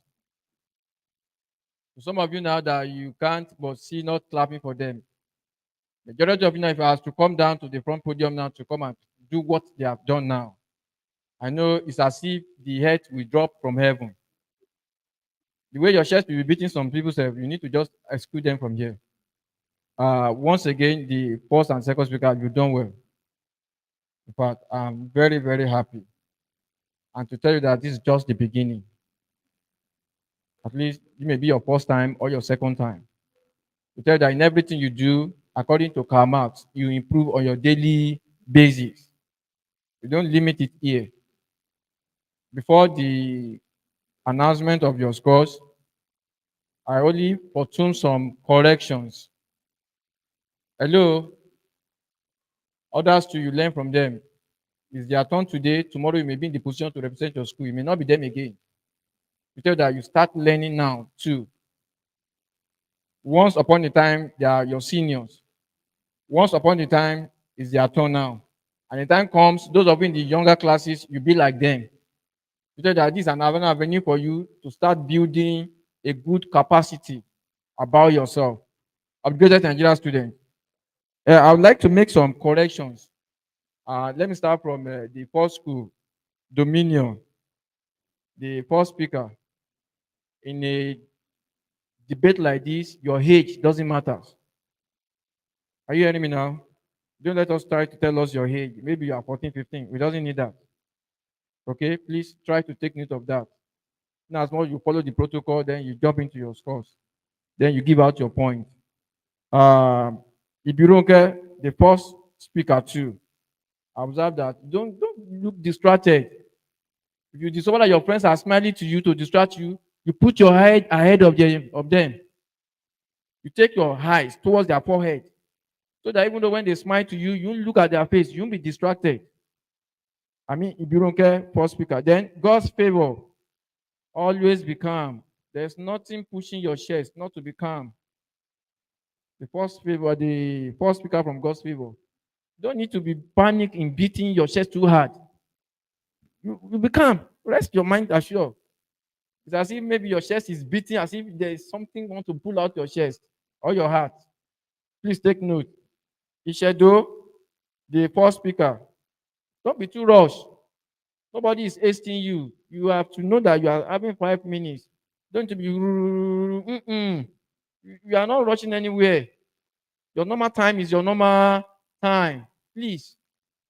Always maintain calmness. Then to St. Salas, the first speaker, please always try to complete your point. Give a detailed expression of before you jump to the next one. You're giving a point, you've not finished the expression, you've gone to the next one. How do you expect the judges to be confused in what you are saying? Please. Trying to note that. Then God brightest. Whenever you give a point, firstly, the second one, if you don't use secondly. If you are giving the third point, you don't use firstly again.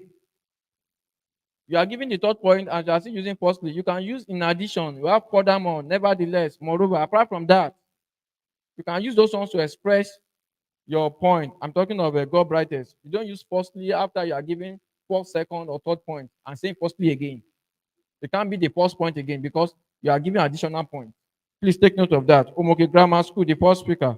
Well, you deliver very well, but you need to be liable. The two of you is the same thing. You need to be what? Liable. You show some characters. You don't just feel moody, as if you are in a sad mood delivering the speech. No.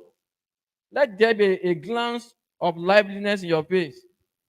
You give a point, you have everything, but you are as if somebody that is sad, maybe that is in a sad mood. No. Be cheerful. Show some displays. Not that you just look full warm. No. Then to the second speaker from Dominion, please try to be steady. Don't be frightening. Nobody is here to query you. It's as if you're having a frightened mind. I don't know. Be very, very, very, very optimistic. Okay? Then we have the second speaker from Ibirunke. Please, you are not to rap. Work on your speech boldness. We are not going to hear what you are saying. Hello? Hello? Please, not from all these, they are simple mistakes. Please, you are not to rap. If the mic seems to be too audible, you release it forward. Talk as if you are rapping, we not here. Please take note of that. Then the second speaker from God's favor. Yes, it's as if you are looking at audience. Don't mind audience distractions. I'm talking of the second speaker from God's favor. You are looking at audience because when the audience now laugh, you skip, you stop. You continue what you are saying. You don't mind audience distraction. Whatever you are saying, you continue, you concentrate on what you are doing. Then Ishedo, the second speaker. You don't oppose what you support. Hello? You don't what? You don't oppose what you are supporting. You can be the one. Can you be the one saying you are supporting something and send the same person against it again? No. If you are supporting, you support. If you are opposing, you oppose. You can't be at the two sides. That's to the Ishedo, the second speaker. Then Saint Salas, same thing again. Whenever you are giving points, you don't mind audience. I observe that in you. Because you are giving a point, audience laugh, then you get distracted. No. Either they are supporting you or you are not supporting them. It doesn't concern you. Keep defending your own point. You don't mind audience distractions. Then we have the God brightest, same person again. Private door, more harm and good. Same mistakes. You are supporting and you are still opposing yourself. You defend yourself and you are still countering yourself again. Then which one should we pick out of the two? Be specific. If you are supporting, be on the supporting side. And if you are opposing, be on the opposing side. Then to Omuooke Grammar School, the second speaker, same thing. It's as if you imbued the same characters. The same way the other first speaker was lukewarm, the same way you are lukewarm. You are just feeling as if, let me just say what I need to say and leave here. You saw some displays. At least you move all around. The whole podium is meant for you. Not that you just look somewhere and be talking. There's some displays or some reactions that it shows that no, you are lively. Please try to be lively in whatever you are doing. Don't be in a moody mind. Don't be in a moody character. Choleric attitude. Try to be what? Be lively. And of the greatest Nigerian students, once again, appreciate them once again by clapping for them. Appreciate them. They've done well. They've done well. While we are waiting for the result, I will hand over to the post president. And of the greatest Nigeria student. I want to appreciate our panel of judges for job well done. I hope all what they've listed out as your mistakes that you've heard it and you will take to correction. Please make sure you do that whenever you have something like this. It is very important. And for those of you, I mean the rest students, please, you can do more than them. Do not limit yourself to what you can achieve. Make sure you create courage for yourself. His philosopher says, and I quote, he said, fear does not work for, courage does not work for fear, but courage deals with fear. You summon courage in anything you do. Anything you do, make sure you summon courage. Don't create fear in yourself, because anytime you allow fear to dominate, you will not achieve anything. And never have it in mind. Hello, I can see some of you are mumbling there.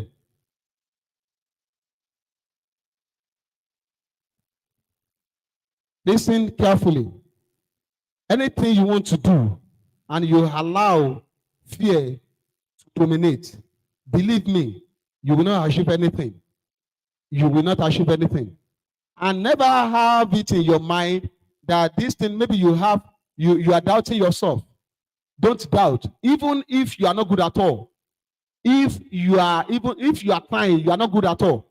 Success is meant for he who keep on trying. You just believe in yourself that I can do this. I can do this. In as much my colleagues are doing it, definitely I can do it. You summon courage. That is when you can achieve a goal. And according to one of our guest speaker then, she mentioned something like SWOT analysis.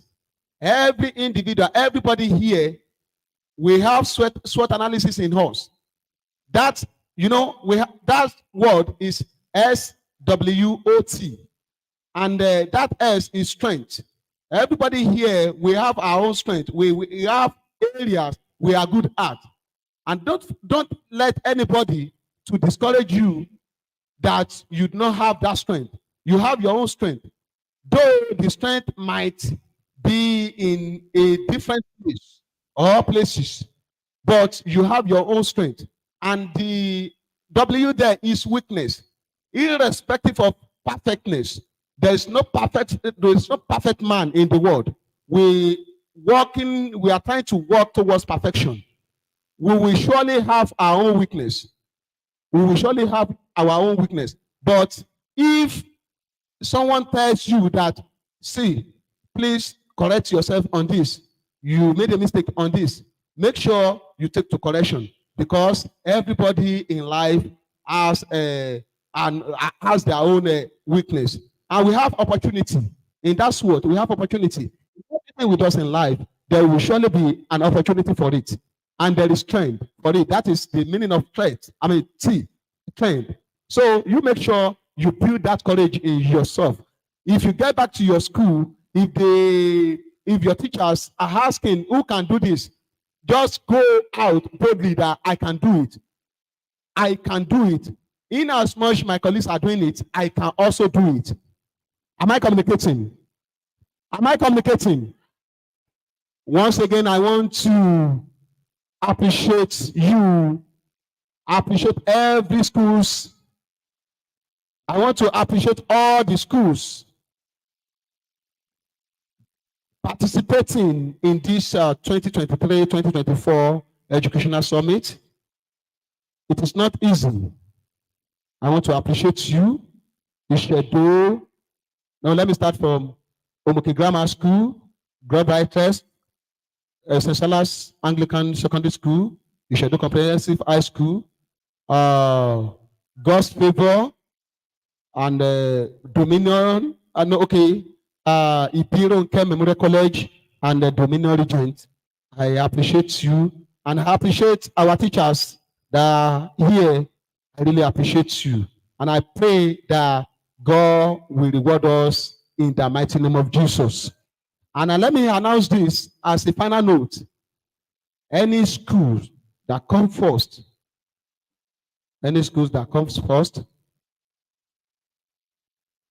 will be given, the representative will be given school uniform for next term. Representative will be given school uniform next term. Thank you. Thank you, sir. Mr. President, God bless you, sir. And of the greatest Nigerian students. And of the greatest Nigerian students. Are we not great? We have one sir great here. And of the greatest Nigerian students. Yes, I want to once again congratulate you for being part of this program. I am very sure you've learned one or two things. Like our chief just said at that time, that this is another opportunity for you to learn. We learn everywhere, and I believe with the little that we have done today, your errors and the likes like that have been pointed out to you, you've learned. And I believe that when else you find yourself in a platform like this, you will make use of those corrections. And well, on our record here, we do not have a single loser. You've all won. We do not have a single loser. We do not have a number whatsoever. You have all won. But in a gathering like this as well, we have to have positions. The position here, A must go to B and the likes like that. So as a result of this, I would start from the first position.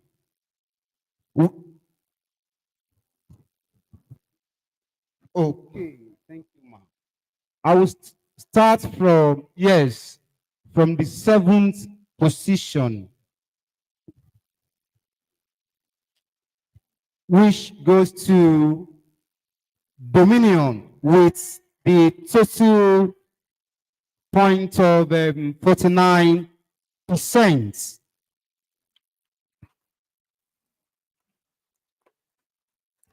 And the 6th position goes to St. Silas with the total position of 63%. And the 5th position goes to God's Favor with 65%. And the 4th position goes to Ibironke with 66%. While the 3rd position goes to God's Brightest with 73%. And the 2nd position goes to Omuooke Grammar School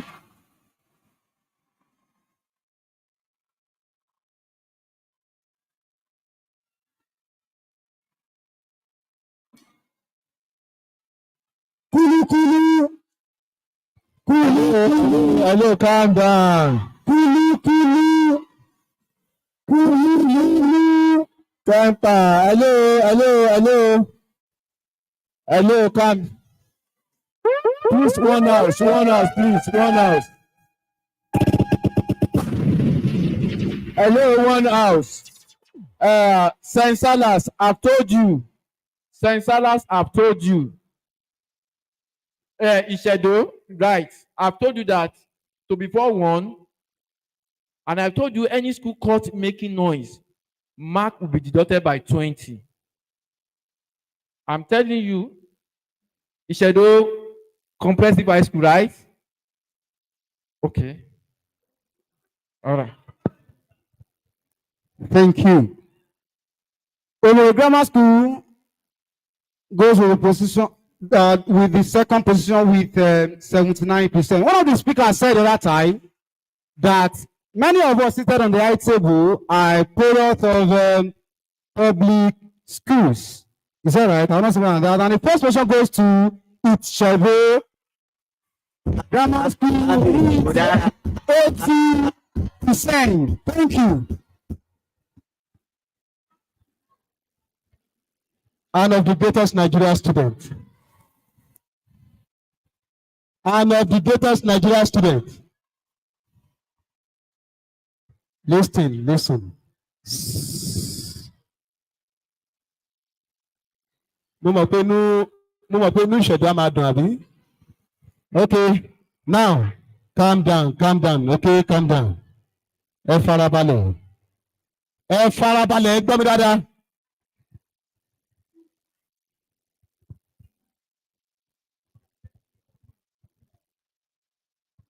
I said something now. I said courage. Courage is something big. I want to commend the courage of the Bureau representatives. Let me clap for them. Clap for them once again. Stand up, let them see you. Stand up. Face them. Look at these two young girls. I went to their school. I gave their proprietors a letter of this program. But unfortunately, their proprietors, maybe she did not work on it, or maybe she handed over it to another person, and that person did not work on it. I do not know. But these young ladies, they came to me this afternoon that they want to represent their school. Despite the fact they did not prepare. They did not prepare. Now they represented their school now and came forth. A round of applause for them. A round of applause for them. Many of you started rehearsal since the day I came to your school. And they just came out today and they came forth. That is why I said courage is something big. When you have courage, you will defeat many things. Thank you. I appreciate you once again. I appreciate you. Now I want to appreciate all the participants. You've all done well. It is not easy. Even sometimes your parents will call you, come and say something. You will be too shy to confront your parent. Talk less of this crowd. You all came out, you faced the crowds. I can call it a heterogeneous audience. You faced them, you explained yourself. It is something to emulate. All the participants, I give kudos to you. Well done. And back to my fellow students. Please, anytime you see something like this, even if you are not invited, listen. Are you communicating? Come on, listen. Anytime you see something like this, even if you are not invited, make sure you attend. Because you will learn one or two things. Anything they say there, you will learn. You will learn. Nobody is in monopoly of knowledge. You understand? If you are invited or not, make sure you attend. Because we gain every day by day, and we learn every day by day. And I pray that you will all succeed in life in the mighty name of Jesus. I said you will succeed in life in the mighty name of Jesus. Now, let me start with this. As my coordinator has said, that you are all winners. You are all winners. There is no loser here. Because we are trying every day. We are trying. Now, let me firstly appreciate our panel of judges for a wonderful assignment they just achieved now. Now, let me start with Comrade Ajile Ahmed. Comrade Ajile Ahmed, please, for your certificate. Certificate. Okay. Certificate for participation.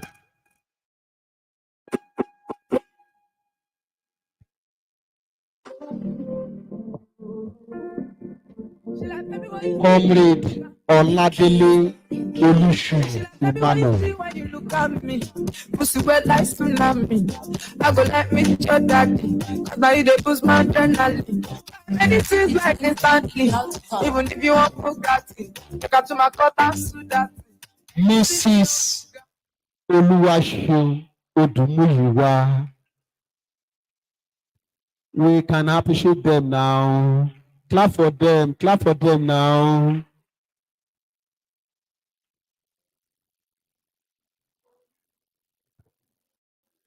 Mr. Ogunjobi Omolayo, blessing.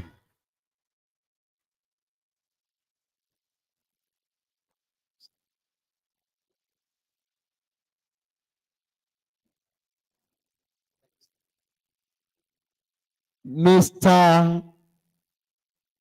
Odetola Oluwaseyi. Don't worry, I will give you later. Don't worry. Okay. Mr. Odetola Oluwaseyi.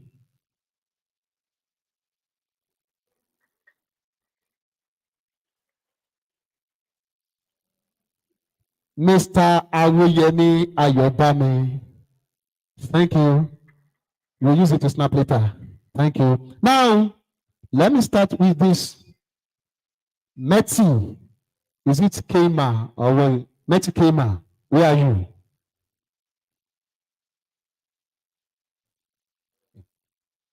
Meti Kema. Comrade Ajileye Ahmed David. Please kindly present it to her.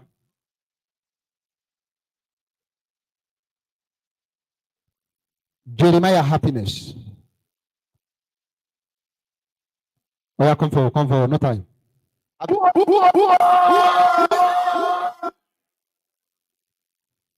Babatunde Faith.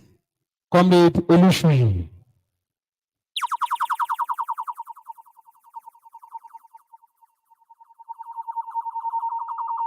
Akinsanya Deborah. Okay.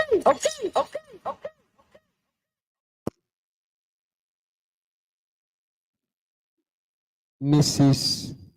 Oluwaseun. Ayo Ola Glory.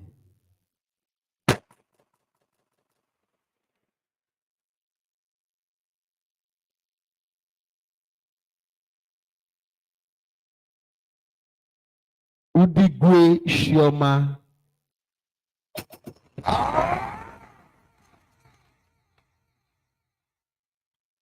Wait, ma.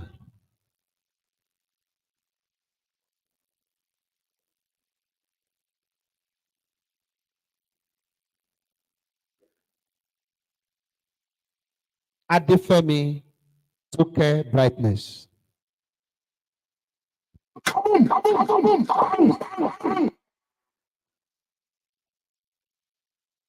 And Olabode Samuel.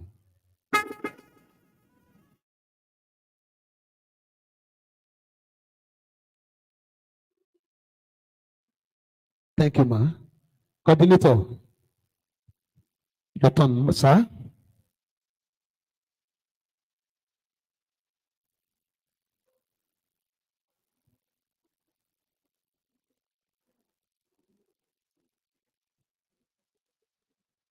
Simon Monistar.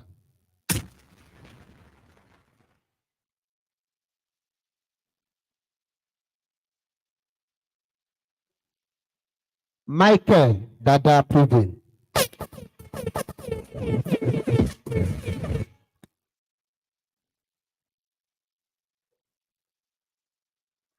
Ayodele Precious.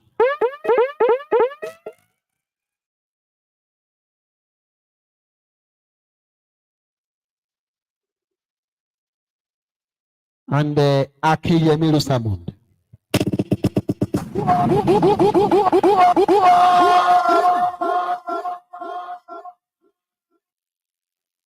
ìdùnnú ṣubú láyọ̀ DJ Terry ló ń play mo bìrì ìdí máa kú láyọ̀.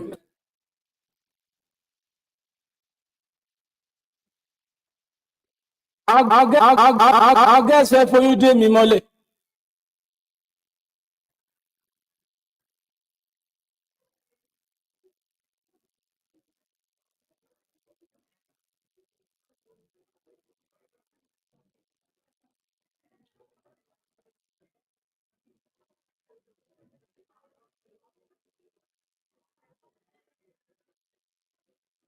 What up, my people? I go by the name it's Oba Don Keneke Baba Gwalagwa. I'm chilling with my baddest DJ. I'm a logo DJ Terry T. Beware, show what you have.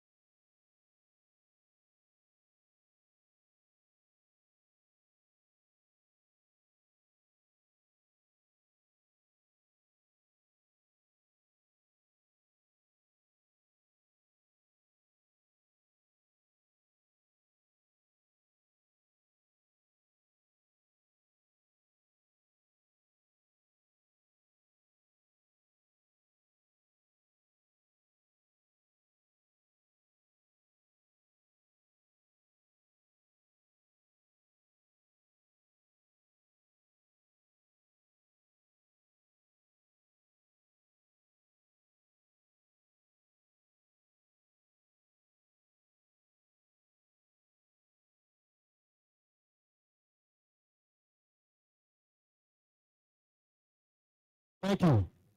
Now, let me call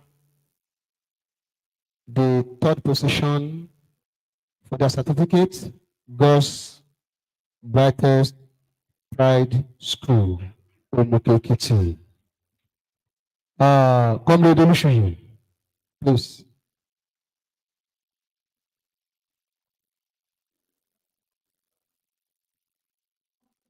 There, you can snap with him, sir. You are accepting, not him now. This is school. This is school.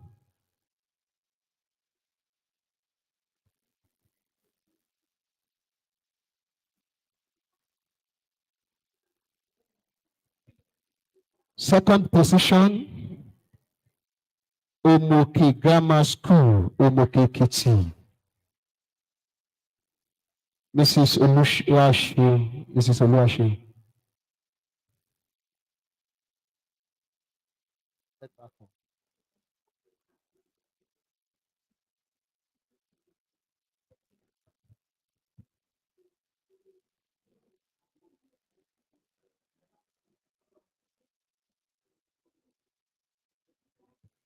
Why I announce the first position is Schedule Comprehensive High School, Omuooke Ajire. Coordinator.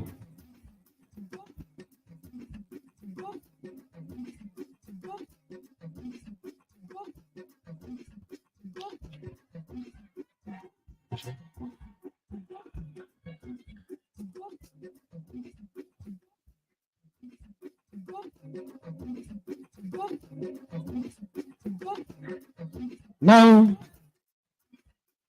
before we call it a day, we want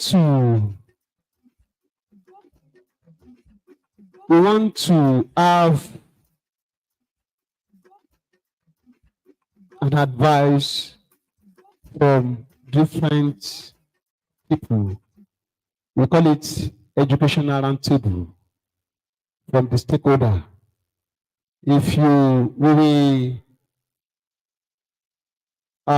will recognize 3 persons.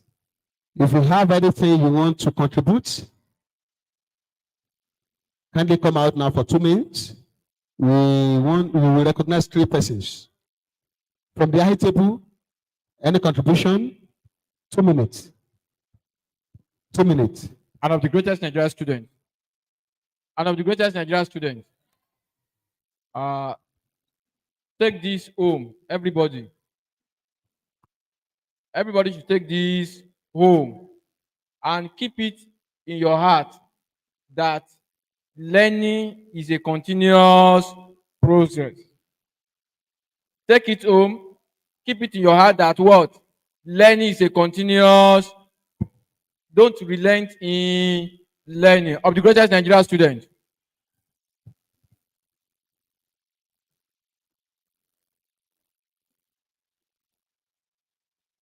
Any other contribution? Okay. Coordinator? Contribution? Thank you, Mr. President. Once again, the Nigerian students of Omuooke Ajire, I want to congratulate you for the opportunity, for the privilege you have to be here today. Like my very good brother has said, that you should take it home as a gift that learning is a continuous process that ends the moment one is entering his or her grave. That is one. When else I expect, though I have commended the president, I told Mr. Gray the other time that we have sight, that if Achavin could achieve this, that I know, even if 1 million or millions were given to him, millions of naira were given to him, once, from cash, that for the fact that he was able to achieve this, no, we should give it to him. And I want to believe that in the history of Federation of Omuooke Ajire Students Union, you always remember him for good. I want to encourage you today. Are we together, please? He has done well, he has done his part. It is left to you to make use of all that you have learned today. Honorable Congo was said the other time, he was referring to what happened in the year 1983. See where he is today. And we are praying that God will continue to elevate him. Soon, Ekiti East, we are going to produce a governor in Ekiti State. Why are we saying this? Why are we saying this? Know that without this education, you cannot become a governor. One of the speakers said the other time that it is only a scammer that will call education a scam. Somebody is telling you that education is a scam. Okay, now, let him go and ask for those who are at the helms of affairs in the country today. Maybe we have those who do not go to school at all. So I want to leave you with this little word of advice that I've given. Go and make use of all that you have learned today and let them impact your life positively. Thank you. God bless you.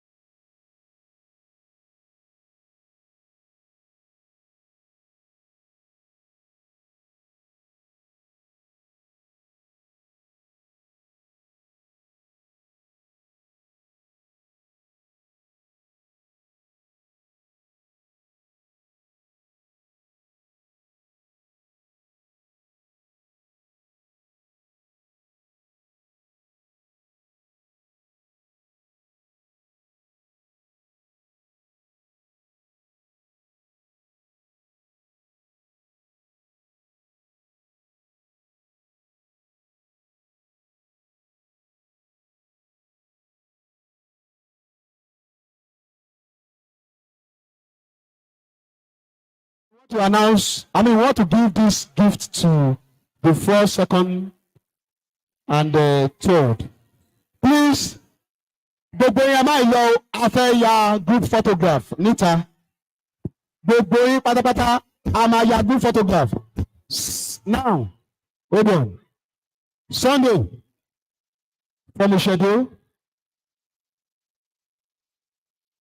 Ó yá, ẹ bá mi arrange. Wọ́n pààkì gbogbo iṣẹ́ ẹ̀ tó wà lẹ́yìn yẹn. Eléyìí tí wọ́n bá ti kọ òkè ṣẹ̀ṣá sí.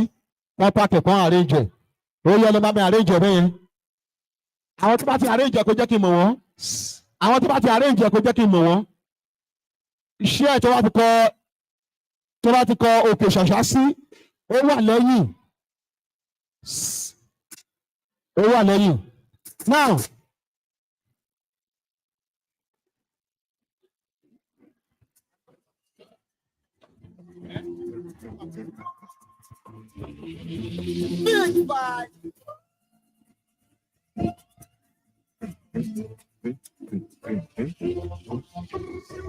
To send maybe the person Aramal, Mayata Reshetuali.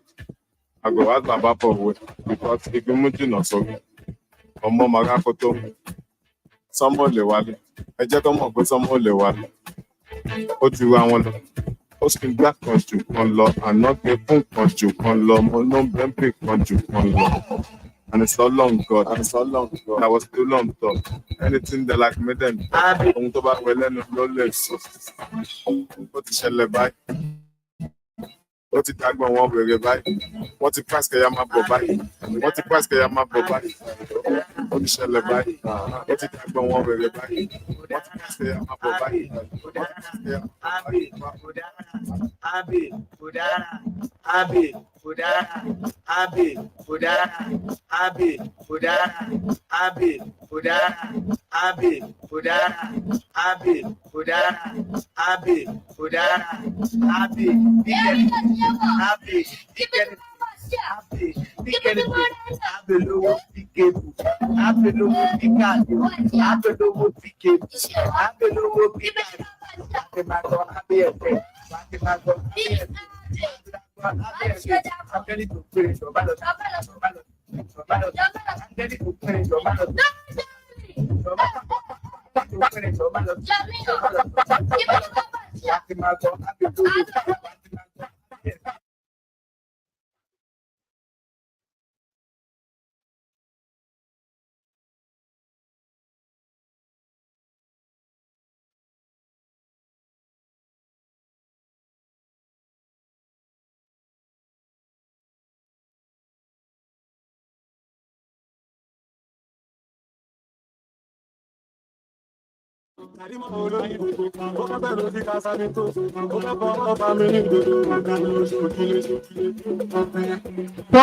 First, third position, get that school.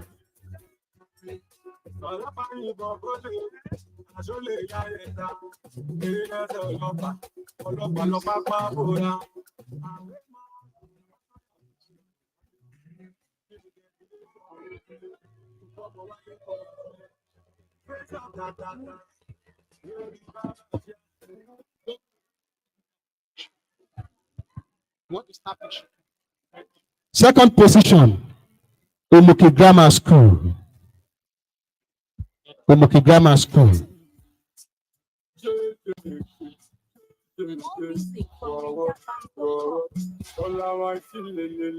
Never tell them where you get your rap on. Oh my God, don't want it come. Normally, I don't want a balloon. But you pump down, it's not my nika. Give me my canal, I lock up my ganja. No, it's now how you want to shout. Keep on beating this up for your maca. Get enough share for your nika. Wahada to like Palava. I look at money in my own water. Send them see a queen like a sinner. Check it, you don't be a look. Make my gap, make a pull up. Don't go yet. First position.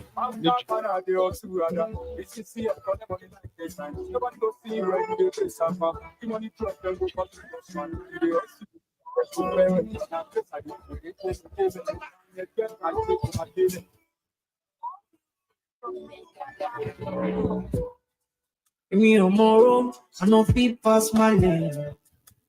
Okay. ní kí n máa jáde bọ̀ wọ́n lé mi. Èmi ò mọ owó, I no do pass myself. Wọ́n ní kí n máa sáré bọ̀ wọ́n lé mi. So I cannot see my brother Ojo. Apopo dem don lock my brother up. Oh. Say make dem free my brother. So. Dem no keep person, dem be ọmọ owó. Ajé òkùnkùn lù sọ o. Òkùnkùn lù sọ fún mi. Thank you. Ṣé Sunday ṣé wọ́n ti arrange ẹ̀ tán? Wọ́n ti arrange ẹ̀ tán? Jọ̀ọ́ bá ń ka oye iṣẹ́ tí kìnìún ó gbọ́dọ̀ pé 70. Let me count it. So now, everybody, àtẹ̀yìn tí ẹ ti gba gift, àtẹ̀yìn tí ẹ ti gba gift.